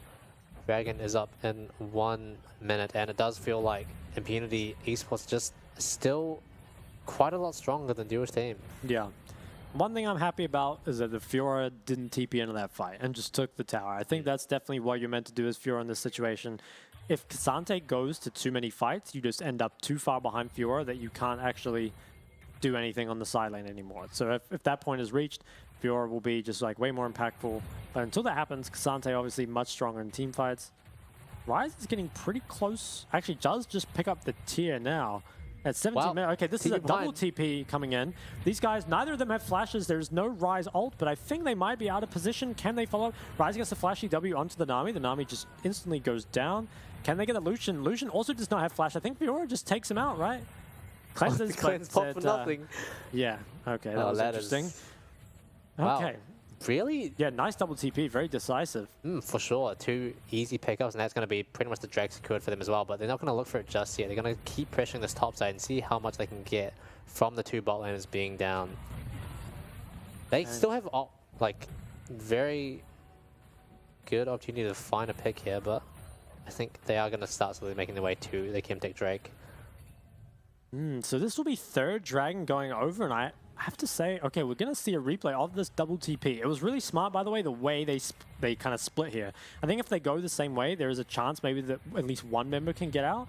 But here, what they did, just a flashy W onto the Nami basically secures it, and then with them both being flashless, Fiora's just able to come and kill this Lucian. And also, they did a really good job just immediately spreading out after this. You know, the other teammates aren't following this. They're already getting other resources.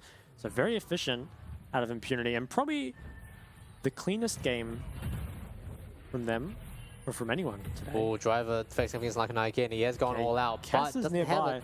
He doesn't have a whole lot of mana. Actually picks Nami somehow. I think she got Sedge ulted. Fiora's going for the 1v2, but is out of mana. I don't think she wins this, but yeah, I think given that she's out of mana, is probably going to go down. Cassidy does get the kill, which is kind of scary. But Impunity really immediately looking for even more picks on the bot side. Poppy doesn't have flash, but I don't think they quite have the damage to get her. No, do not quite.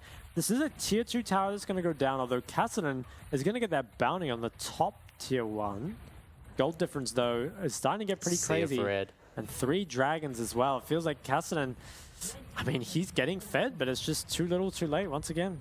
Yeah, 6k gold lead for Impunity Esports. World of Ages almost fully stacked for Mission as well. They're really about, yeah, and Allen's hit 2 items on Zeri as well. This is probably one of the biggest spikes in the game, and I don't see how, I don't know, what angle do you think your team need to find to win a fight? I think if you can get a 5v5, you might be able to win it. The problem is, can you win a 5v5 without losing so much to Fiora that it's actually worth it? I think maybe if you can make a pick. Okay, we're going to see a replay of what happened to the Nami here. I think she just got Sedge ulted. She was kind of, yeah, she was pretty Chad here with no flash and just kind of. Wow, that is, you can't go for that control. Yeah, no, that's actually just bold. completely ignoring the round one. Okay, yeah, so that was kind of, felt like a freebie given over. I'm not sure Impunity really did a whole lot there. I think Nami just kind of died, but yeah, so I think Duish team, they have to try buy a little bit more time for Cassidy to hit his tier. And then I think the only way they're going to win a fight is if they make a pick onto maybe Ryze, but it's just so hard. Pepero gets Yuumi ulted. Wow, I'm surprised he got away with that. Well, he did have both sums. I think it would have been sort of hard to commit onto him. I feel like it's worth it to burn the Sedge ult for the cleanse, though. Yeah, probably. Fiora is doing... Yeah, Fiora is doing Fiora things. I like this a lot. If you can bring Cassidy to the side, I think Fiora definitely wins versus Cassidy in the 1v1. And I think if both of you, if it's just a 4v4, Cassidy and Fiora aren't in it, definitely Impunity is going to win. It feels like Duo's team rapidly running out of ways to come back into this game. They might actually look at Baron right here. They have a lot of topside control, so they can just kind of start it, and I don't think Duish team are going to be able to reclaim the division. Actually got the red. That's a big dub for Xiao2. Yeah, feels good. Okay, so Baron was not started. There is a Scuttle Crab vision thing there, so it is kind of hard to just pull the trigger on it. Yeah, I feel like Impunity are pretty happy with just sort of staying in this kind of state of the game because Driver can actually just keep picking up these jungle camps. Okay, so they've altered into the back of the pit, and they, with the Sedge not there, they probably don't think they're doing it. I wonder if Sedge will actually just keep showing herself here. Okay, no turns to the Baron.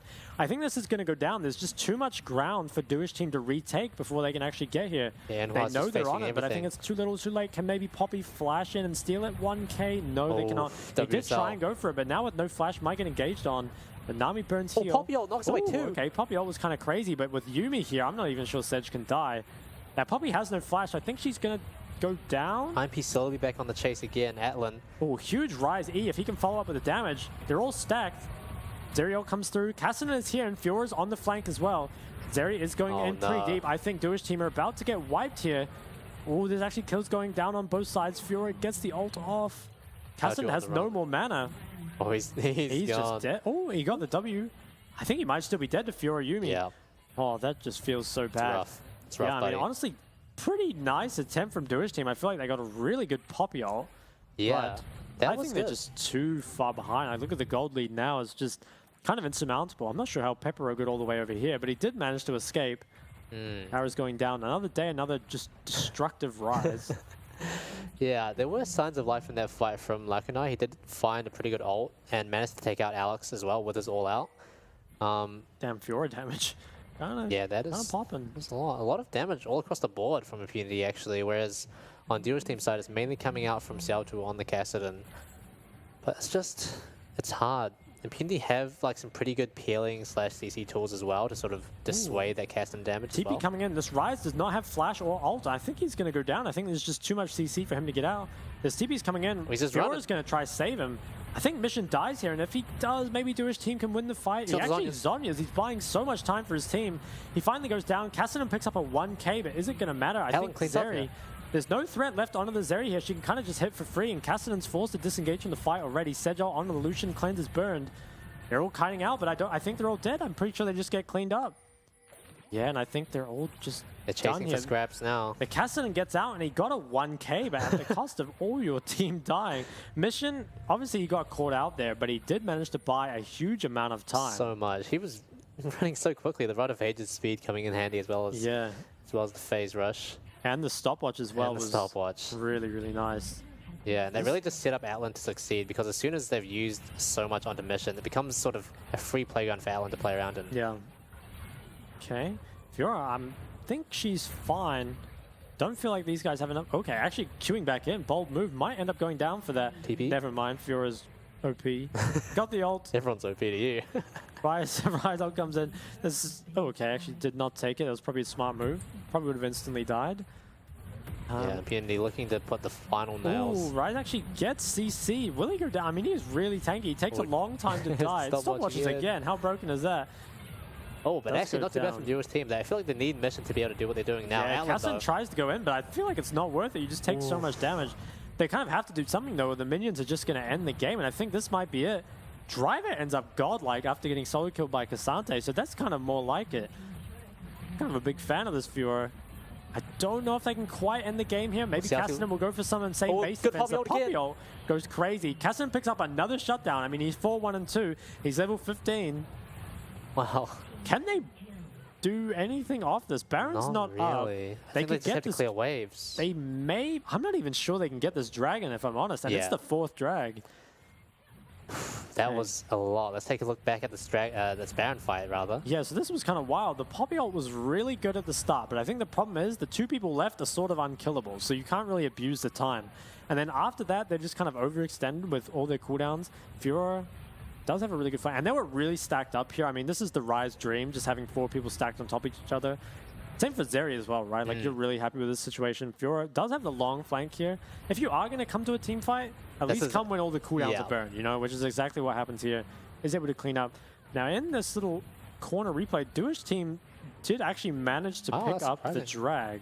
I don't think it means much at the state of the game, but it does definitely deny that soul from Yeah. Beauty, which is going to be hopefully a big enough deal for Duo's team to find a favorable fight for themselves. Xiaozhu did not make it out of there alive. Yeah, so this game is all up to Casson at this point. He's level 16, he's scaled. I'm not sure he can do it. He's down 10k gold, and there is a fair amount of, you know, there's Rise point and click, there's Sedge CC. It's going to be difficult. Yeah, I feel like you probably just hit this inhib and let the minions kind of W's clear. looking for another poppy up, but he's just going to use it as his zone this time. Well, this inhib is going to go down, and I think, honestly, that might kind of be it. So, all right, there's an engage already. Lakuna going all out, manages to find Atlan, but he's still full HP. Yeah, Rise is taking a lot of damage. Okay, the Cassante, this is the squishiest Cassante I've ever seen. Rise actually ulted in the backline. It's just hitting the Nami, but no one can really kill him. I think Casson is scaled, but is he going to be able to do it actually time? getting a lot of Another damage great down. stopwatch, by the way. Really nice. Okay, Xiaotu is really doing his best, but I think the inhib is just, or not the inhib, the big inhib is just going to die to the minions. Oh, Cassinan is kind of doing his best, but I think they can just end even if Cassinan gets a lot of kills. Yeah, the game is over. Wow. Wow. Whew, what a workout. Duo's team actually finding some pretty good angles there, especially with a lot of good pop ults coming out from WSL to sort of prolong their suffering, I guess. They were very close in their last fight. You could definitely see that Xiaotu, you know, he had reached the point where he was dishing out a lot of damage in those fights. But it's just like too little too late. Yeah, I think Cassinan is kind of an absurd champion, but I think that's really why you see it not blind pick. Even if Cassinan doesn't necessarily fall that far behind, like he was pretty behind, to be fair. He was down around 30 CS, but it's really like what happens to your jungler and what happens to your bot lane that's the real cost of blind picking something like that. I mean, yeah, I don't know. Imagine if you're just like not down 10k gold. You just win, right? But that's the real struggle as Cassinan, is getting to that point without falling that far behind.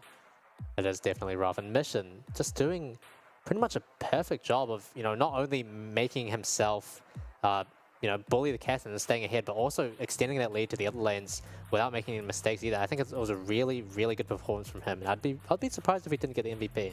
I think Mission MVP or maybe the Fiora. The only reason I think Fiora is because even though she got solo killed really early, she managed to have a ton of impact on the game still, which, you know, I'm impressed because most people, you know, up against this Cassante, they haven't done a whole lot so far.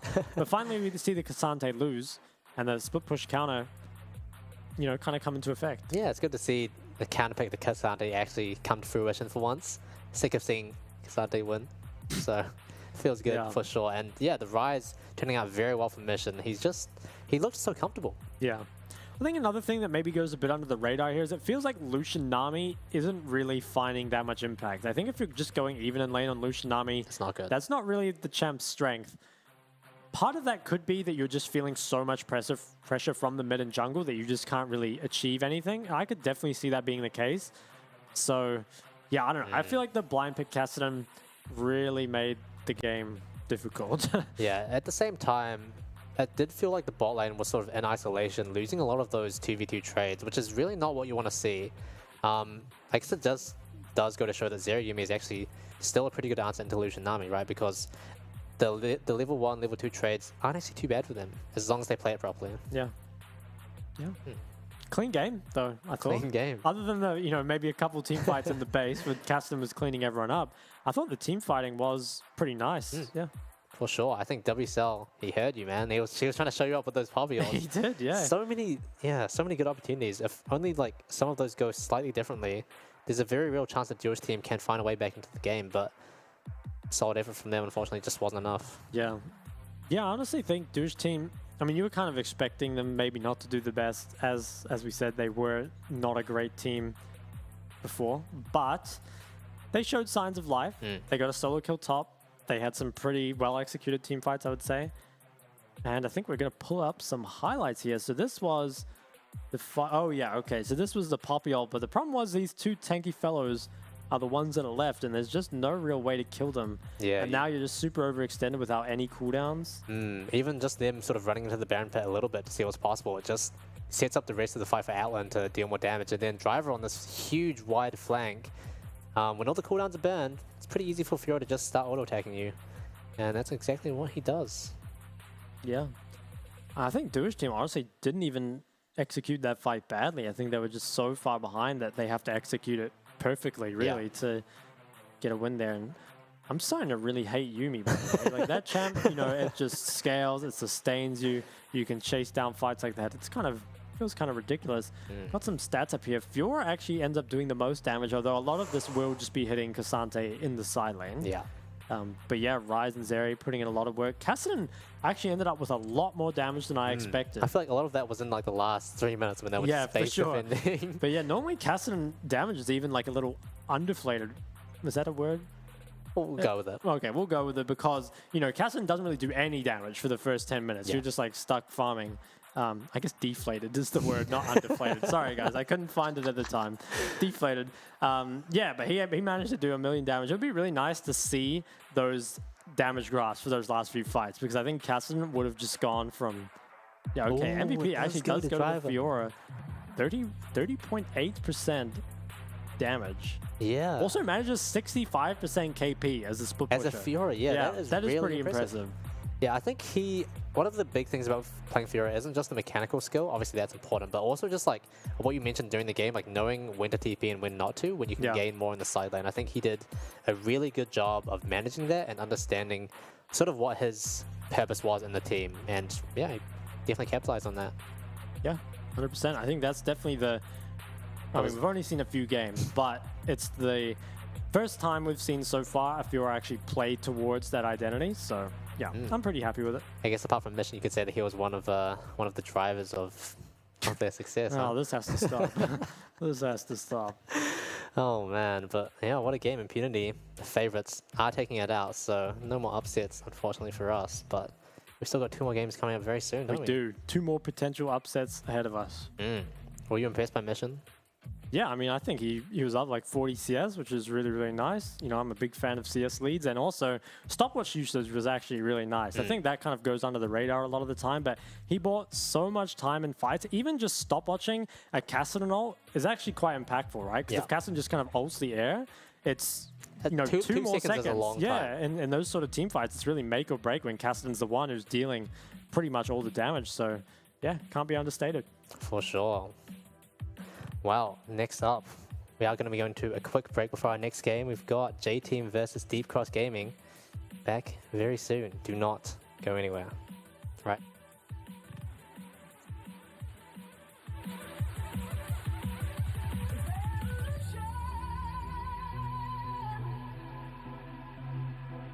The dreams are about to happen. It's evolution. The dreams are about to happen. It's evolution.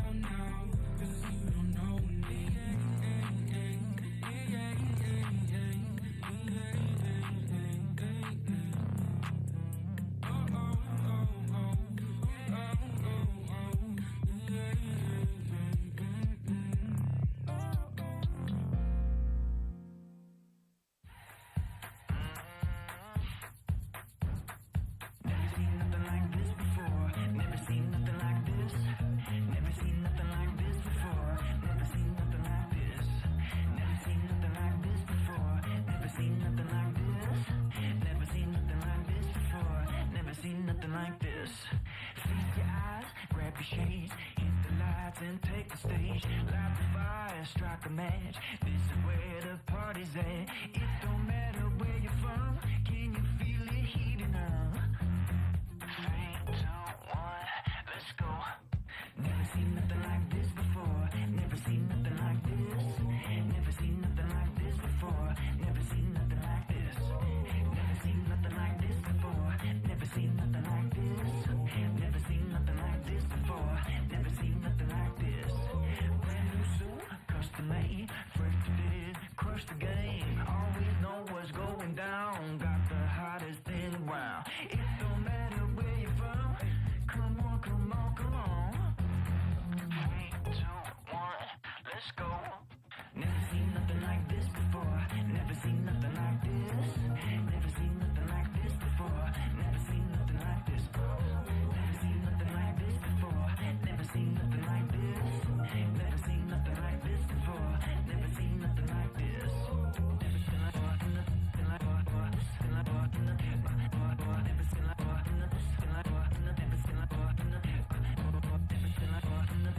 seen like nothing like this.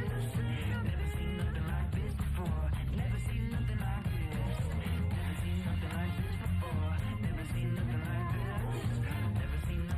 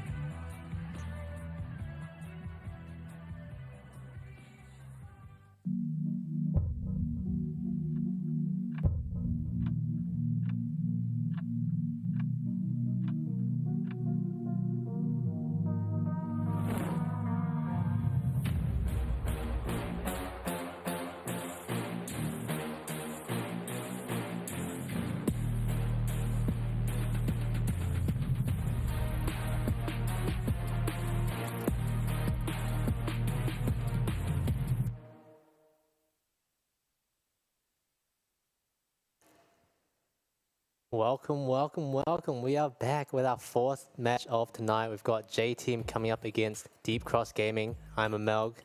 This is Shock. It's Shock. We are back. And yeah, I've heard some very interesting rumors about the players in these games. So I've heard that Nesty, one of the mid laners, has a tendency to play some quirky mid laners like Bard and Ivern. Now I'm unsure how true that is, but I'm hoping that it's true because I'm a Bard fanatic and I love Bard, and I've tried to experiment with him in mid and solo queue, and as a result, a lot of people in solo queue now hate me. So I'm hoping that Nesty can, start turning around the Bard mid sort of idea. Stigma. Yeah, I mean, you're known for Bard mid and just not in a good way. Yeah, definitely not in a good way. Yeah, but Bard mid and Ivern, I mean, I'm kind of excited. I've never seen those played mid in competitive, I think, ever. Maybe there's a little bit of Ivern on C9. Yeah, Fudge played it before on C9, right? And I think it went pretty well. That was back when Yeah. Alex had first joined, so there was definitely a lot of quirky stuff, and it feels like I'm hoping we're going to get the same kind of thing in J Team as well. But yeah, should be a good match. On the other side, Deep Cross Gaming, one key player is Enso, who has previously played jungle, I believe, but swapped over to support in 2021, and he's been slowly looking better. So I'm excited to see how he goes as well, because role swaps are always cool. Let's get into some of the player transfers. So we have Hanabi moving across from PSG to Deep Cross Gaming, 665 also making a similar move to Deep Cross, and Orca, one of the rookies, now joining as well. Woody is out as he's gone to PSG Talent, as we just saw. But J Team, they have had a lot of changes.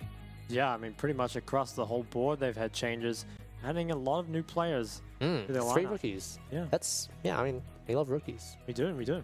I feel like they kind of just keep the league fresh. Yeah, exactly. You're reading my mind. I am. Yeah, I think it's always good because often I feel like the veterans can sort of kind of develop their own sort of thing that they do, and often that becomes quite easy to read, whereas rookies are coming in with sort of like a clear mind.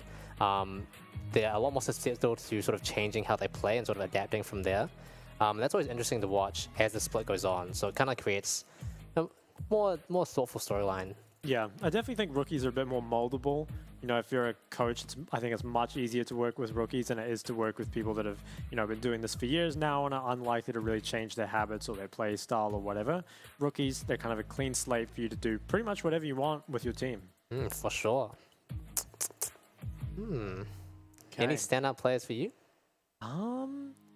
Maybe Hanabi? I feel like he's played at MSI a couple times from what I remember. He's definitely played internationally before. He has been a pretty solid player, but let's take a quick look back at J Team. They've got View, they've got Lava. Oh my, why is he's rubbing his eyes? He's tired. He just... Okay, this is the first one we've seen that is like very tired. You know, we've had Stoic, we've had Smiley guy, and now we've had the tired guy. What else do we have? What other emotions do we have up our We haven't had a sad guy yet. We might have to wait for playoffs. That was pretty sad. Really? I don't think that was sad. I think that's just like, you know, they had to get him out of bed for this game. He's just going to quickly clean him up, and then he's going right back. Yeah. Oh. Hey, another little smile. Smiling That was on the a end bit as of well. a cheeky one, I would say. Yeah. Man, I don't know. I'm sorry. All I've got in my head is the Bard mid, and I don't even care if we don't get it in this game. I just want it at some point in the split, because that would make my year. Yeah, I wonder what he played it into. Like, was it just a blind Bard mid, or was it a prepared pick against I don't something? know. I'm not too It's sure. a strong pick. You know, it could probably be played into anything. Let's be real. Well, what do you play it into? I just pick it and then see what happens. It hasn't worked out the best for me, but it's just solo queue. Who cares about solo queue? But J Team, you've got View, Lova, Minji, Bruce, and Enso all looking ready to go. Let's take a look at Deep Cross Gaming, Hanabi, Hana, Nesty, Christskada, and Orca. Yeah, so... I'm a Nesty fan already. Yeah, there's your Bard mid in the mid lane. Hanabi, I'm looking forward to seeing him play. I remember him playing pretty well at MSI. I definitely remember the name, right? Yeah. It's one of those names that you already associate with PCS, so he's definitely already established his name. And yeah, looking to hopefully continue his legacy on Deep Cross. Yeah, what kind of attitudes are we seeing here? Not much. Maybe a little bit of... Yeah, a little bit of focus. That guy, he looks a bit scared. He's probably scared of his teammates picking Bard. Fair enough. I certainly would be. What other have you got any quirky mid picks that you like to pull out? Like non-conventional I ones? used to play a lot of quirky stuff before I realized it was bad. Really? Yeah, I feel like I won a game on Mordekaiser mid in OPL once. You ever watched that game? I think I did. You better have, or else you're fake. Alright. I guess I did watch it then. No, I feel like, I think the Age of Doing B was one Yeah, of he a lot of definitely innovation, right? He revolutionized played the game. so much random stuff, and he knew how to execute on it. Yeah, I think it is definitely a team effort as well. Like your team has to be willing to play with it. It requires, you know, a lot of those picks that Doinby used to play would require setup from the jungler or from the support to make it work. So if it's something that Nesty goes towards, whether it's, you know, the Ivan or the Bard or whatever, it's definitely going to be something that they've prepared as a team, I feel like. It's not just Nesty's pick. I mean, I think it's a good point, because while the meta is sort of quite stationary right now, it feels like a lot of teams are sort of picking the same stuff in the first phase.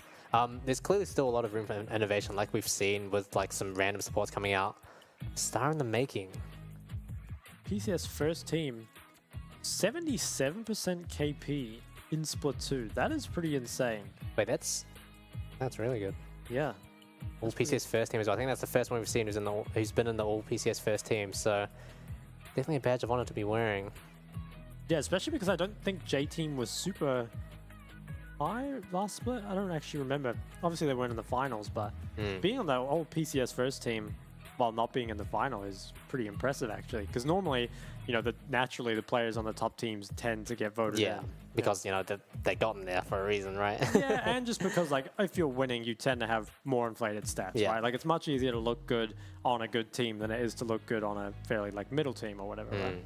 For sure. Have you ever been on one of the, like the all-pro teams? Yeah, I was on an all-star 2021 Split 2. Were you first? Yeah. Oh, yeah, okay. Oh, the Magician. This is your man right here. Champs played 18. KP 74%. Okay, that makes a lot of sense if he's playing the bar. Okay, he's going to have a lot of KP. Damage, though, damage percent only down at 21. Kind of to be expected. You know, if you're playing Ivan, you're not really putting out the big numbers. I mean, all PCS third team as well. I think he's really, I mean, they put up the Magician up there. Mission in shambles Mission was right the now. Magician. Now it's He's getting the title stolen from him. But yeah, 18 champions played. I can't even like name 18 champions off the top of my head. I'm not going to try. But yeah, it definitely comes with pros and cons, right? Like if you've got a really wide champion pool, it can allow you to surprise the enemy team. It gives you a lot of versatility. At the same time, you definitely suffer from not being as specialized or your team not being as focused in the sort of things you could play. And I think normally when you look at strong teams, they are kind of, a lot of the time they are predictable. Like they have fairly straightforward or standard game plan or picks. And it's not that often. I'd say Doinby is actually the big exception really to having, you know, kind of that smaller champion pool going for something larger. But now we are in the Champ Select J Team versus DCG.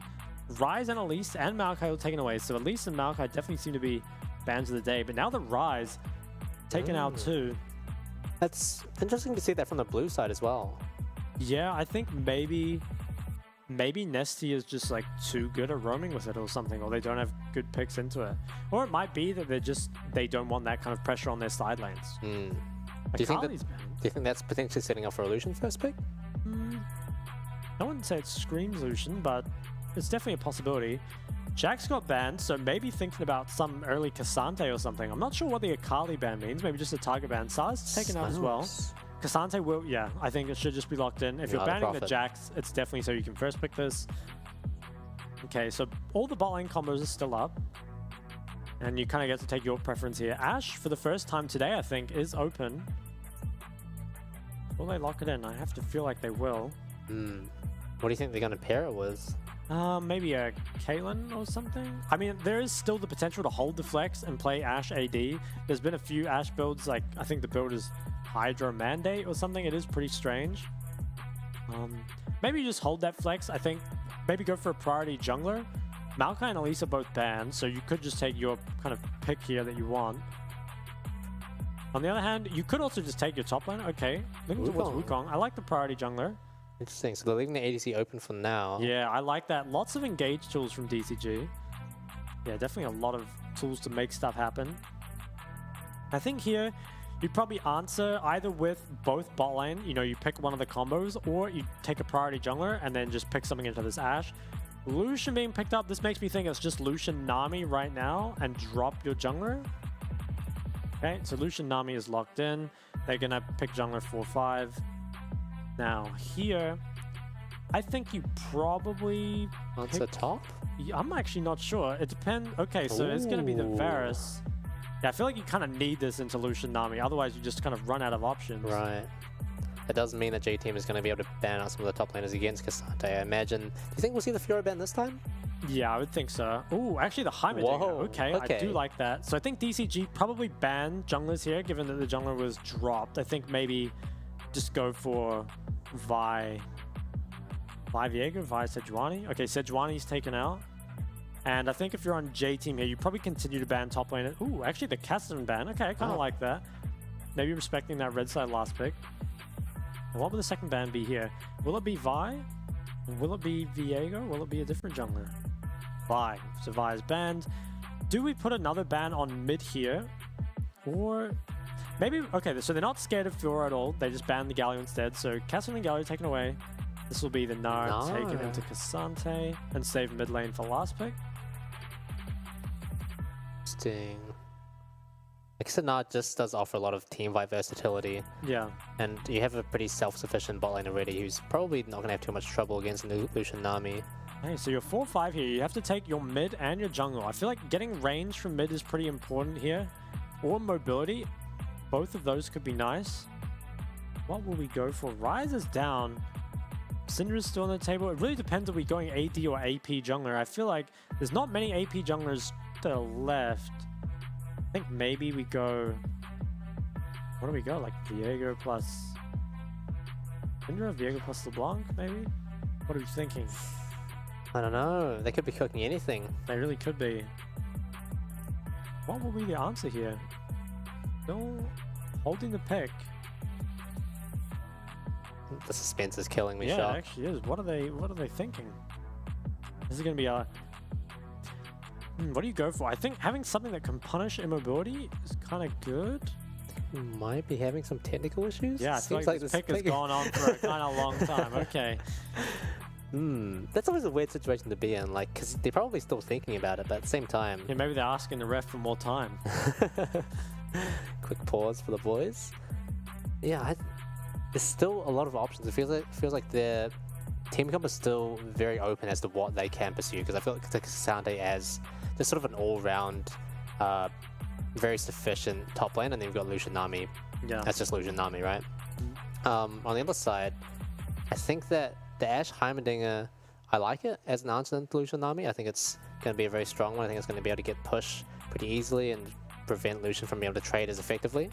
I'm curious to see what that last pick will be. Yeah. I feel like the last pick, yeah, they got the 4-5 and then into whatever the red side 5th pick is. I feel like you either want a lot of range so that you're not too worried about the hard engage of like the Ashe, the Varus, the Wukong, or you want some kind of mobility to where the engage is like isn't a big deal for you. So I'd be thinking champs like, I don't know, Syndra, LeBlanc. It kind of does depend what your jungler is going for, because I think both those champs are reasonably jungler reliant. Or the Bard. Or the Bard. Bard could come through. Yeah, and then that red side last pick, that is the red side last pick. It could be, what would you pick into? I mean, honestly, it is sort of troll, but I think Bard against immobile champions could honestly be on the table. Well, look, if there's a time to pick it, I feel like it's against immobile champions, and when you've got like a sort of free lane. I'm not sure he's going to get that here, but it's perhaps an option. Yeah, I mean, it does pair well with the Varus as well. It does enable quite an easy setup for the rest of the team, so I'm kind of talking myself into it right now. I hope they pick it. Could just end up Ashe mid and then all our problems are solved. Okay, so a little technical issues with the draft, but hopefully we'll be getting back into that shortly. We love some technical issues, don't we? We do. They make you stronger. Indeed. There's been a lot of bans towards that Maokai and Elise pretty much all day. The Elise did get through game 1, I think it was, but since then we just have not seen them, and Maokai has been banned all day. I'm glad it's been gone. I hate watching Maokai. I feel like it sucks to play against, and then it's just not that interesting to watch. Really? I swear Maokai is really fun to watch. Really? Yeah, you just like watch people like face check bushes, and it's like walking into a mine, and then... Okay, but that's not like interactive. No, but okay, what about the Maokai? Oh, it covers the whole screen. Yeah, but it moves so slowly. Engage. Ah, but if they do like the sideways ult, you never seen that Maokai mechanic? Where rather than ulting like forward, they ult sideways, it's like instant. Wait, what? Well, like if you're standing on top of someone, right? You can either ult, but it'll chase them really slowly, or you can just ult sideways. Oh, when you're on top of them. Yeah, because it comes out like... Yeah, in a line. Yeah. Oh, I never actually thought about that. You know, I don't play much Maokai, so yeah. I want to learn. Maokai's insanely mechanical. Up there with Callista and Riven and... Yeah. He doesn't believe you got the me. whole squad laughing there for sure. Okay, so I guess we're gonna have a little bit more delay before this game starts. It really is hard to tell, because I feel like there's just so much left up in the air because of how open J-Team's team comp is right now. Yeah, I feel like we're really missing those like the final pieces and the kind of the little cherry on top. Yeah. I wonder if the draft will be remade completely or if they'll just start it again from where they were. I kind of hope they started from where it was because the way it was going out, there was like a lot of exciting stuff. Okay, actually, we've got the full... I'm seeing the full draft right here. It's not being shown on screen yet, but... It's a secret. Okay, so I'll tell you guys what it is. They ended up picking Azir and Poppy in their 4-5, and that was they last picked Syndra. Okay, you guys can see it now. So we do have the full team comps here. I guess we didn't just get to know about it. Okay, so the Azir... Trust me, Azir makes sense. You take a lot of range, like we were kind of saying. Oh, we're actually into the Rift. What a surprise. Still foggy. The weather hasn't quite cleared up tonight, unfortunately, but regardless, the games will go on. It is esports. We've got J-Team versus Deep Cross Gaming. 4th game of the night. Not quite the final one yet, but it just means we've still got a lot of League of Legends to go. Let's see who will come out with the win. It's hard to predict this one. This one's probably one of the closer matchups we've had. Yeah, I'm not too sure who's favored in this game. I do think that Deep Cross Gaming has a lot of tools. Like, this is 5 champs that can kind of get stuff done and start fights. On the other side, I'm not a huge fan of Azir in the current meta. I do think it's pretty good against the enemy team comp. Like, having a lot of range is really nice, and obviously it is very strong in the pure 1v1, but I feel like in actual early skirmishes, Azir leaves a lot to be desired. Now, we haven't seen a ton of early skirmishes today. It has been a lot about, you know, who is getting the mid priority, but not so much the actual fights. Hanabi does spot them moving in here. Probably just going to go for the ward on red buff. Well, they've actually lane swapped. Lane swap. Interesting. Okay. So we haven't seen a lane swap in a long time. Oh, wow. Hanabi. Okay, this is really bad. Doesn't have He's flash. forced to start E, so he can't farm. And it was also probably going to have to base. I think if you're Hanabi, you probably save TP. That is so... Look at what J-Team's doing here. This is so creative. They've got RUA actually leashing. We haven't seen this since like season 4. This is really crazy. So the reason this doesn't really happen anymore is because they made it so the other towers, basically the bot lane tower takes normal damage, but the other towers take reduced damage until 5 minutes, which is why the lane swap meta kind of stopped. But here, they've actually gone for it just to kind of avoid this oppressive lane and make sure that Nara can't really do anything. I think it's pretty smart what Heimer's done here. He's actually just based and kind of left Ashe to verse Cassante, although I feel like if you're playing Ashe versus Cassante and you play it really well, you're fine. But if you make a mistake, I feel like Cassante could definitely punish you for it. A lot of creative adaptation on both sides here. Orca has just showed up, and Malva, I'm not sure he's going to be able to get this Krug. Oh my god, actually just ignites him. Ooh, he's forced to flash out. Ooh, 3 Krugs. Wow, yeah, that's really good for Deep Cross game. Well, he E'd to last at that. Damn, struggle city. Okay, but that's good. They're going to be able to defend this dive, and I think Ashe should be fine in this lane for at least a while. So I think they'll probably maintain these lane assignments until after first base. Going in for the red here. Poppy, don't think she can get here in time. Depends how fast Wukong does it. J-Team, wow, this is... I'm having trouble wrapping my head around this. It's just... I haven't seen this for so long. It's exciting stuff, and I just wonder who comes out on top here, because J-Team, they did sort of get the initial edge, but Orca was very quick to respond by matching it so that we've got 2 players in the top lane, making it so that Hanabi can actually survive the lane a little bit. I do think that having the Ashe solo in the bot lane can definitely be dangerous if we don't have a good read on where the enemy jungler is, especially when he's pushed up like this super far. Yeah, this is where you really hope your ADC knows what Cassante does, because if he doesn't, ends up too far into the tower and gets knocked into it. Looks like they're actually swapping back now. I wonder if Deep Cross Gaming have a read on this. It looks like Orca has pretty much matched them tempo for tempo. Okay.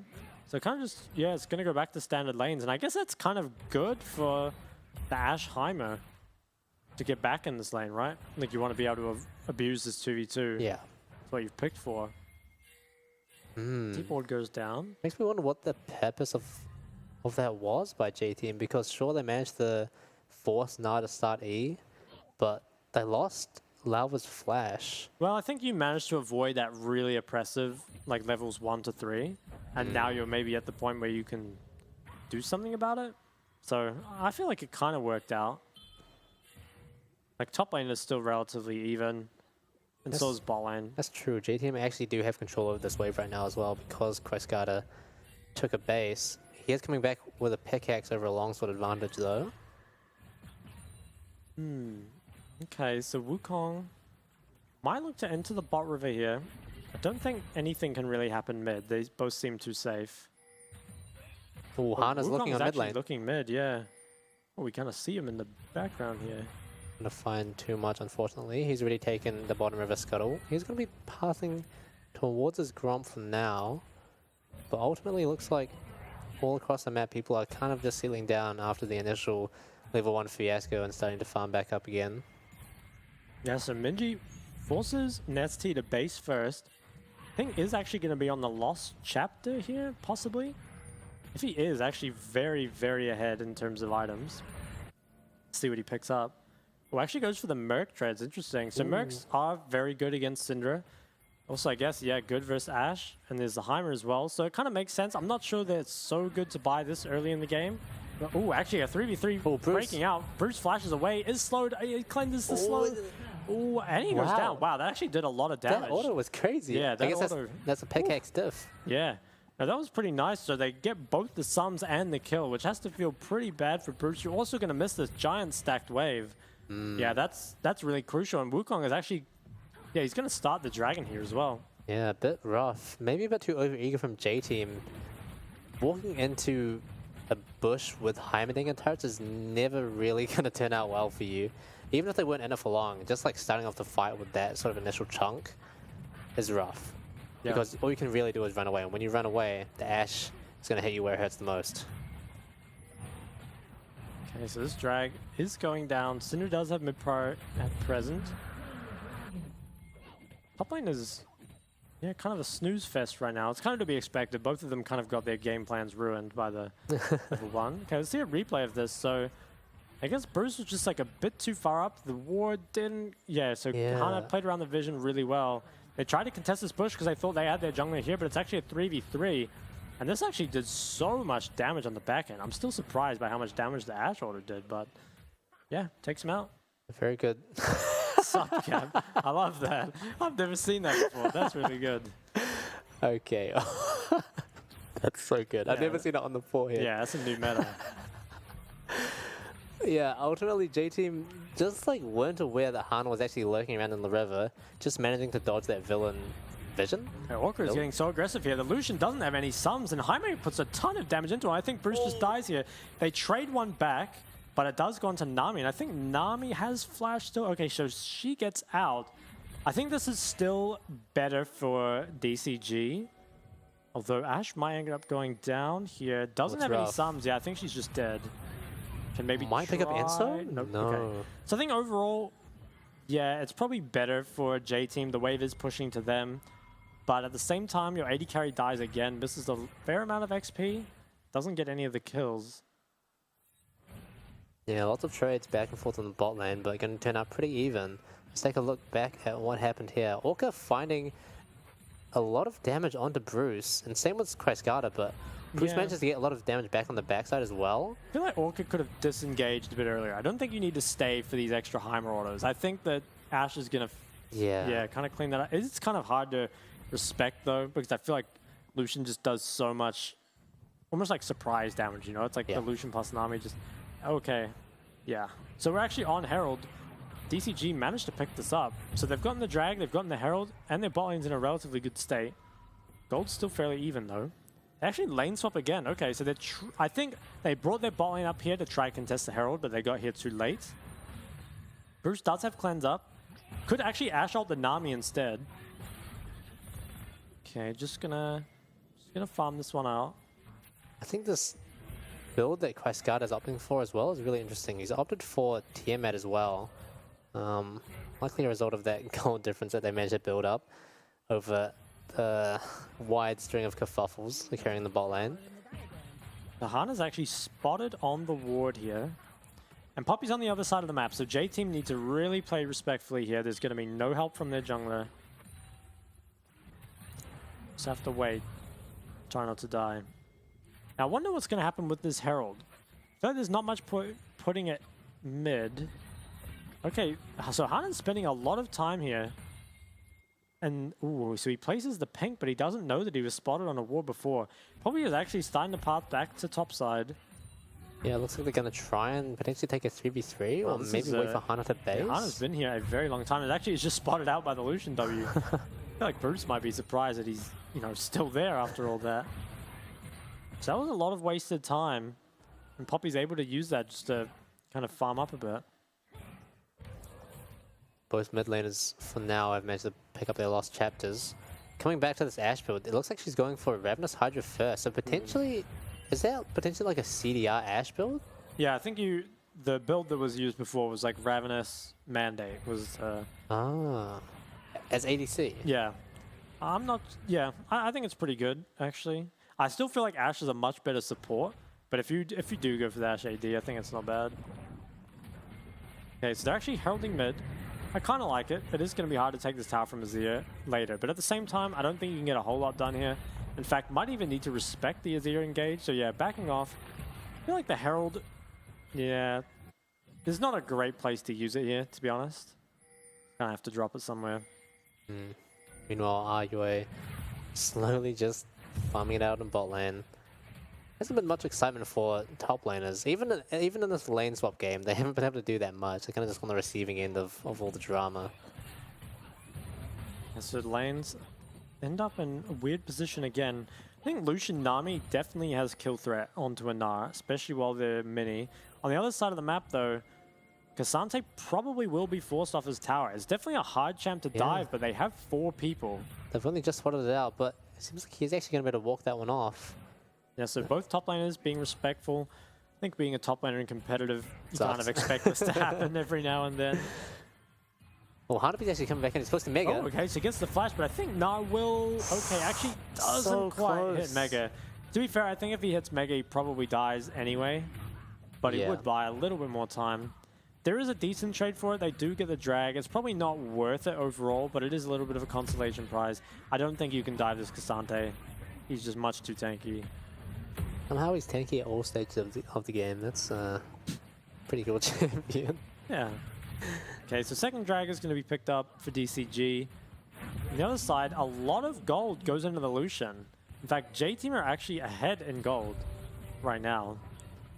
And Lucian is the benefactor of a lot of this. Although keep in mind that DCG have managed to pick up 2 dragons so far, and actually a decent amount of J-Team's gold is on Enso, on the Nami, who's picked up 2 kills for himself. Still at the bottom. Bruce okay, I take that back. Yeah, Bruce he's going crazy. Yeah. But actually a lot of gold is going to be picked up by Ashe here as soon as his tower falls. Yeah, so Ashe and Heimer both getting a fair amount. Heimer actually has more gold than Cassante, which is kind of funny, but yeah, he must have been proccing that spell thief almost permanently. Yeah. Oh, he hasn't swapped to the sweeper though. That's a critical error for a support. Oh, I actually always do that when I play support. Oh, he's got it now. Okay, and he's got the Rylai's already, which is, yeah, I mean, they're in a good spot to fight. But there's not really much to fight for. There's no Herald for another minute 30. There's no Dragon for a while. Mandate's completed for Nami as well. Ravenous Hydra for Christgarda as well. I do feel like if there is going to be a fight of this Rift Herald, DCG have a bit of an advantage. As long as they're able to cut it out effectively. Yeah. Okay. Lucian's just kind of farming up.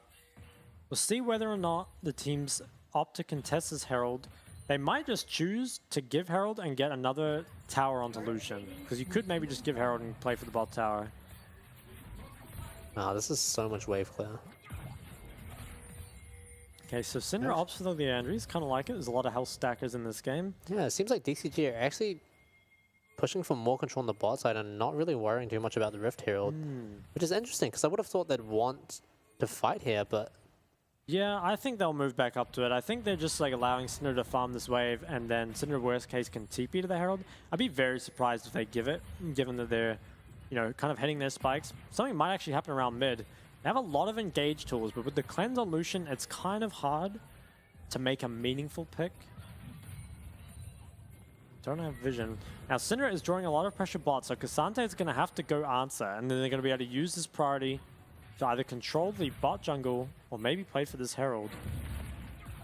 Okay, so right now they're just kind of taking control of everything bot side. DCG still putting a lot into bot side. They've got 3 players on the bottom of the map right now. Yeah, I think they're going to concede Herald and they're going to play for this bot tier 2 instead. Not a bad trade. Yeah, I think it's better if you can get the bot tier 2, but I'm not sure it's possible. It just takes so long to do anything into Cassante, and I think the Herald is kind of just going down pretty much for free. I mean, there was a couple camps taken away, but I don't know. I like what JT got from this. Yeah, I mean, it does feel like a bit of an error from DCG. They spent, maybe invested a bit too much on the bot side, hoping to get more onto that bottom tier turret, but ultimately they can't do too much, even though they've established a lot of control, and J-Team get a bit of a freebie. I just wonder where they're going to drop it. I think I would have to assume they're going to try and break the mid tower with it. Yeah, I think you either break mid or you try play for 2 towers bot. They might just save it. Dragon's in a minute 30. Maybe just save it then and place it mid. Because I think if you're J-Team, you really need to start thinking about... You need at least 1 dragon. Yeah, you probably need to contest this next one. And they're reasonably strong for it. I think the 3rd dragon fight is often where the game is, you know, make or break. It's like if the team that doesn't have any drags manages to get it, suddenly drag win con just isn't really that much of a thing anymore. Yeah. But if the team with 3 dragons gets it, suddenly drag is like the most important thing on the map. So this one, I always say the first 2 drags don't really matter a whole lot, but 3 and 4... Yeah, it kind of sets up the matters. stakes for the later ones, Yeah. right? Okay. Now, DCG do have very good control of this, so it's going to be quite hard for J-Team to kind of reclaim this. It's very, very difficult to face check a team that has Ashe, Hymus, Syndra. In terms of power level, everyone has sort of had their first item now, so it is pretty actually even. Playing with some aggression of their own, but I don't think it's super worth it. They've used the Lucian ult, and I don't think that's like a huge deal for Ashe to lose a little bit of HP. So I'm liking DCG's position. They have a lot of control over the drag. They've got the 2 drags already, and they've still got all their tools. Yeah, having that Ashe ult saved, Quaiscada actually not panicking, just burning the heal, staying alive. And he has Revenant's Hydra to heal him up. Not that he really needs health anyway, because he doesn't need the auto. He's got his build, he just wants to spam volley, spam ult, and not really be on the same screen as anyone, to be honest. Hey, Kasante's TPing in. Okay, so Wukong's going for the flash engage, and Ashe ult comes through but misses. Nami ult does manage to connect. The Syndra stun. Hanabi. Ooh, he gets the stun onto the Azir, but I don't think there's any follow-up for him. The Nami might just go down. Oh my god. Okay, this is pretty crazy, but I think J-Team, they've kind of run out of steam, and now DCG, they're just going to go to the drag. Yeah, wow, that was a great look on Hana. Even though not much came from that initial engage, it created enough pressure and enough damage onto the side of J-Team that they really weren't able to follow up with too much. And Hanabi's second engage as well, just creating more of that disruption. DCG pretty much full health bars across the board. Yeah, so they're going to pick up their 3rd drag, and this is definitely... J-Team's in a bit of trouble. I don't think... Yeah, it's going to be really difficult for them to contest this 4th dragon. The gold is still relatively even. It's not like they're horribly behind or anything, but if DCG can set up again like they did just then, it's impossible to face check into them. And that just means the onus is kind of on you to really force something to happen. And I mean, they tried with the Lucian ult, but they couldn't quite find it. Makes me wonder why they invested so much onto the Ashe, because I feel like that is probably the person that damage matters the least on. Syndra TP'd out, was terrified of getting dived there. Probably for good reason. There is a Poppy right next to her. He's laughing. Yeah. Oh, he's coming back anyway. Oh my god, not scary, round Ashe 2. Oh, so close. Yeah. He does have Mercs. I'm not sure if it'd actually end up in a kill, but it would be I pretty respect good the chunk. attempt. Yeah. They tried to coordinate that so that they would push Minji into the right spot at the right time, but just barely off. But, I mean, the Ashe ult is going to be on such a low cooldown anyway. It doesn't matter too much. Okay, so they actually might look for something. Nara does have TP and has Mega, so could TP behind. I think this Wukong is actually just dead to rights. Wow. And maybe a follow-up onto Syndra. Syndra flashes out nice and early, but the Lucian manages to take her out. And the Heimer, I think... Okay, Bruce, I think, might have overextended, maybe dies. Not okay, quite. gets out. On the other side of the map, Nara did get a top tower, but I don't think there's anything else that can really chase off the back of this. On the other hand, there is just a couple kills. There's no, like, Baron or Dragon coming from it. And Nara is trading pretty much equally on the other side of the map. Ooh, if that Ashe ult had stopped the TP, that would have been crazy. Yeah, that would have been huge for DCG. But regardless, I mean, it is a good series of picks for J-Team. Yeah, I think it's definitely slightly worth for them in terms of gold. Yeah, for sure. I think that, yeah, I mean, it can often be dangerous at this stage of the game to sort of send 5 to 1 lane, because in the off chance that you aren't able to get anything, the results can be devastating for you on the other side of the map. Luckily, they managed to avoid most of that and pick up some kills. Heading into a pause. Ooh, I wonder what the issue is. Take a guess. Take a swing at it. Ref, my top laner didn't TP to counter gank. No, I'm not sure. Yeah.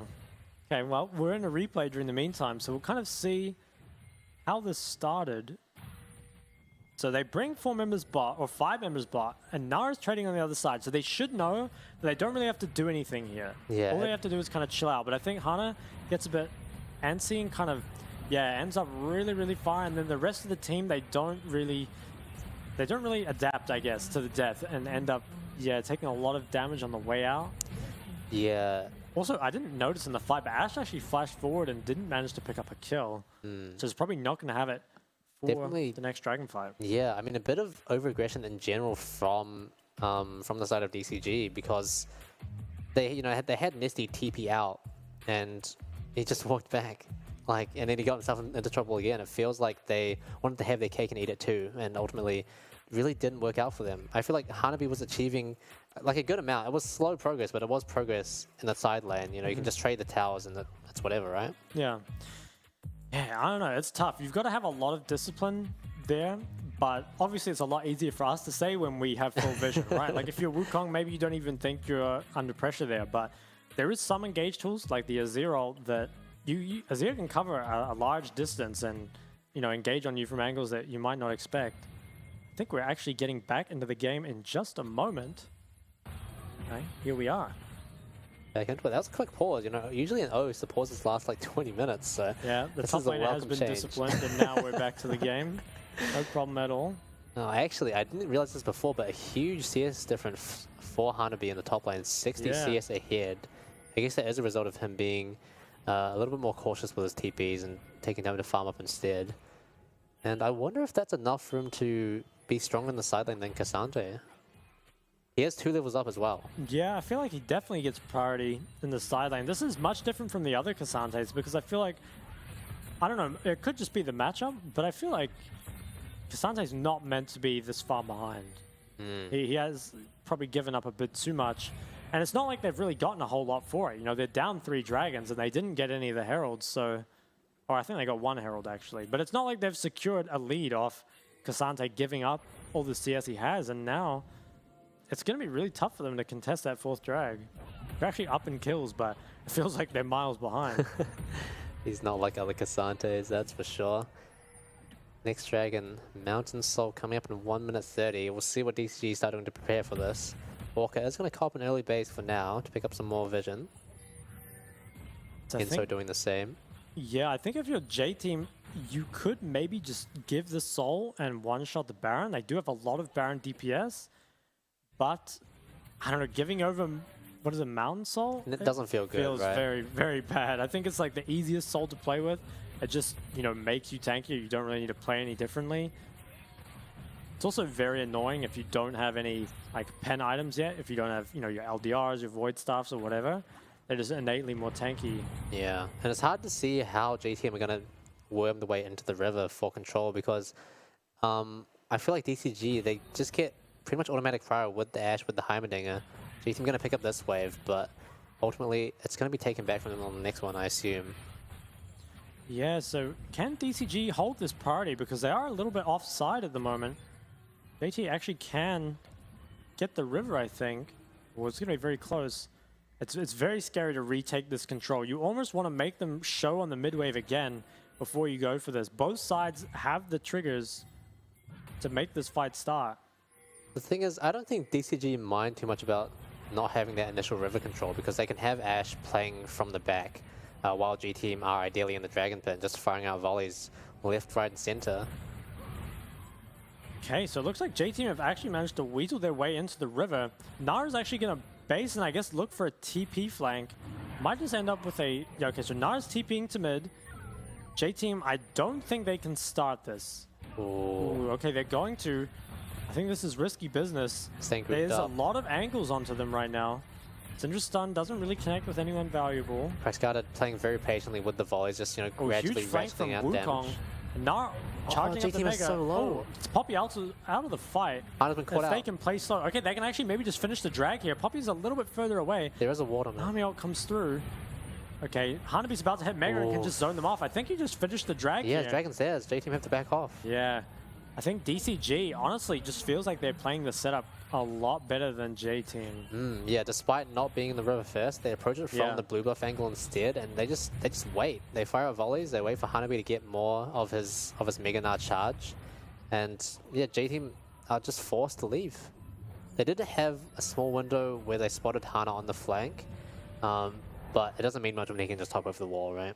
Yeah, I feel like J-Team, if you're in that position where the enemy team is just flanking from multiple directions, you have to choose one flank and just collapse on it, whether that's the Heimer and the Gnar over one wall or just a Wukong that's flanking on the other. It's really, if you're indecisive in that moment, you get punished hard for it. You just lose so much space. For And I sure. think they don't have the most obvious engage tools. It's something like, you know, Lucian just ulting forward or, you know, Azir going for the shuffle. It's not on the same level of kind of like non-committal as, you know, an Ashe ult is, where you can just throw it and if it hits, great, and if it doesn't, you know, it's fine. Yeah, it definitely does feel like in a situation like that where you're kind of looking for like a very good fight, you kind of need to settle for an ideal one that might work out, because otherwise you just end up getting like juggled around like a jungle camp. You saw earlier that DCG were just sitting by Hana, sort of juggling aggro on the flank, and then they just get forced out of river naturally. Gnar continues to build his lead in the side lane. Does not have TP though, and Cassante does. He's almost at 100 CS lead. Yeah, he's getting pretty ahead. Up 2 levels. Okay, so Gnar is kind of forced to group here, I think, without his TP, just in case something sort of breaks out. Maybe they want to retake a little bit of Baron control before he goes back bot lane. But actually, yeah, gonna come through here, clear out the pink, maybe can sweep some wards. We should see Gnar heading back bot lane soon, although might stay around just until Syndra's clear this top wave and they can kind of seesaw. Syndra going mid, Gnar going bot, and vice versa. And it's a bit of a weird game state with both mid towers still up. We do see that DCG still do have a slight gold lead, but nothing really to write home about.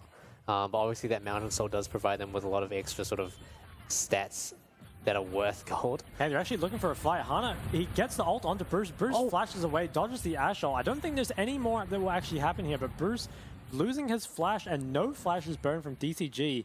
That feels like a dead Lucian next fight. Just gets flashed on by Wukong. It's going to be very difficult to survive. Yeah, I mean, it was a good recovery at the end, dodging the Ashe ult at the last second. It could have been catastrophic for them. Does manage to stay alive for now. But you can already see DCG waiting in the wings, looking for what they can pick up. Yeah. Wow, 4-man stun, Wow, just that's casually. a lot of damage. Yeah. That's my Nessie. That's my favorite player. Hey, J-Team, I think they can take back a little bit of Baron control here, but I'm not sure it really does a whole lot for them. It's just too easy to check with the Ashe Hawk shot. Gnar continues to group, doesn't quite have the TP yet. Yeah, I mean, he can afford to be a mid lane right now. If you take a look at the bot wave, that's just slowly building up for him. So he can kind of sit around here for now and then go back and collect that wave later on. He's not feeling too pressured by that, while Cassante is missing out on even more CS. Yeah, I think they're just kind of playing slow. It looks like they're going to play for Elder. Nothing else really happening. They could maybe look again on Lucian while he doesn't have flash, but I don't think his flash will be up for the dragon fight. Although it might be, because he has CDR boots. Have to see. The Syndra is showing top, does have TP. Potential for JT to look for something here. Hanabi's juggling his rage meter very carefully, making sure not quite cross that boundary just yet. He's ready for a fight. Let's see if they can find anything. Nesty isn't around, he's clearing the top wave. JT managing to take away that Rift Scuttle, and not too much coming out of this yet. And already Elder Dragon is coming up in 2 minutes. Ooh, wow, that's a good cancels the bases. Yeah. That's actually huge, because DCG are now like way ahead in tempo. Another Ooh, base cancelled. Yeah, they could maybe look at Baron. The tempo of J-Team is kind of screwed here. They haven't been able to base for a while. Okay, maybe Baron is a bit too ambitious. Well, they've started to try and bait it. They could just use this, I think, to match bases of their own. Yeah, I think that's what they're going to do. Just match bases, come back on the map, deploy bot side, and just fully control that Elder. And then in a minute 30, you just win the game, or you force a fight, pretty much. Yeah, it does feel like DCG are definitely very happy to fight. They've got an extremely strong Hanabi. They've got the range and the pick potential that they need, and they've got Hana to find angles as well. In saying that, it's definitely not a free fight by any means, right? Because J-Team, they've been doing some scaling of their own. Bruce on 3.5 items now, he definitely does do a lot of damage, especially on the members of DCG who, for a majority, don't have that much armor on them. Okay, this Nami gets... Yeah, she loses Flash, and she actually dies here, I think. Yeah, okay, so gets shut down by Syndra. Wow. Will they look for the Baron? I think they might. Still 50 seconds until the Elder. You could probably start this and just look to turn. You don't even have to finish this. You still have enough turning tools available that you can just play for the fight, and I think that's what they're going to do. You're TPing in his hair, but it's still a 4v5. Hanabi waiting in the they're wings. positioning for the turn. I don't think they want to finish here. Poppy is being charged. Just wait that out. If he waits that out, that's okay, perfect. they're going for the engage. Hanabi and Hana on the side. Guess the ult. Poppy goes down here. Ooh, I don't think there's... Okay, actually, Azir gets ulted by the Ashe. Flashes out. Ooh, big flash out of Hanabi. Gets 2. Heimerdinger ends up in front line. Not sure how that happens. Frescata chasing them down. Ooh, she actually gets 2 off the backside. Kasante trying to do Season 13 things. Might get the Ashe. No, oh my god. 1 HP. It's a mountain soul difference. That is the perfect fight with DCG. They play that patiently, waiting for Hanabi on the side wing, and just, you know, they just gradually and slowly chase, waiting for the opportunities, and that's going to be a Baron buff given to them for their efforts. Yeah, I think it's going to be a Baron and Elder taken away here, unless Nami can suddenly solo Elder, which I don't think she can. Then they're going to get both. I think DCG just picks these both up. Okay, actually going for recalls. I think you could go straight to Elder, but if you're confident you can get Elder after resetting, that allows you to kind of use that Elder buff for a bit longer. Because if you go to Elder, instantly have to reset, it does kind of waste a lot of time. So and actually leaving it up here, I think, is smart. Yeah, Frescata was also quite low in mana as well, so it is definitely like... It's a bit riskier than they'd want. They're kind of just playing it safe, getting their resets off, buying some items. They definitely did have a lot of gold in their pockets from that dumpster fire of a fight. But Elder Dragon is now up. J-Team, they do have flash back up on Lucian, and there's no flash on Gnar or Wukong. Okay, actually finding a pick onto Azir. Azir gets ulted by Ashe. Actually did get hit there. Minji's out of the fight. And he gets over the wall. Oh, wow, Kasante just explodes. You know, that's actually satisfying to see. We don't see that very often. You know, usually he survives like 20 seconds, pops his ult, and then survives another 20 seconds. But this time he's just down for the count. And now DCG, they have complete control over this Elder Dragon. Syndra with the flank. Huge stun onto Lucian. I think he just instantly dies here. Wow. Very nicely played from Nesty. And a TP comes in, but I think he might just be TPing to his death instantly. Has to E out. The Elder's going to go down. Maybe the one good thing about this is you have kind of, you know, spent a lot of Baron time not really using it, but they're going to have the Elder and the Baron here for a little while. Lava definitely going to try and look for a steal here, but DCG are definitely way onto him. He's forced to go all the way back to the Krugs. They're just going to chase. Yeah, they might actually go for more. Hanabi is very strong. He's got Nesty waiting in the back line. Hey, the Elder's picked up low. Hanabi's 1v3. Might go down. He's extremely low. But Hanabi is a Giga Chad for this. But I actually think he might be a dead... Okay, no. Never mind. It's playing to his limit. Gets the kill. Really well done from Hanabi. They're not only zoning, but also pressuring for kills as well. I think they can end off this. They have the engage tools. They have Baron and Elder. They probably don't have to. They can play it safe if they want to, but they're up 10,000 gold. They have both buffs. I think you can kind of just... I don't think you want to dive, but if they overextend, you can definitely punish them for it. And they're too short-ranged to really just walk up and clear this wave. Maybe you just play for mid inhib instead. Okay, yeah, so gonna back off. Probably just go mid. Misty waving the white flag of surrender. J-Team, yeah, once again, it's hard to see a way for them to get back into this game.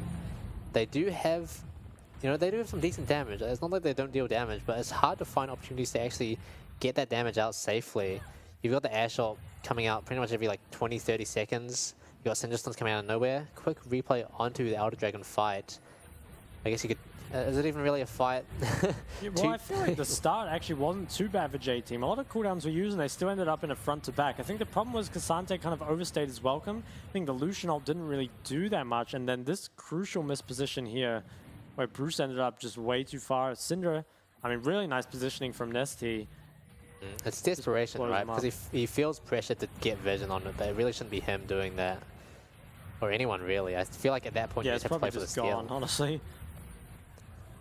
DCG coming back onto the map now. Hanabi in the mid lane. They're sending 4 top lane to try and really muscle down that top inhib before coming back around to mid. objectives are still quite a ways away, so they're really just focused on getting as much as they can while the Outer Dragon is still running. Yeah. So they're actually going to get another inhib. Will they go for 3? I think they actually might be able to. And Namiel comes out, but I think even if it hits Hanabi, it's not really going to do a whole lot. Okay, they have cleared the mid wave though, so I don't think any more inhibs will be going down. At least not yet. But you have to feel J-Team, they kind of just feels like they're delaying the inevitable at this point. It's so hard for them to leave their base. It's so hard to get on the map and get these objectives. And it's incredibly easy for them to get picked up from one shot as well. It's not exactly a situation you want to be in. Hanabi, oh, Lava getting stunned up. Okay, he manages to get out. This tower's going to start taking some damage. I think it's, yeah, okay, they're actually going to get 3 inhibs here, I think. Don't really have any tools left to punish. Hanabi's also mega. He might look for an engage. Okay, Zia tries to go in onto a Nara for some reason. Lots of damage coming out from Ashe and Heimer. Hanabi still has flash ult. Kind of just playing it slow. Got the 3rd inhib. They can probably just siege with the minions and end up picking up the game. Just got to play it slow. Ashe ult comes through, hits the Azir. Ooh, gets ulted, and so much comes through, but Wukong's in the backline.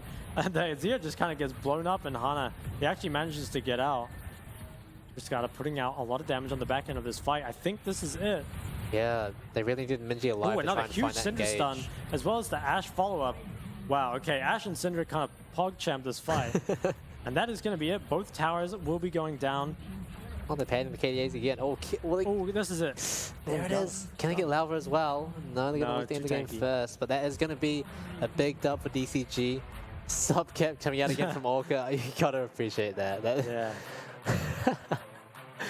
Yeah, they're laughing straight to the bank with that one. Yeah, I think they should feel pretty good about it. I mean, I think it was maybe a little bit of a slow game, but it did end up being quite clean. You know, I think it was 4 dragons to 0. They got the Elder. They definitely just played it slow and methodically. I think there are some times maybe where they could have sped up the game a little, but overall, pretty solid. Yeah, I think I definitely prefer that style of like discipline, especially when you're in sort of a leading position where you know you're likely to win these fights that are coming up.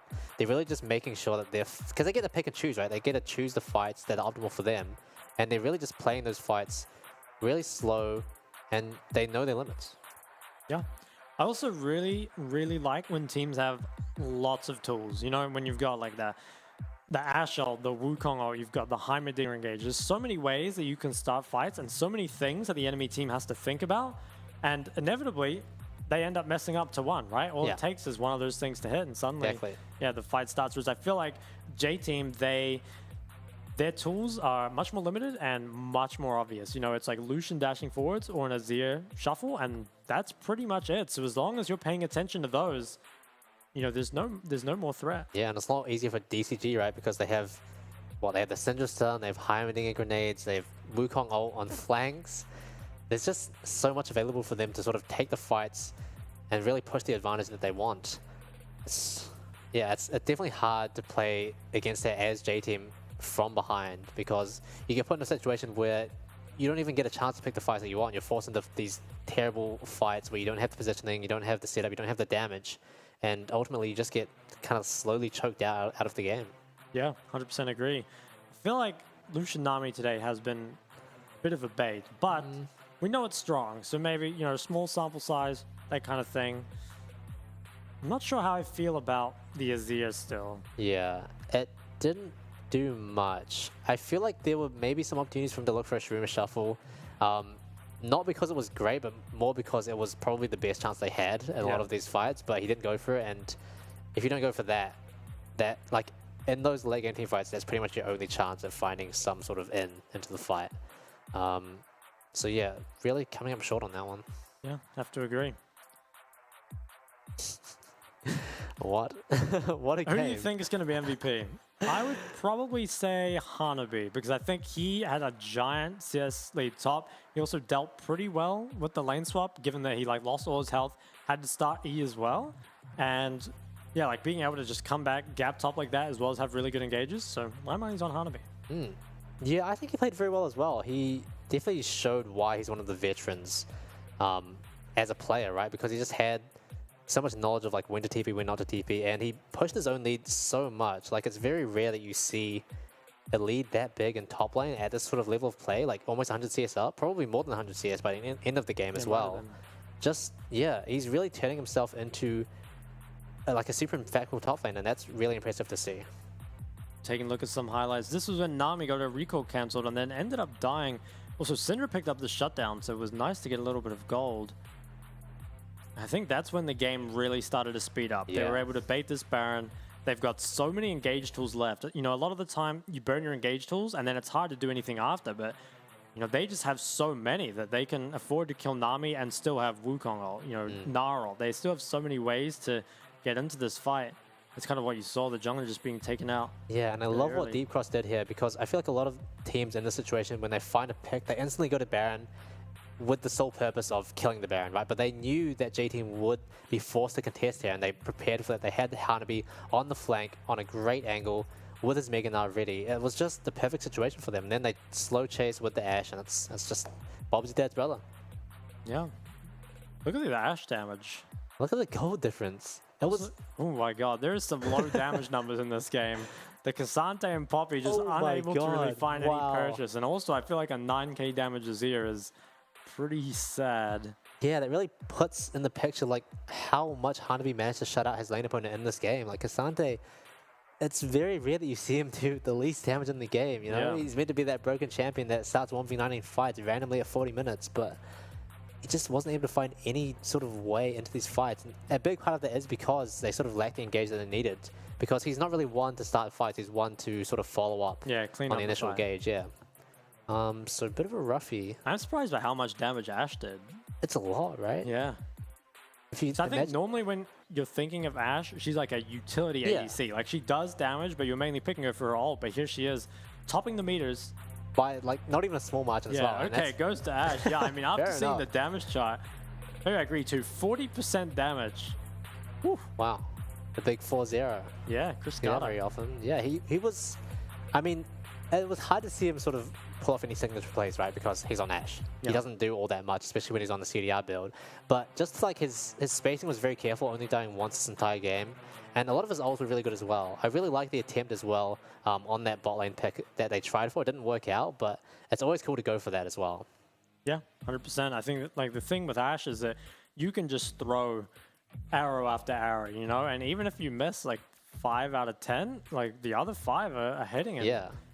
You don't need to hit that many, you just need to hit the ones that matter. And ultimately, probably anyone that you hit is going to matter in some way. Yeah, that's the great thing. It's like so non-committal. If you miss it, you can't really get punished for the cooldown. On the other hand, if it hits, it's normally like a cleanse or a flash or something being blown off it. That's... I'm glad I'm not the one playing against that. That always sucks, right? Because you end up behind and you can't even walk near them because you're getting zoned out by the Ashe. That sucks. That sucks. But alas, we have to come to our final game of the night. After this quick break, we've got Frankie Sports versus Hellpigs. You know what? Do go somewhere. Go grab a drink. Go to the bathroom. But make sure to come back.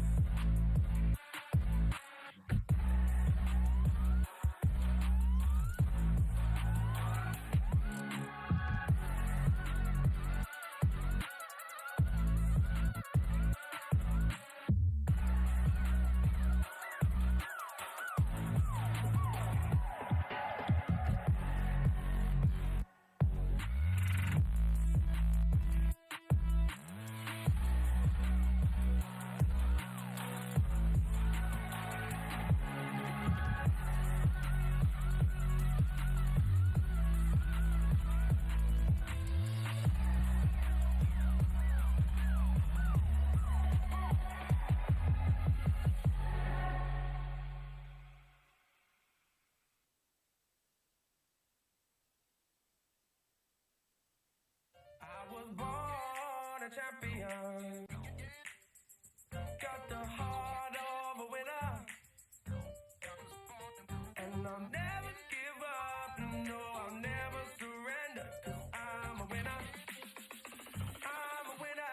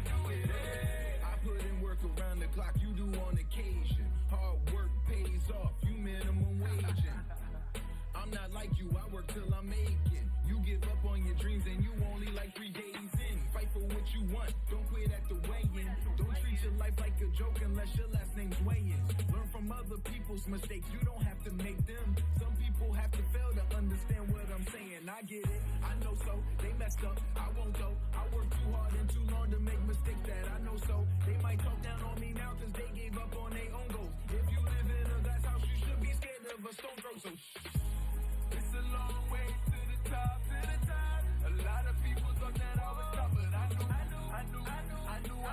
could do it. I knew I could do it. Hey. Early morning, you can catch me grinding. Late night and I'm still putting in time 'cause I knew I could do it. I knew I could do it. Hey. You want it bad enough, you can do it. If you just watch me, then I can prove it. Started just me in a dream, then I turned that into me leading a whole movement. Everybody around me eating, 'cause I wouldn't take a seat when they told me to chill out, they keep it a bill. Now my visions weren't what they were seeing. I get a check now, yeah. Look at my neck now, yeah. Full of baguettes now, yeah. Can't help but flex now, yeah. My come up come with some commas, can't tell I'm a comma chameleon. That means I don't need to be in your face, you should know I'm out chasing these millions. You gon' see it when I pull up in that skirt. Ask me how I did it, putting in that work. It's a long way to the top, but I work hard and trust no obstacle will stop me till I'm 6 feet in the dirt, you heard? It's a long way to the top, to the top. A lot of people thought that I was tough, but I knew I could do it. I knew I could do it. Hey. Early morning, you can catch me grinding. Late night and I'm still putting in time 'cause I knew I could do it. I knew I could do it. Hey.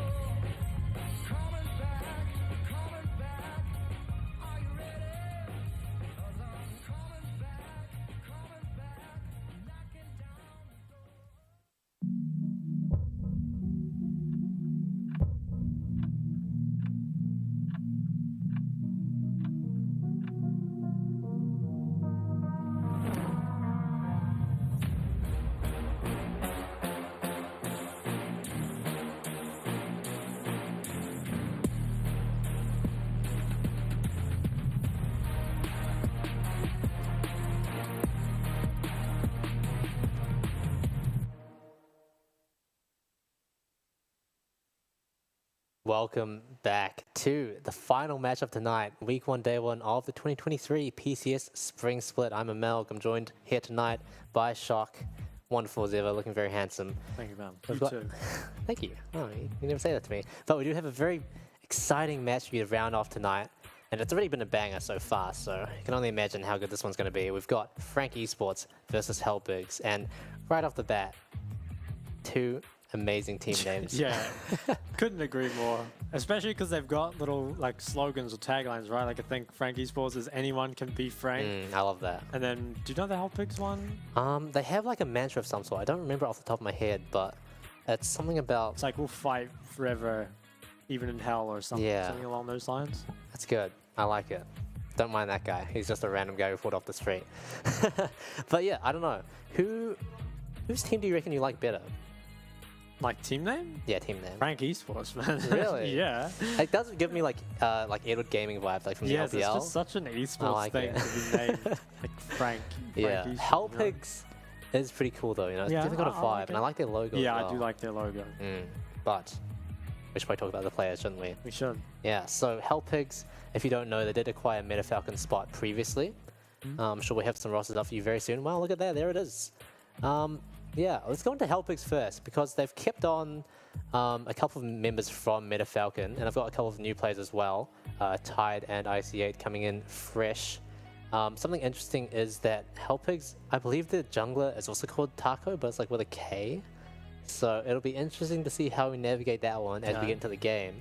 But run me through what Frank Esports have got in store for us. Yeah, so Frank Esports, actually, you should know me, and Keras went to other team now. You should know me as Smurfing in LPL. I don't know if you've watched him, but yeah, he is Smurfing. They've got Solo Kill from EDG's Academy team, and they also have Kaiwing from PSG Talon.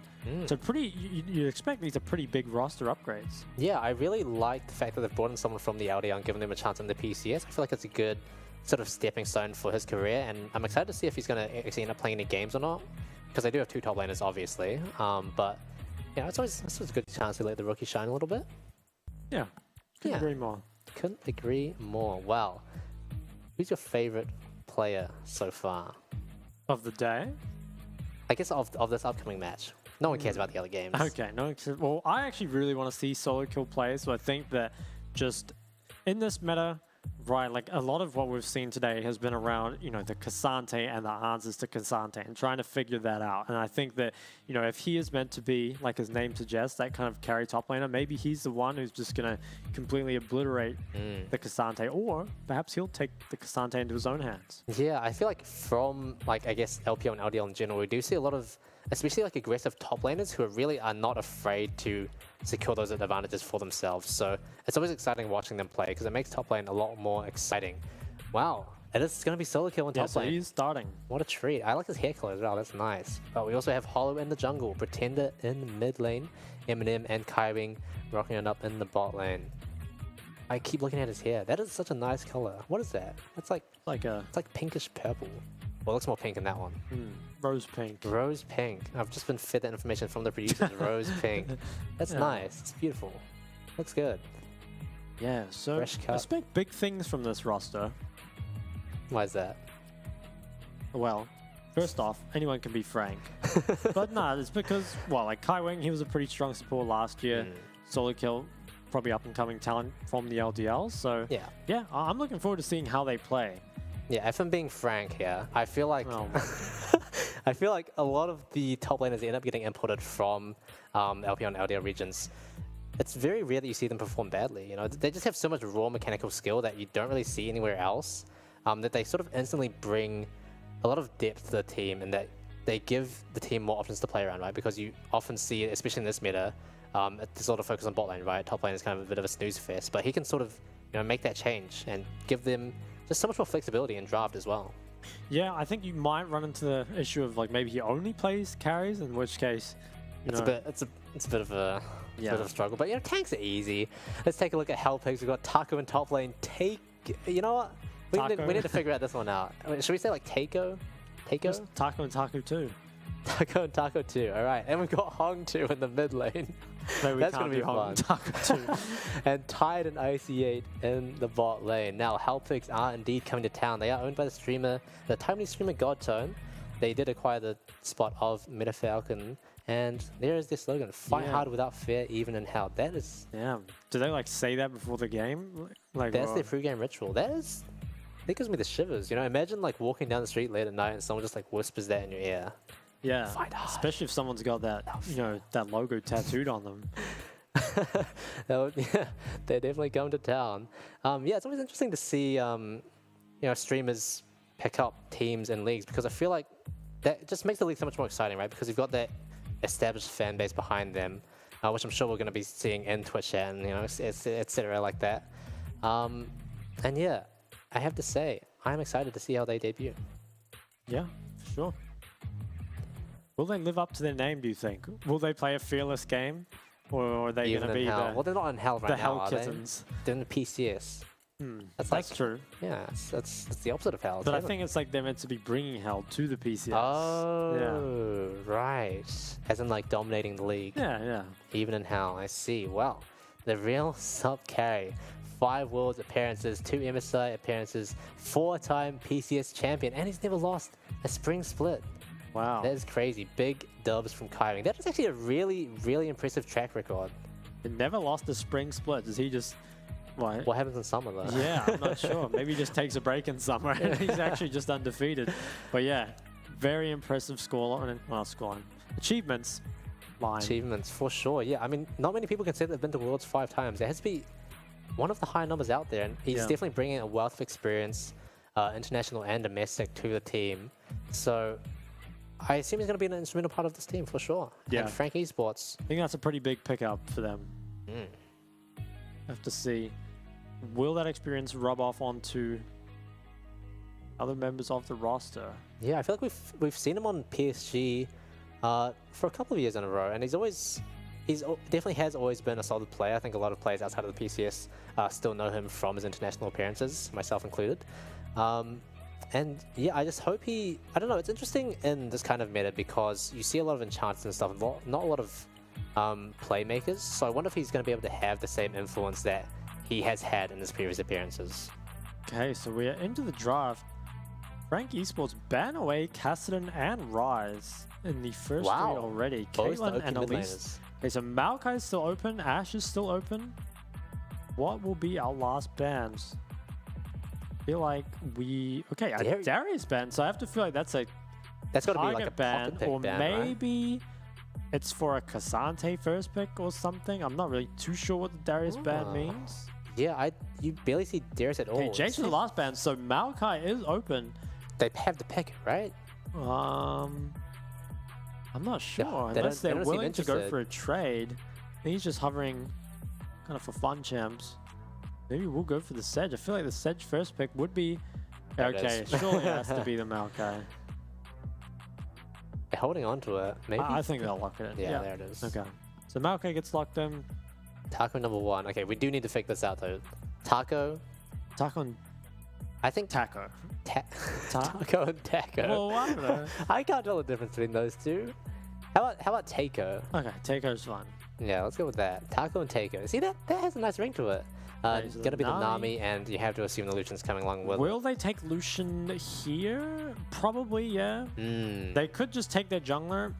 Okay, no, we'll take the Lucian. I guess I don't Probably want just to show drop too jungler much. to 3. Okay. Gragas. I feel like it will definitely be jungle or Fiddlesticks, AD. I like that. And everyone's playing with their hearts and take draft Lucian. tonight. So, now, if you're Frank Esports, I think you probably pick up your bot lane here, at least one of them.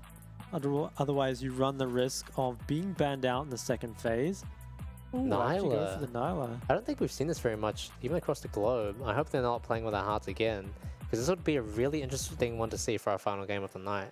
Nope, it's just a Zeri. Back to Zeri.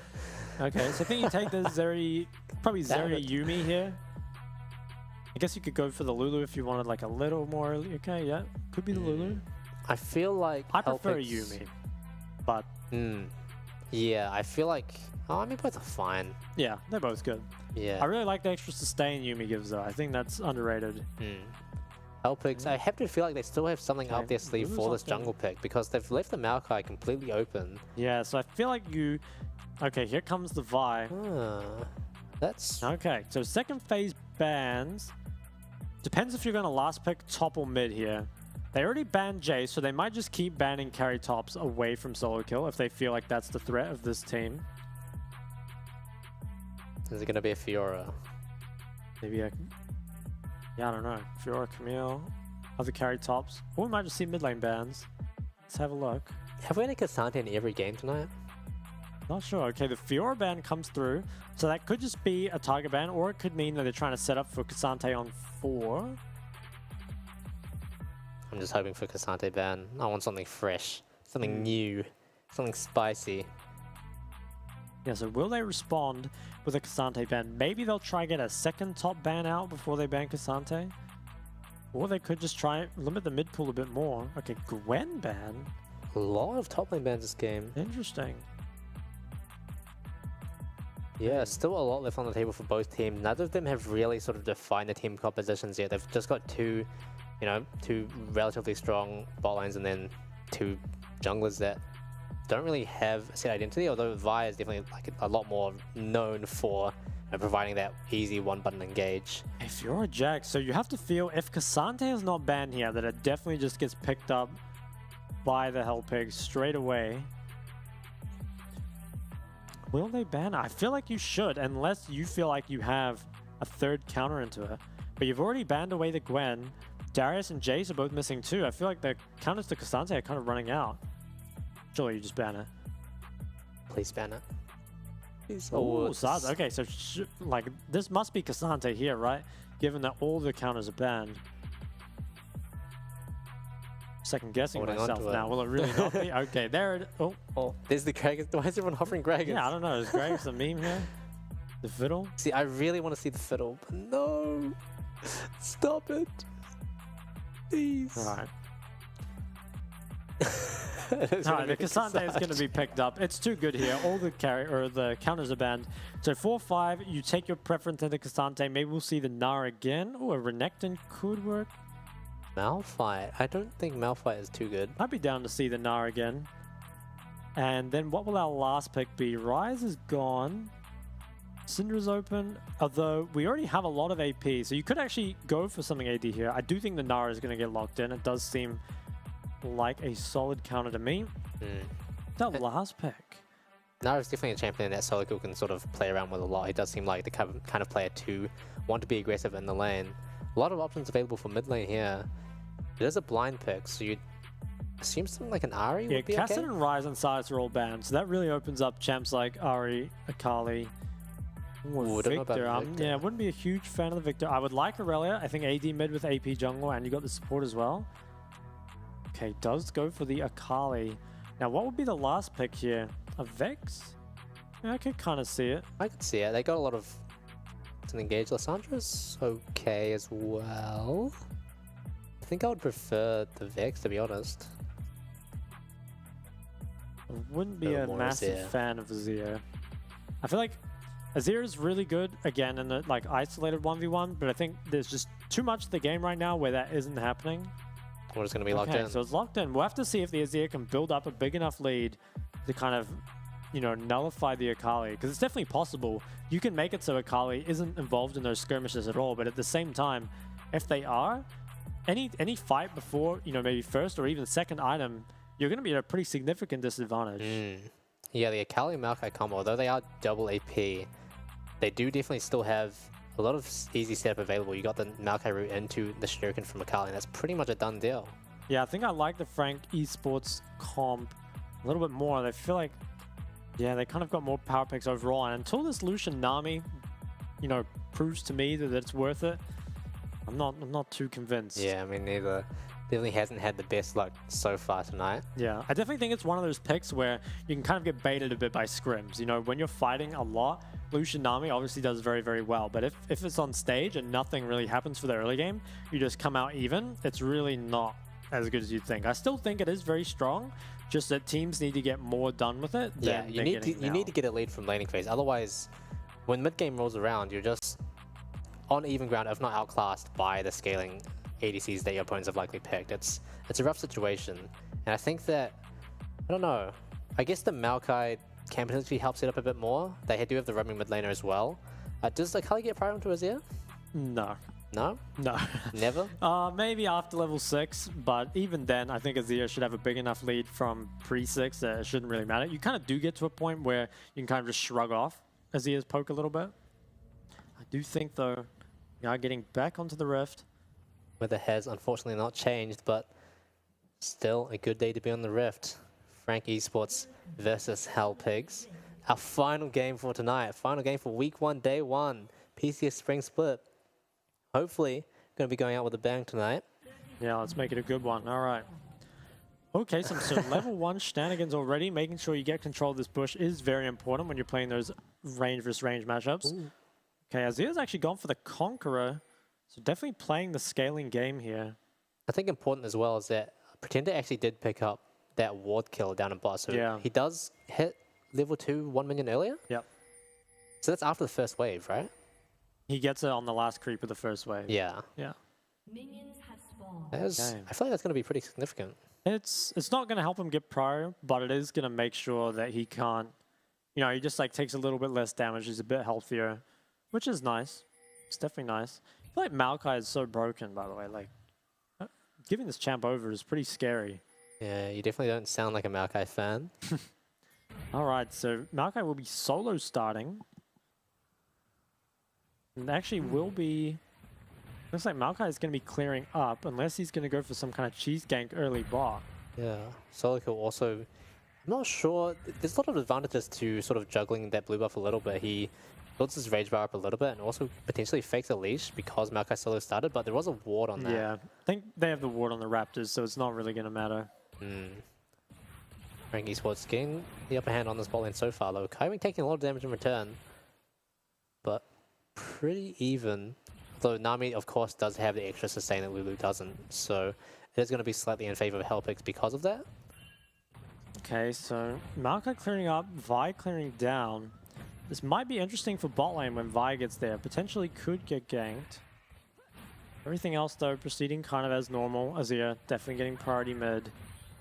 Bot lane relatively stagnant, at least at the moment. We'll have to see. Does the Nara build up the same level of insane lead as last game? Is that meant to be normal for the matchup, or was that just, you know, was it a player gap sort of thing? Yeah. Only results can tell. I mean, it seems like he's doing pretty well so far. But Hollow is going to be actually pathing back down away from top lane. Okay, interesting. So we went Raptors and then cleared his top side and back down to counter gank bot. Actually, real interesting path from the Maokai. I kind of like it. What is the purpose of that? Is it just so we get spotted on the ward and they think he's going topside? I think it's just probably the most efficient camp to solo start, and then if you want to end your clear on bot side, you kind of have to clear some of the topside camps. At least that would be my guess. So I think you do kind of need to be around bot to counter gank. I feel like when you're playing the range versus range matchups, junglers pretty much just always have to path bot. Otherwise, you know, both sides are just like way too easy to gank. Everything else, though, kind of stagnant. Yeah. Oh, a lot of fighting in the top lane. Solo kill. Getting dropped pretty low, actually. It's not very good for him. Taco going to look to get the third Q. Doesn't quite reach. Both of them do have Doran's shields, though, so not too fussed about making these trades. Yeah. Okay, so it looks like Frank Esports bot lane has based. Maokai might actually walk into Vi here. Ends up just being a disengage. Vi might actually look for these Raptors. Take on Hollow. Oof. Yeah, they have the mid priority, so they might look for it. But at the same time, Azir is sort of a bait here in that he doesn't really want to come to this. Like, he's completely He can maybe prevent Akali from coming, but for the most part, this is just a 1v1. Is he going to go for it? I feel like he's just going to try to get the smite, but I don't think he can really get anything else. Oh, I think he actually got it. Okay. Actually, he's going to Q onto him. Why ended up burning the flash? Yeah. Oh, actually picks it up. So really greedy out of Hollow to save the flash for that long. I think you've got to pop it early. Yeah, first blood and a flash burn. That's really got to suck for Hollow. Yeah. It just means that it's just so much harder for him to pull off those ganks, because usually when he ganks very early on, you get the flasher and it's a guaranteed flash for a kill. But without that, like, how do you really gap close? You don't really have much that can help you set you up in the solo lanes either. Yeah, I don't think Maokai... I mean, Maokai scales pretty well, so I don't think you have to get a lead, but you're right. Like, he has the tools to start kind of snowballing the map, and here, those tools will be denied. Zeri Lulu once again seems like the winning lane against the Lucian Nami. Seems to be proving a point that Lucian Nami is turning out to be a bit of a bait. I'm not sure, man. It's just... It's hard to see where it comes out on top, right? Because it feels like the Zeri is just... Zeri Lulu is always able to sort of match the Lucian Nami trades. And if you're getting matched in trades when you should be ahead, it's not very good for you in the long run. Zia has TP'd back, but it's gone for the scaling rune, so perhaps not quite as far ahead off first base as he'd want to be. Definitely can look to push us out, but I kind of feel like his time to really harass Akali is sort of over. Ooh, misses the cannon. That's a deal breaker. FF the game. The Vi's pathing back towards bot. Could maybe look for something around here. There is going to be some heavy trading, I feel like. Yeah, both junglers pathing towards bot, and Dragon is up and available. Oh, Kaiban getting actually a good amount of damage, but this Nami sustain is just relentless. Yeah, okay, both junglers are starting to get very close. Maokai's going to be in the try, and I think Vi is already in the lane. Vi Something is spotted. definitely breaking out here. Vi ults onto the Lulu. The Lulu has no flash, instantly goes down. Maokai not quite close enough in order to make something happen. So just a couple seconds behind. You have to feel if Maokai didn't die early, perhaps he would be there just slightly sooner. Yeah, just ever so slightly out of sync, right? Because if Maokai is a little bit closer, potentially they can turn around and get a kill or two on the back end of that. But Kaiban, after spotting Teku out, I mean, he does do a good job of preemptively flashing before he gets hit. But ultimately, if Fire's just going to ult you anyway, you don't have much chance of getting out of there alive. Okay, so Pretender is looking to try stop this, but I don't think they're going to be able to. The bot lane is still too far away, and Azir is coming. Yeah, so the Dragon is given over, and that does feel pretty bad. It's somewhat expected because, like, again, you're versing Lucian Nami, your mid isn't normally getting priority. At the same time, though, I think they probably could have gotten it there if Lulu didn't die. Because Azir kind of messed up his recall, I think. Was in base, and that's why he didn't have priority. Yeah. He could have paid for it with that Dragon, but instead, does get away with it. And Vi now has 2 kills. Nice freeze out of Kaiwing. Gonna make sure Lucian loses this wave. Wow, that is... I mean, it's looking good for Helpix so far. They're only 500 gold up, but even in the top lane, Cassandre seems to be faring pretty well so far up against Solico's Nah. Actually, does have a CS lead. You know, mid lane, not too much going on yet. Yeah, all's quiet. I do think at this Herald fight, Akali is going to be much more impactful than Azir. However, Nami has actually come up. So with that bot lane priority, Nami is here first and Lulu is not. So I think this will be Herald going over to the Helpigs. Yeah. She hasn't been spotted quite yet, but I assume that Frank already know because Lucian's in lane by himself. Tide's going to be trying his hardest to click this wave without dying. I think he should be okay. Yeah, I don't think there's any trade. I don't think there's any way that the Maokai or the Akali can get down here. So I think this just gets better for Helpix. Yeah, the Herald goes over pretty much for free. And the solo XP for Lucian also is, you know, extremely helpful. Of course, Nami is a little bit further away from hitting 6 as opposed to Kaiwing, but it's not too big a deal when you have that sort of incremental advantage on the Lucian. Misses another cannon. Kind of interesting. He's on half HP. If this works, okay, actually flashes, but instantly goes into the shroud. I respect that though. That was a. I think he actually didn't do that combo properly. When he flashed, it was a bit too late, and he didn't have his Q still charging. A bit of a blunder, but I don't know if much. Now Vi's behind him, actually in the pit without flash, and Maokai's on him. I don't think there's any help here. I'm pretty sure he's just dead. Yeah, I think everyone else is moving to this. Ooh, okay, so Tide actually comes down. Oh, Taco's so low. Wow. Is he actually going to get out? The Lulu actually ends up saving him. The Akali can maybe carry this fight, does have ult. I think Akali needs to look to flash in or something here. There's no looking for cooldowns something. up. Okay, Akali is going. I think there's definitely low health bars. That's not enough. Does take nice combo out of Pretender, but doesn't quite have the damage. I really feel like Akali played this fight way too slow. I think she probably should have ulted in way earlier. Would love to see a replay of this. Yeah, Teiko just surviving barely on 1 HP. I can't believe he got out. It's crazy. Yeah, he got out both times. Scot-free, and he's going to be laughing straight to the bank with that one. Yeah, Pretender just a little bit hesitant to you know, find that initial engage because they were sort of pinted on both sides. So I feel like he did have to just go in on something a bit earlier. and give his team something to follow up on. But despite that, doesn't manage to come out with anything. And Helpix now extending their lead up to 1.5k gold plus a dragon. Let's take a look at this replay. Yeah, so he ends up in the middle of like pretty much everyone. Akali and the bot lane are collapsing first, so it's insane that he manages to actually get out. Like Lucian comes, gets the culling, and there's also the Nami heal as well. Now, I'm not sure. I feel like Akali probably just needs to look for some sort of like engage here. These people don't have any cooldowns, but just holding the ult for so long. And by the time they can actually find anything, she's just starting the fight on like 40% health. Also not a... Yeah, I don't know. I kind of understand the E usage.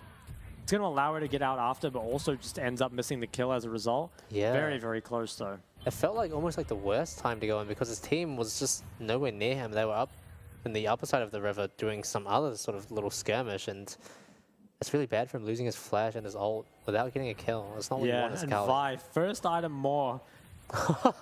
That's why you don't go double AP in the jungle, ladies and gentlemen. Yeah, this guy is pretty much immortal now. More and Merc Treads, those are the two items that destroy AP. This guy does not have flash, but neither does Vi. Taker really exerting a lot of pressure over the mid lane, ensuring that Hong 2 is going to get prio here. They're dropping the Rift Herald as well. Yeah. Good gold injection. And Dragon's in 30 seconds, so they might just take this. Maybe Azir resets here for Ludens. He should have enough. You have to feel like at this fight, Vi is just too strong to be stopped. I don't think Zeri really does enough to her. And with the more, no one can kill her at this stage, right? She just gets buffed up by Nami. It's just going to be impossible. I think this dragon just goes over to Helpix. Yeah. Although Azir hasn't reset yet. It's 5 seconds from spawning, so maybe still doesn't quite have the Ludens. Maybe waiting one more wave for it before they turn back to it. This gold lead is gradually getting bigger and bigger. We see Taiko up there topping the charts on player gold, 5k to his name. Meanwhile, Top lane trading, zoning ult. Yeah, also taking out the 2 spots after that as well. They're just hitting gold overall. Yep, Dragon will be going over as well. Helpix, it's probably the cleanest early game I think of the day. Like a lot of stuff being forced. They did. I feel like they did get pretty lucky. That's true. Okay, maybe calling clean is the wrong word. Very the result was clean. Destructive early game is what we'll say. Yeah, I mean, did Nami just steal all those? This feels like one of the first times we've seen Lucian Nami get a lead, even if it is quite small in this stage. So we'll have to see if they can convert that into more pressure leading into the mid game. Hey, Vi's in the lane again, and so is Maokai. They're looking for that 3v3, and I think Lulu might be too far up. She does have sums and ult. Okay, Maokai's looking for it, but the counter gank is here. Ooh, imagine if he'd popped his Maokai ult earlier. It still might catch some of them out. Ooh, so Vi actually queued in to try and block that, but I think it was slightly too late. Ultimately, they get out, though.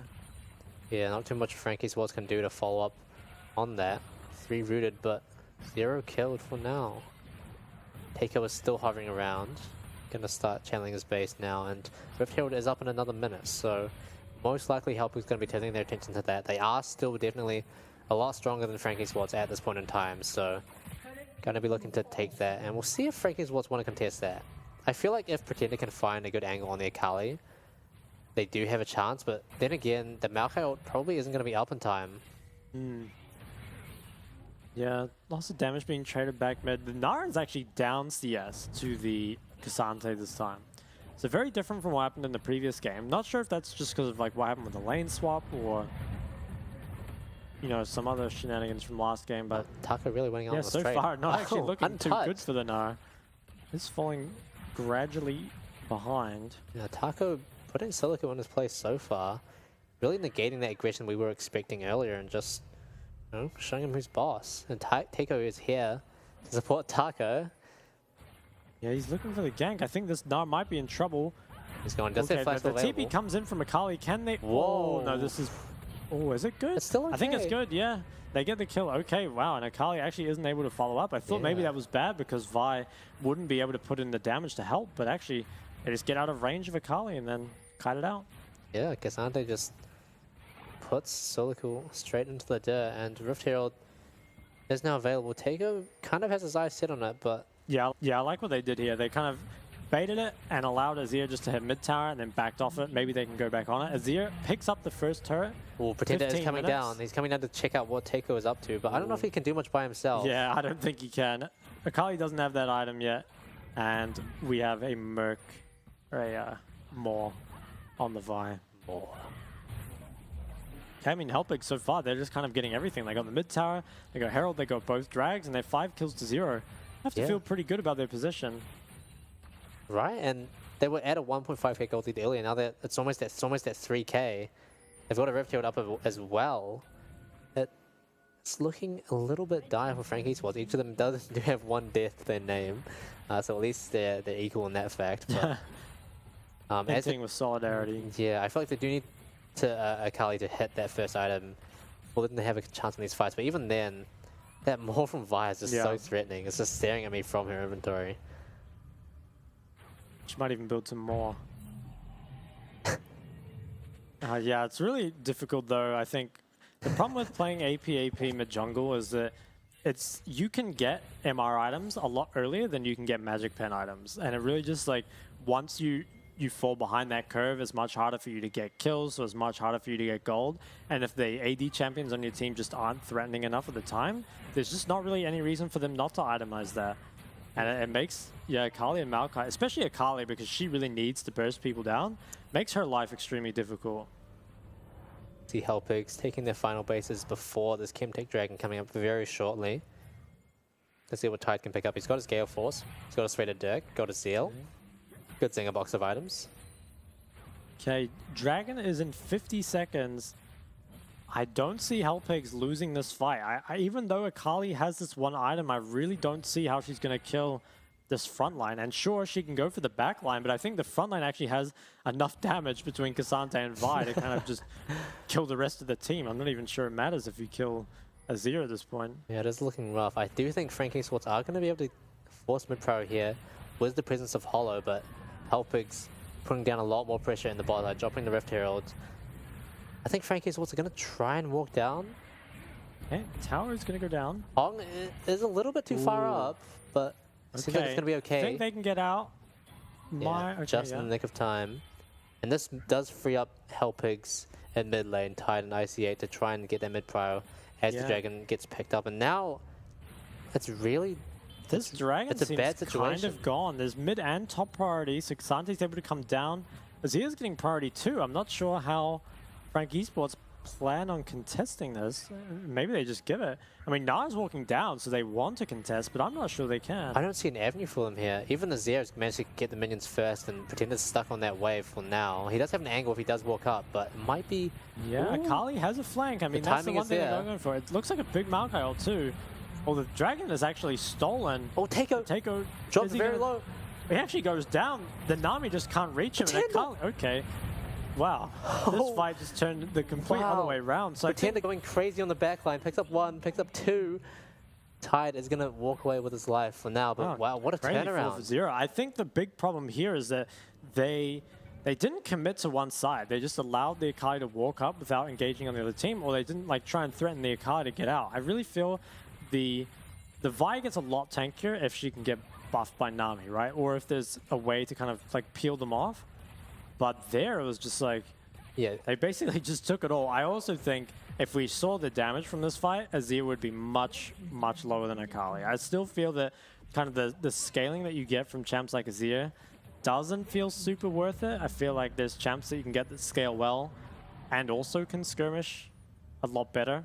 I feel like no matter how far ahead Helpigs thought they were, giving Akali free access to your backline like that is never going to end well for you in this kind of situation. We see here Helpigs, they start off the Dragon. Yeah, I mean, they have good control. Yeah, they have it, right? But it seems like they're just completely oblivious to the fact that Pretender's just walking up river, taking his time, but ultimately it's still a very good angle for him. Gets the protobot damage early. Blue team steals the Dragon as well. Huge for Frank Esports, and Takeo gets polymorphed and isn't able to do much before he falls down. And Pretender, meanwhile, in the backline, just decimating everyone on the side of Helpigs. Yeah, I think Akali tied up 4 people there just with the Shroud for a very, very long time. So, you know, Frank Esports, they managed to execute when it matters. Yeah, Helpigs definitely not happy with that one. It feels like the reverse of the situation we saw earlier where it was Frank Esports sort of getting caught on both sides, but this time... Yeah, Akali doubling mid lane's damage. Yeah. And the top and jungle doing well as well. 4k damage on these early fights is pretty crazy. Silico not going to quite be able to defend this tower, I think. He's going to go down. Wow, it's kind of crazy how much the game swung just off that. I mean, they are able to get a dragon, so now they can kind of scale a bit more if they want, and they've brought now back they're the gold lead as well. Yeah, just from one fight, and it looks like they're going to be sitting up around this area as well. I don't know how they don't do the Baron too quickly. Definitely not at this stage of the game, but they are setting up in the top side of the river regardless. Trying to let Pretender get some push in the top lane, and get some damage onto there. And we see here Hong2 also moving to answer, and I'm sure Hollow is going to be around there pretty shortly once they see that to try and pressure him off that tower. Getting mid priority. Might look to come up. Tender's walking down. Taco's in a bit of a scary spot here. I wonder if he's going to get spotted out. Does have a flank. Ooh, does get disengaged. The Maokai saplings. So annoying. Yeah, they do all manage to disengage. I feel like Azir is still kind of not really finding any impact. The thing with Azir though is, you know, he can very quickly go from being not a problem at all to a major issue. If he manages to get to 3 items, he'll be very, very strong. That one pink ward that Helpigs have in flanking towards blue side jungle is really bugging me. They need to make sure they've cleared out their jungle and identify that, because that's actually really huge, because whenever Hollow thinks about walking top, he's likely going to walk through their vision and he gets spotted out and ruin his plans. Helpigs actually starting with the Baron. They're on vision. This feels really sketchy. Ooh, they know it. They're walking off. I wonder what they were trying to achieve there. They start the Baron before they even drop the pink. Maybe just doing it. I guess if you're in the area, you might as well see how the enemy reacts. I think maybe they're just kind of feeling, would they have a ward or not? It's easier to tell if they do once they start reacting. Azir feels scared to contest this top wave, which is, you know, it's definitely understandable, but it kind of sucks because you have your jungler nearby, but just with the lack of like mid lane control and lack of river control, it's just super hard to actually push it out. Now, this is a really scary point of the game if you're against Maokai. If the enemy Maokai gets control of an objective like Baron or Dragon, you take so much damage on the way in that it makes it just really hard to contest, and they actually just might play for the finish here. It's down to 5k. They could just maybe Maokai ult them out. Vi, will she go in early? Taco on the flank. Okay, Pretender also has a flank. Well, this is getting pretty crazy. Okay, the Vi flashes in. I'm not even sure what is happening. The Azir does pick up a kill. Okay, this looks like it's good for Helpigs. Maokai did manage to get the Baron though, and I think Pretender's gonna get out. Will he actually be chased down? Because Sanse with Ghost is kind of a different beast. Yeah, he's actually gonna go down. Okay. Helpigs yet again finding an unconflicted flank and just absolutely decimating Frank Esports. I feel like it's a bit too hopeful to try and finish the Baron there, especially when it's only just past 20 minutes in the game. You're not exactly, you know, taking that down very quickly. Yeah, I feel like the flanks are just kind of being ignored a bit too much this game. Admittedly, it's pretty hard to stop a flanking Cassante. I feel like it's kind of like stopping a bull or something, but that pink ward is really what started all of that though, right? Because he did TP onto that. See the replay.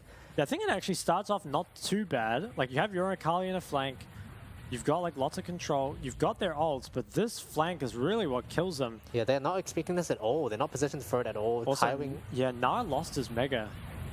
Oh no. And then just a huge damage over the wall. Yeah, I think Frank Esports kind of the same as what happened to Helpigs in the other fight. It's just a couple little mis-executions, and suddenly what looks like like a really difficult situation for them to manage just turns out really, really nice. Yeah, I mean, they do manage to pick up the Baron, which is, you know, I guess a light in the darkness, but no one has the buff. Everyone managed to die as a result of that fight, so not going to be able to get too much off of that. And Helpigs, they're on 3 dragons. Next one coming up in 4 minutes now. Still quite a ways away, but this is only getting scarier and scarier. Zeri only managed to put up 200 damage in that last fight. Ouch. I guess that's what happens when you have a Cassante running at you at the speed of light. The crazy champ. It really is. Yeah, so the Nar counterpick hasn't really achieved a whole lot. Still not sure how the matchup is really meant to go. Because, you know, based off that other game, it's meant to be crazy, but yeah, this game kind of struggling to find the same impact, even in levels, slightly down in CS, definitely down in impact. Now, this Vi does not have flash, but is able to Q over the wall. It does feel like one of those games where the Zeri hasn't been able to achieve as much at this stage in the game as we've seen in the previous games today. It does feel like the Lucian is still quite a bit more relevant. Maybe because he has extra damage on his team to sort of back him up more. Yeah, he definitely had a lot more impact in the last fight, but I do think Zeri is relatively strong now.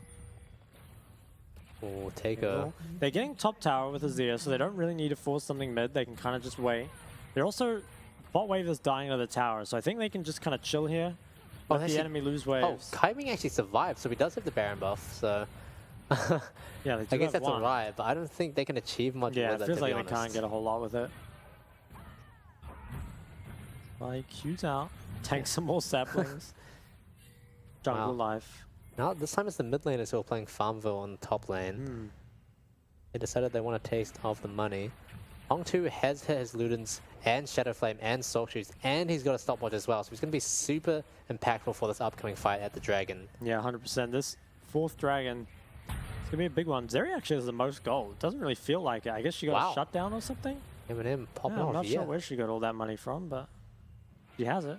That is unexpected. Despite that, though, they're both sitting on 2 items right now, although Zeri does have a stopwatch as well. So you have to assume that that combined with Kaiwing on the Lulu providing a lot of utility, it's going to be pretty hard for the Zeri to get killed. Yeah, I don't think Zeri quite has enough gold to hit IE before this Dragon. That would be huge. Both teams pretty much just waiting for this Dragon time to start counting down. They're getting a little bit closer, 1 minute 30. This is about the time when teams should be thinking about resetting, buying what items they can, reaching the item breakpoints, and sitting up around the bot side river. Emnem's going to be the first one to go. See what he can pick up. He actually does pick up his Navori Quick Blades. Okay. So that is actually going to be a pretty huge big pickup for spike. him. Yeah, Zeri is definitely the person to watch, I feel like, in this fight. It's probably the only one that can kill Cassante. Yeah, you have to hope that he has what it takes to sort of rein in the pure amount of damage that Hellpix has sort of brought to this game so far. I think Azir, it's definitely going to be on Pretender to pressure Azir, maybe not to kill him because it's going to be difficult, right? But just to create enough disruption so that Zeri can do his thing, chipping away at the front line. Yeah, Hellpigs, they managed to secure early control, but now channeling bases, looks like they're going to give it up. So, not sure about this. I feel like giving control back to the Maokai team is really not in your best interests. On the other hand, they can give this drag if they need to, but I feel like they're strong enough to fight it. They're up gold. Their position looks good. They can clear out some of these saplings before maybe bring Cassante down and contest the mid wave. Yeah, it's hard to get a read on what they want. I think Eminem is managing to force them off the the mid wave with the Runins, just evaporating those waves pretty quickly. It looks like Hellpix is still interested. They've brought in Taco down from top. Pretender's on his way as well. Frankie Sports do have position, so they're going to have to walk through a few saplings to get into the river. But actually, Frankie Sports giving it's the Pixel Bush again. They're giving it away for free. Oh, Akali has a really nice flank here. Oh, Hellpix don't know. I think the Dragon almost doesn't matter here. I think it's actually just all about the fight. This is really good for Pretender. Okay, the Viger's in. Ooh, a big Maokai ult comes through. Pretender, he does have the flank. He kills the Nami. Nice and early. Solo kill falling kind of low.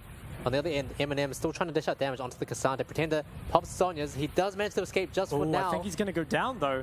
And there's still enough damage here that Cassante just refuses to die. And Azir and Lucian are kind of untouched, but Zeri going crazy on the backline. I don't think anyone can kill Zeri here if she he's plays too far it away well. from Kaiwing now. Oh my god, this is actually a Zeri montage. There's no damage left, and he just has so much move speed.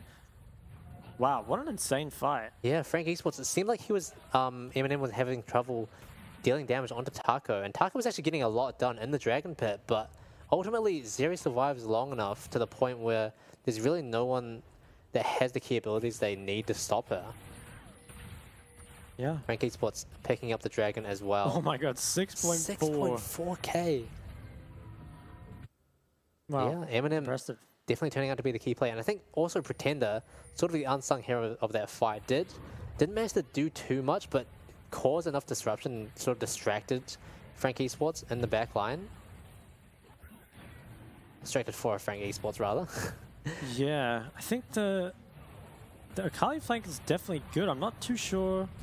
I think the Gnar kind of... Yeah, okay, so the Gnar definitely failed the engage. I was wondering like what happened to that, so...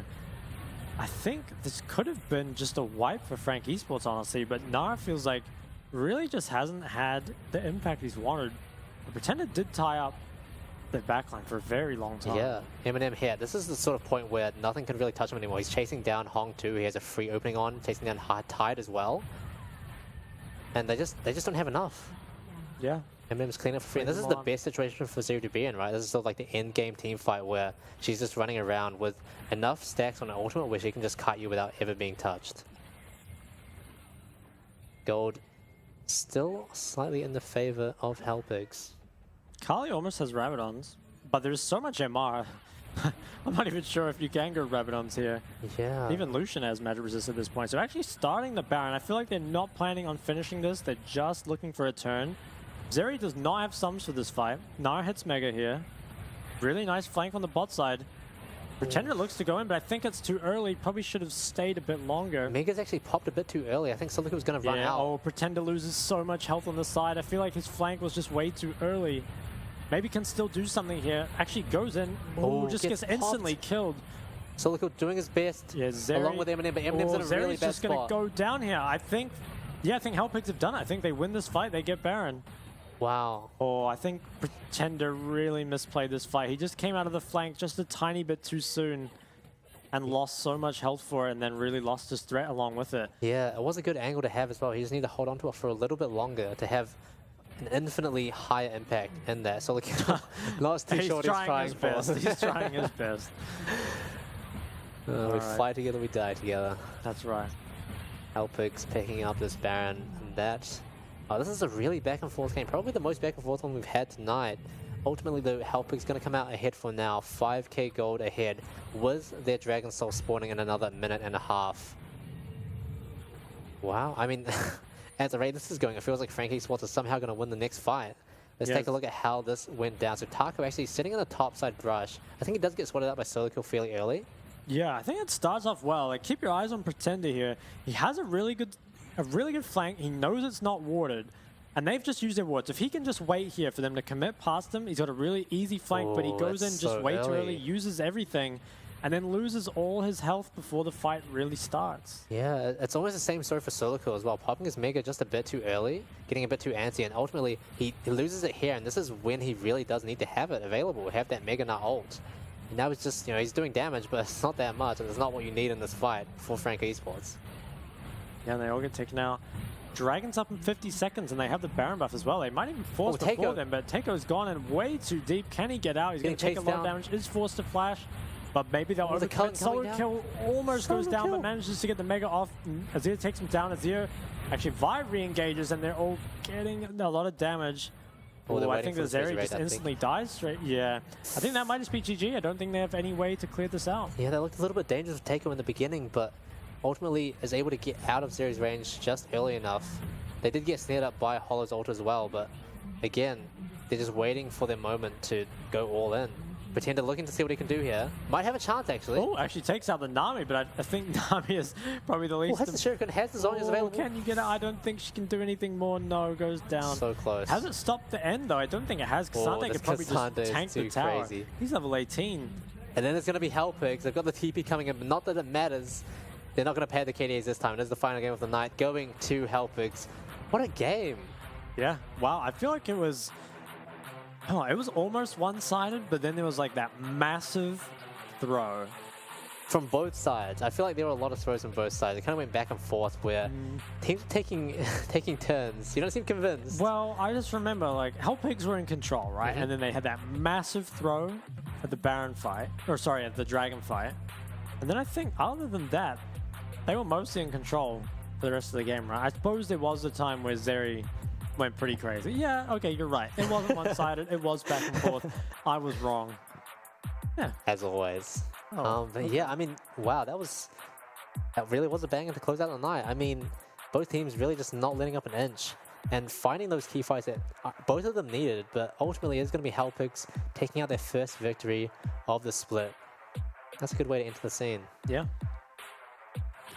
Glad the Lucian Nami finally kind of popped off. Yeah, it didn't get a huge early lead, but it did do well. It did look like the Zeri Lulu was coming back, and to be fair, it genuinely was, right? Yeah. There was that one team fight where Eminem just went crazy, was able to clean up everything, but it's just not enough. Yeah, I feel like solo kill really kind of just didn't really find anything this game. Like, he's got the counter pick into the Cassante, but it never transitioned into any lead. The team fights were pretty lackluster.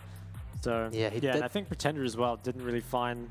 I mean, he found one good flank, but a lot of those other fights just very inconsistent. Yeah, I mean, I feel like Pretender, that one flank he found on the Dragon fight, it was almost gifted to him. It feels like he shouldn't have been able to get that by Helpix. And yeah, solo kill, it's not a great performance from him. He looked really lost in lane, wasn't able to secure any kind of lead, and as you said, made a lot of misplays in the team fights, missing some key ultimates, and really just not having much of an impact at all. Yeah. Well, it's his debut game, I believe, right? Yeah, it is. So the only way to go is up. Right? Yeah, that's right. Yeah. I mean, it's fine. It's the first game. There's a whole regular season ahead of you, so don't get too hung up on it. What do you think about the Azir counter pick? Because they did pick that knowingly into the Akali, and it turned out pretty well in the end, but I'm not sure it was because of the matchup. Yeah, I feel like they didn't really have that many options. Like, there were a lot of the mids good into Akali with ban. Like, the Ryze was gone, the Size was gone, Cassidy was gone too. So it might just been that the Champa was kind of restricted at that point, but I'm really not a fan of the huge scaling in this meta. Like, I think that the way the game kind of plays out is obviously having mid priority is very important, which admittedly Azir does provide to you. But I do think that being weak at dragons like 1, 2, and 3 is really not the way to play the game at the moment. And I think Azir, sure, Azir is decently strong at these, but he's not on the level of Akali, right? So I think having some kind of early game strength a bit more. I think, was this the game where Vex and Lissandra hovered? Yeah. Yeah, I think we're actually heading into some highlights. With Lissandra, I think I would have liked the Lissandra. Now, this was the key Baron fight where, yeah, Pretender misfires, solo kill misfires, and Helpix really just clean straight up. They kind of get away with murder here because it really is a godlike angle from Pretender if he can wait like 5 more seconds. But yeah, if they like all walk past him and then he just assassinates Tsunami and gets out. Yeah, but in this situation, he just ends up too low to do anything. He tries to redeem himself, but he just turns around and gets pops one him. shot. Yeah, And at this point, you know, you've got no Mega Knight, you've got Zeri in the middle of everyone and Stopwatch. It's really not where you want to be. And look at that goal difference. Okay, yeah, Azir did actually end up putting in a lot of work, but it's kind of like the cast in the other game. You know, it puts in a lot of work when the game is somewhat decided. Like, obviously, he still played well, I think, but I probably would have preferred to see something else. At the same time, though, can you argue with a performance like that? Probably not. I'm surprised there wasn't more damage from the Zeri. I guess there really was mainly that one fight where she did the most, and then there wasn't much else past that just because that Baron fight went so lopsided. But who do you reckon is the MVP for this game? I'm not even sure. Like, I'd give it to Vi for the early game, but I think I would give it to Vi as well. I think Taeko did like that. He did a pretty good job of shutting down Hollow and having some good angles onto different lanes. Just in general, he exerted a lot of pressure, and I think he played the team fights very well as well. Granted, he did get pretty lucky in that early one in the Dragon Pit, but after that, you know, once he got them more, he was good. He was solid. Yeah. Any other candidates you reckon? I'm trying to think. I mean, maybe give it to Lucian Nami just for not being useless for a while. Oh, we can't give it to both of them. Okay, yeah, we can't give it to both of them. I don't know. I feel like they all kind of had impact as a team. I think I'd have a hard time. Maybe we just give it to Taeko for his early game, right? One of the tacos. I feel like Taco in the top lane did a really good job. I mean, it did feel like Solika was playing pretty poorly, but despite that, you can't undermine, you know, Taco's efforts. He did a really good job in securing a lead for himself and generally being more present in team fights than his lane opponent. Yeah, I think I'd agree. Really was a team effort, but I think you're right that Taeko kind of started everything off, right? Like, got the solo kill in the jungle, like, blew up a lot of those early game fights. And yeah, you're right. Like, he found a lot of impact in some team fights. There were some moments when he got, like, you know, caught, had to flash, but they never really led into anything super bad. So yeah, I think you'd have my vote as well. What about if you had to pick one for the losing team, for Frankie Sports? Ooh. Any thoughts? For me, it would have to be Eminem because yeah, he was going like pretty well. There was that when the gold graph came up, I was pretty surprised that he was actually on top. So he was doing a good job of sort of keeping himself in the game, and that really shone through in those team fights where he was able to really just pop off and dish out the damage that he needed for his team. Yeah, I think solid candidate. feel like the support never gets mentioned in any of these. And That's it's true. kind of hard, right? Because there's not... It's really hard to see impact. Yeah, it's very... The skill expression of enchanters is very invisible. You know, it'll be like, who do you use your buffs on? Like, how do you position? But it's never something that really, you know, shines out as being like, yeah, wow, he played that like really, really well. Maybe that's why Carrier is playing all his ADCs. He just wants to get noticed for Yeah, once. exactly. He's had enough. So, yeah, maybe it's that, but You reckon it's I'm not Skyway? sure.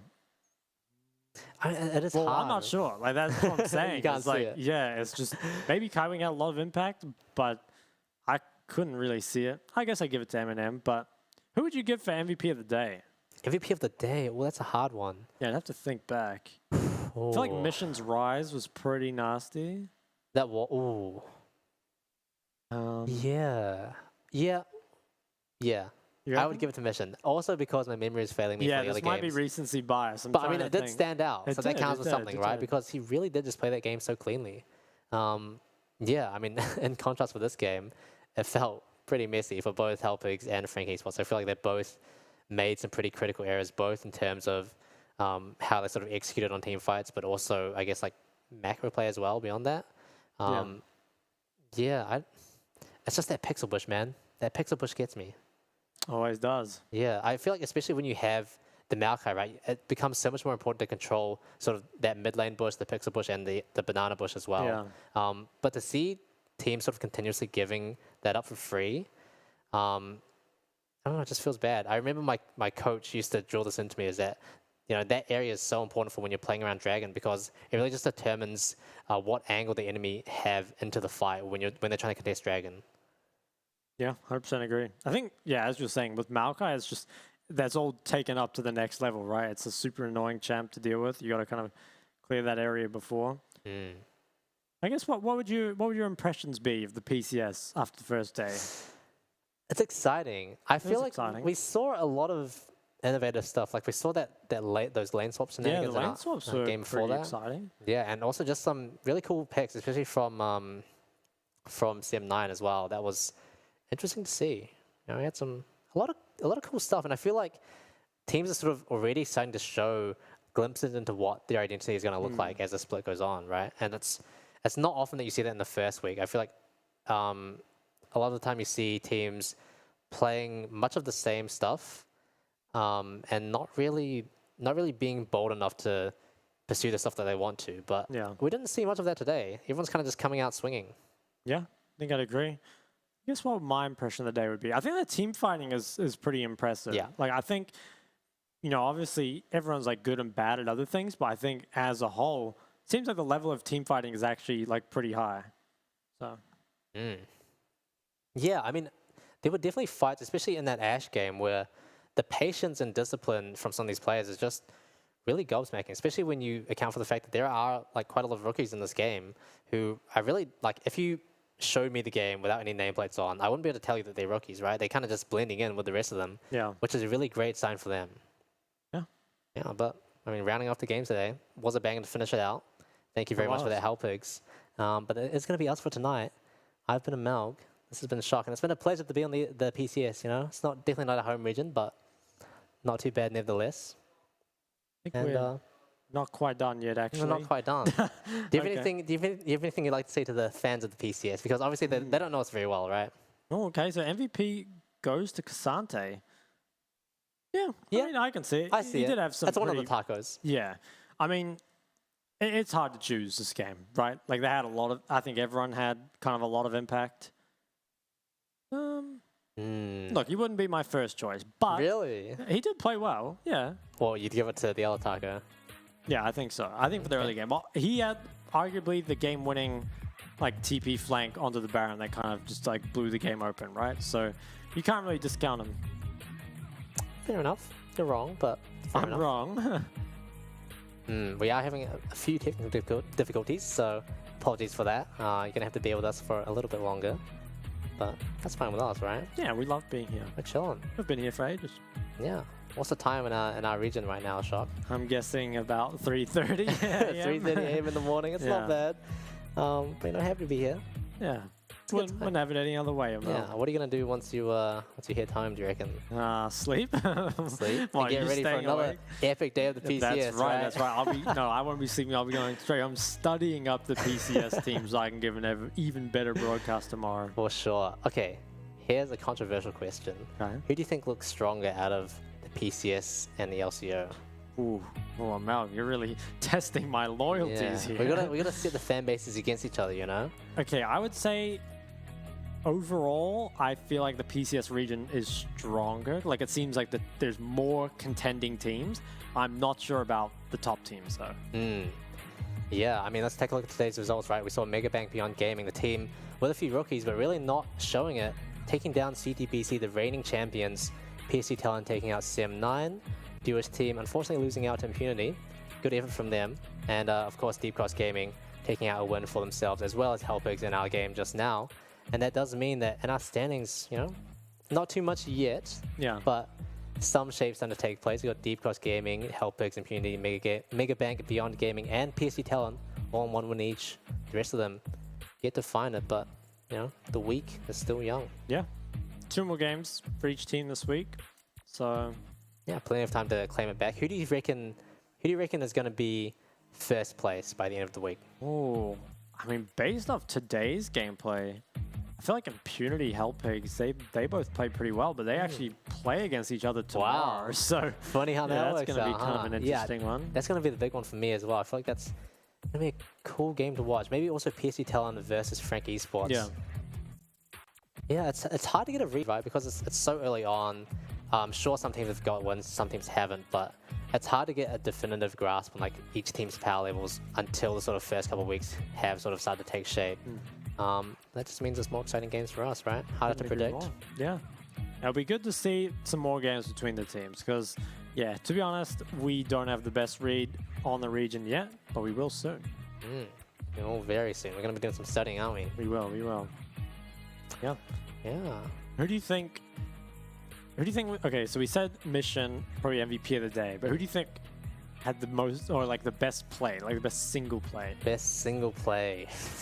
Ooh, maybe Eminem in that Zero fight? I don't know. I think there's some recency bias. Maybe. Look, it's been a long night, right? But that one does stick out to me because he really, like, especially at the end, he really wasn't afraid to just go in knowing that he was safe enough. He had enough movement speed to be able to outkite the Vi and the Cassante with not much left in the tank. So, you know, good judgment from him. Okay, What about you? kind of respect that. Got anything? Kind of copy me. I'm not sure if I could just choose one. I'm like thinking in my mind, and all I see is a Cassante montage. I just see Cassante after Cassante just making big plays. I think there were some pretty big Gnarls too, I want to say. Yeah, I'm gonna cop out and Hanabi on the Gnar?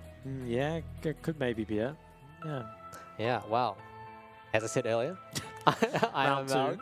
This has been Shock. It's been a pleasure, and we will be back tomorrow. We will. For better or for worse, for more PCS. Proudly brought to you by Riot Games and Carry Live. We'll see you tomorrow night. See you.